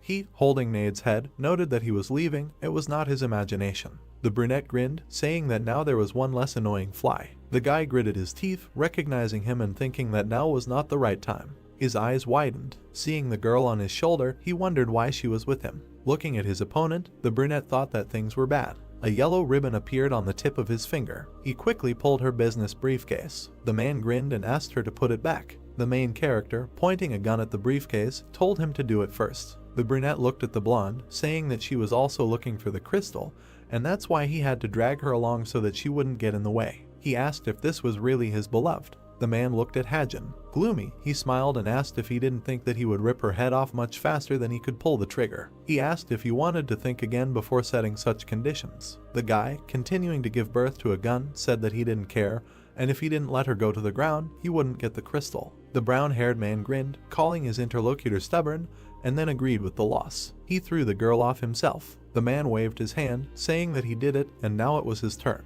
The brunette threw the briefcase in his direction. He immediately caught it. The protagonist glanced sideways at the blonde, mentally noting that he still hadn't had time to figure out what to do with it. While Rachel was still unconscious, he thought that it would be nice to give the crystal to her family, because they would take care of its safety, but because of this brown-haired man, the artifact became a bargaining chip. Seeing the man's insidious grin, Hajin thought that he would have to ask his girlfriend how she managed to fall into his hands. The enemy rushed at him. The guy's eyes widened. Looking at the approaching fist, he realized that he was distracted. After a while, there was a sound of impact. The man froze. He laughed with a gloomy face. Holding his fist to Hajin's head, he asked him to look at it. Seeing the confident look of the guy, the brown-haired man mentally noted that he was good since he did not even move. His lips stretched into an evil smile while he thought about the fact that the brunette did not relax after getting what he wanted, but continued to watch him, expecting a trick. The man lowered his fist, saying that he admits that he is not such a weakling. Turning around, he began to leave, saying that he likes this. The main character opened his mouth. Then he fell abruptly. There was horror in his eyes because he realized that he had just not died.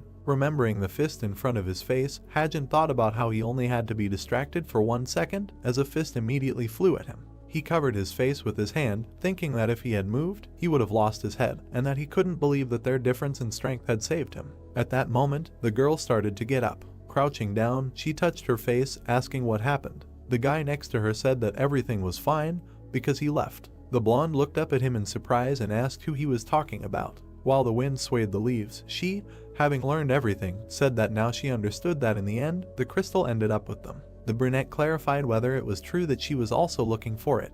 Rachel shook her head, answering that it was not so, and that she was following him. Showing the bullet on her palm, she asked if it was his. The protagonist's mouth dropped open in surprise, and the girl told him that she found it during the final exam. Remembering the exam, Hajin thought that it must have been left behind after the shot from the rifle. Extending his hand, he thanked her. Suddenly, the blonde pulled the bullet to herself. Putting it in her pocket, she said that she just wanted to make sure, that's why she followed him. But Rachel closed his eyes, adding that she managed to get into trouble again.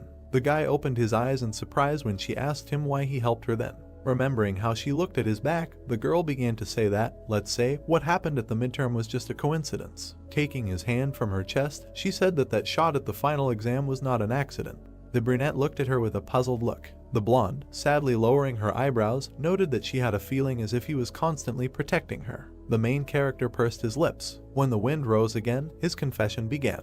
He sharply clenched his fist and called him her fan again. The girl perked up. Hajin with a smile showed her the screen with Rachel's fan club and told her that he was a member. Smiling sweetly, he wondered if she believed him since he couldn't tell her the truth. Imagining how many hands were reaching for the blonde, the guy thought that she was very important for the development of the plot, and if something happened to her, then it was unknown how the story would change. The girl, lowering her eyes, began to mumble. Raising her embarrassed face, she asked if it turned out that he liked it. The brunette's face was covered in sweat. After a while, several service cars were parked near the building. The girl was squeezing her split hair. Sitting nearby, she sighed. A brown-haired girl ran up to her and loudly asked if she had seen it. She asked her what she was talking about. She raised an eyebrow in confusion, asking for an explanation.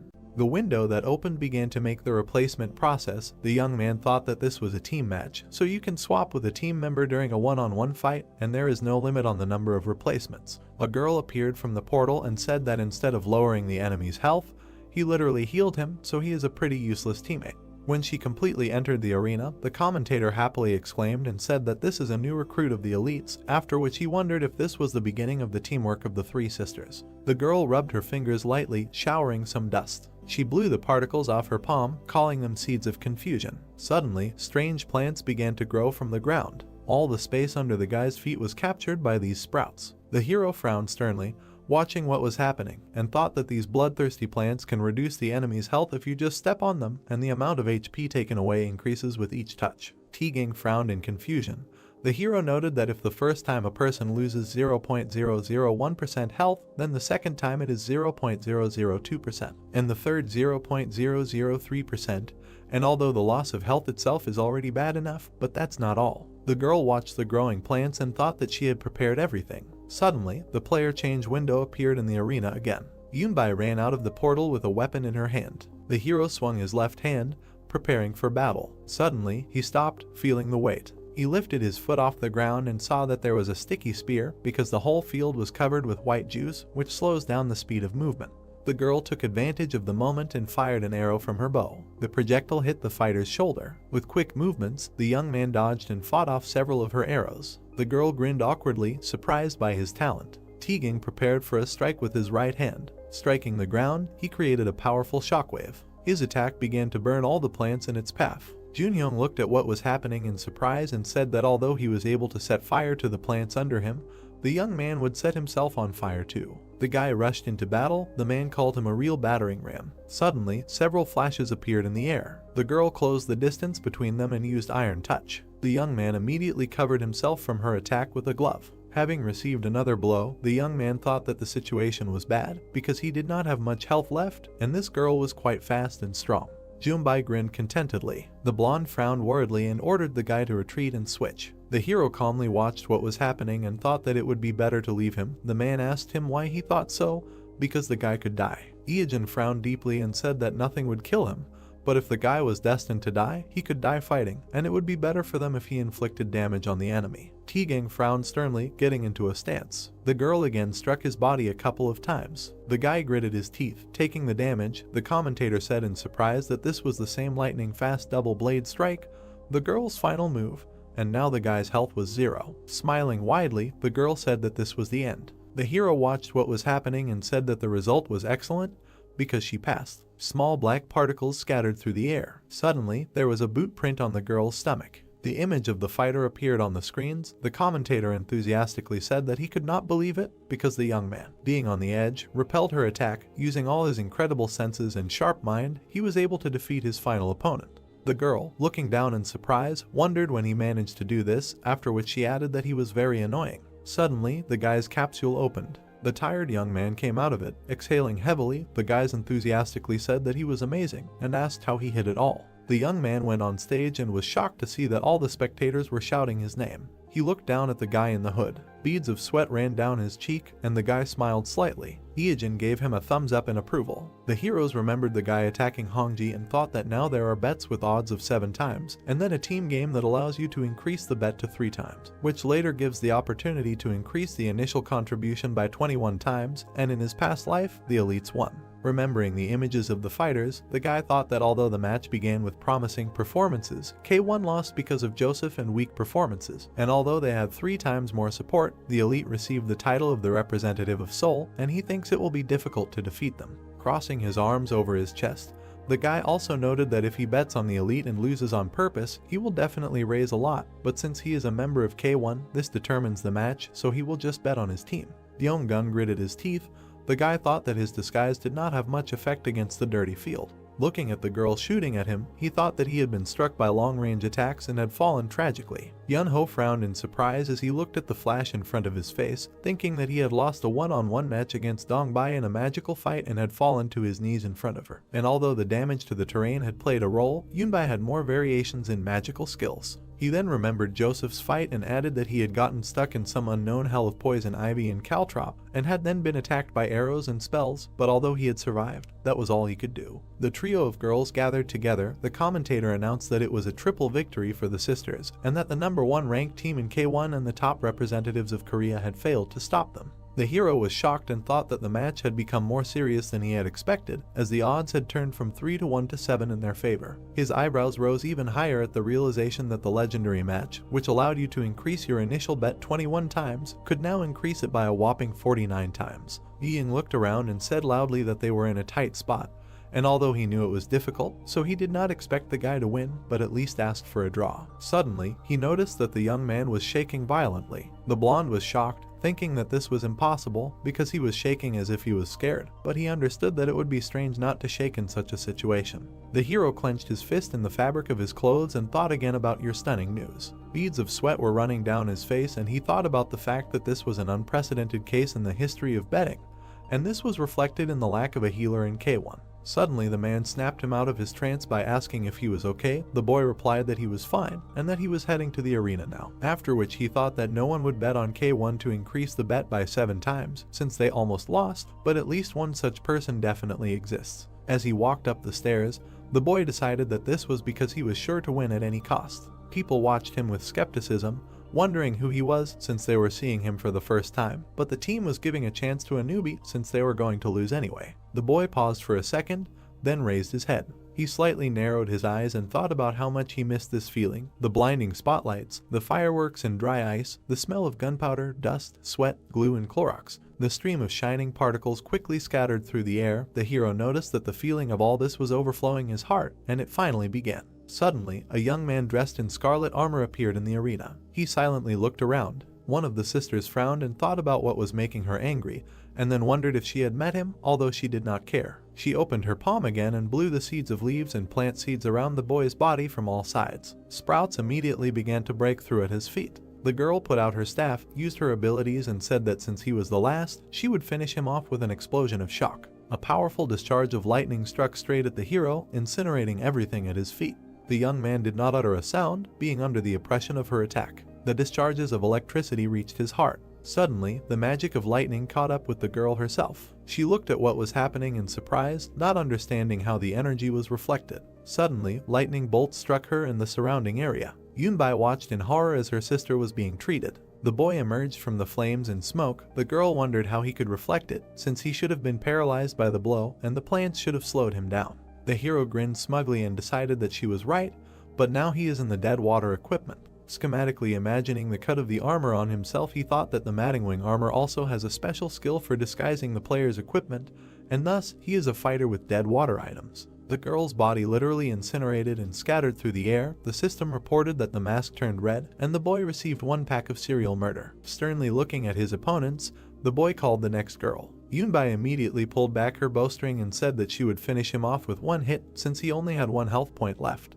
The guy immediately swung his right hand and used Tigang's impersonation. Tigang watched in shock as he was copied. The hero hit the ground, creating a powerful explosion. The girl released her projectile and asked him if he thought his sparks could stop her arrows. The arrow flew at incredible speed and blew smoke to the sides. The girl suddenly noticed that the guy was nowhere to be found, after which she wondered where he had gone. Suddenly, she noticed that the young man had risen high into the sky above her head. The hero hung upside down in the air for a moment. Yunbai pulled back her bowstring again and said that although she did not know how he had risen up there, he had simply become the perfect target. Several arrows were quickly heading his way. Suddenly, with a supersonic clap, the young man changed his trajectory and dodged, surprising his opponent.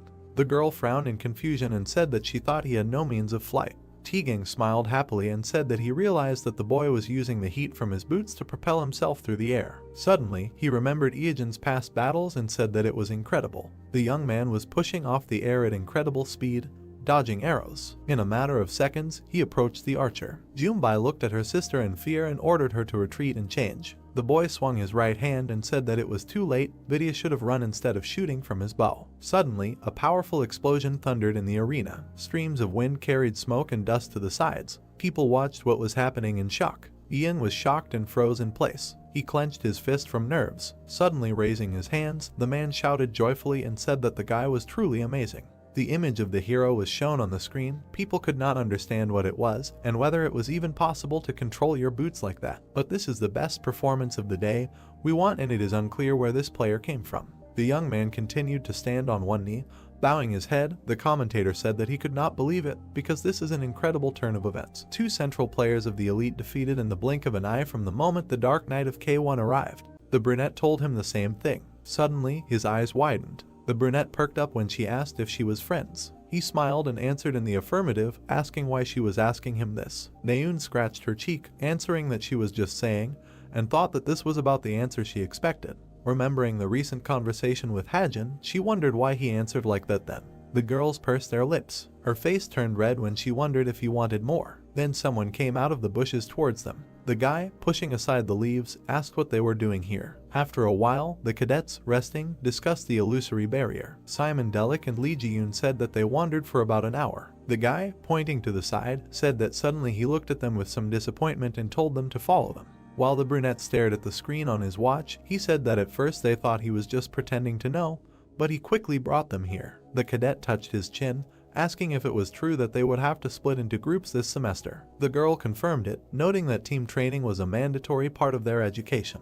Delic asked the students if they had chosen partners, but heard a negative answer. Naeun tensed up when the brunette said that she would like to team up with Hajin. The others asked again with puzzled expressions. Ji-yoon said that a team should have members of different ranks, and among those who are not in the top 100, he is one of the best and also very smart. The brunette, wide-eyed, began to mumble when he is a calculating idiot. She blushed, saying that she thinks he will be hard to work with and wondered what she was even talking about. The guy raised an eyebrow in confusion, saying that there were various rumors about him. Introducing the main character, he said that they say he often leaves the cube territory for various entertainment. Suho and Naeun stared at him. The guy, not noticing the shadow, added that he also pays gangsters so that they. He was interrupted. The brunette clenched her teeth in anger and asked if he saw it himself to say so. Radiating a negative aura, she asked again, and Delic gave a negative answer. The police to a comrade, the girl asked anyway, does he believe in this nonsense? Suho looked at the student and noted that she was right, asking not to say what he did not see, because Hajin is not like that.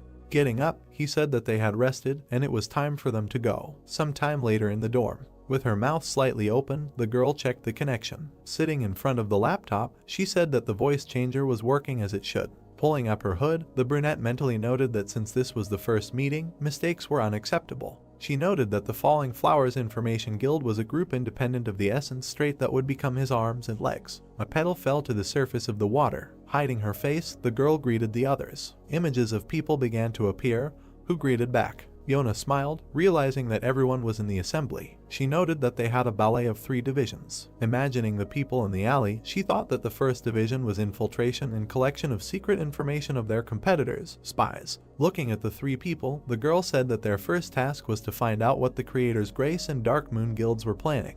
Next, she imagined the hidden guy, noting that the second division was searching for new dungeons and high-ranking monsters, observers. The people disconnected, saying that they were starting. The brunette looked at the last image. Imagining the person who was tracking the other, she noted that the third division was collecting information about people, followed by kidnapping, intimidation, and even murder if necessary. After a while, a man's corpse was lying on the ground. These people were shadows. Looking at the blue screen with the dossier, the girl said that it was necessary to find out everything about the past of these people. She clasped her hands in a lock, saying under no circumstances to catch their eye and not to try to harm. Remembering the many papers, the brunette thought that out of the 5 people, she was only interested in one. She announced the end of the conference, saying that she was waiting for the results. Yonha looked at the screen, thinking that her main goal was. On the blue screen was a dossier on Hajin, where it was said that he lived in an orphanage. At the age of 9 he discovered unique skills, after which he was transferred to a military academy, provided the Strait of the entity with information worth several $1 billion.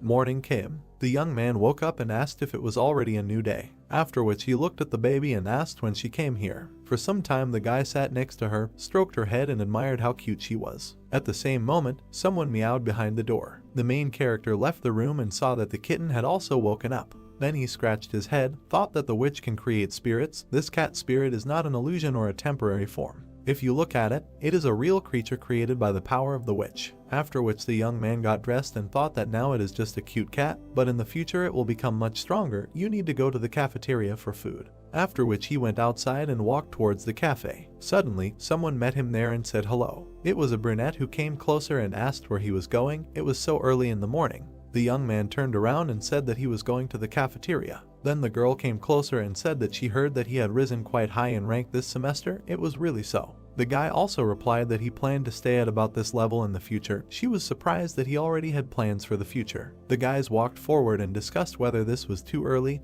Well, the main character did not think so. In the 3rd year they will begin a heroic internship, because of which it will be difficult to just enter the cube. There is only a year and 3 months left. Then the girl turned and asked how about joining the Essence Tide. In his head, thoughts about this guild immediately appeared. The Essence Tide of this guild, which in the future is destined to lead. Frankly speaking, for him this is a guaranteed path to success. But there is one but. The guy closed his eyes and said that he liked the Light Source Guild more. Of course, it all depends on whether they accept him. There are no clear rules, since most of the guild are mercenaries. His friend heard all this and thought about it. Then she said something that surprised him very much, that would make him change his views. The brunette also smiled and added that if she gives him what he has been looking for so long, he will probably change his mind, right?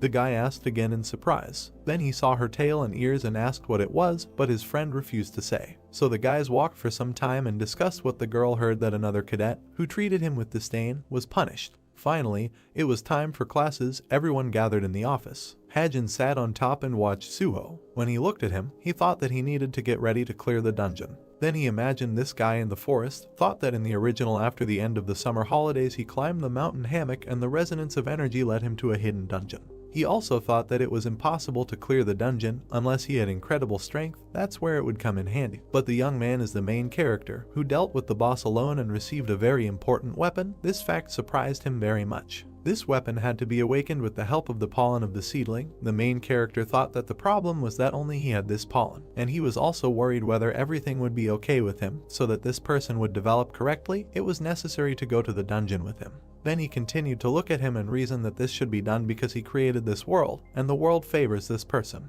Then the brown-haired man took out a pen and thought that maybe he would be lucky, and something would also fall into his lap. Evening came, everyone returned, life in general. The guy sat with the baby on the couch and thought about what to do with Tomer. All this time the girl was sleeping on his lap, and he himself was thinking about what measures should be taken against her before the dungeon raid. He thought about it and decided that this man did not fully support the monster people. If he found her father, then perhaps he could convert her to their side. Then he imagined her and thought that this girl only needed one thing, to find her missing father and kill him with her own hands. After some time, he walked down the street and reasoned that the problem was that he had no idea where her father was. Even when he used the book, he tried to find him, but he did not have enough mana, which is why he received some vague information. Since the detective only works on the territory of the Korean peninsula, it is pointless to contact him if the target is abroad. He also thought about who else he could ask for help, and then it dawned on him that Chundong had stayed up late yesterday. The only person this guy talked to was a graduate of the intelligence course of the Military Academy of Agents. Then he remembered a familiar person from the information center. His name was Kim Hosob.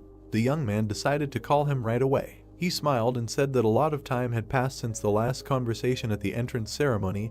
Did something happen? But nothing like that happened. After which the main character asked, because this man still works in the information company, hopes that he can help him with the search for a person, was even ready to pay. The operator whispered to him that in general he can help if he says his name. In response he heard gratitude, and immediately the question, did his boss really load him with work? But the question how did he find out, the author answered that he had a tired voice. Then he said something that surprised him a lot. If he decides to quit the company, he will recommend him a guild. I am sure that he will be more appreciated there with his skills. This information guild is Falling Flowers. Finally, the guys said goodbye and wished each other good luck. The call was ended.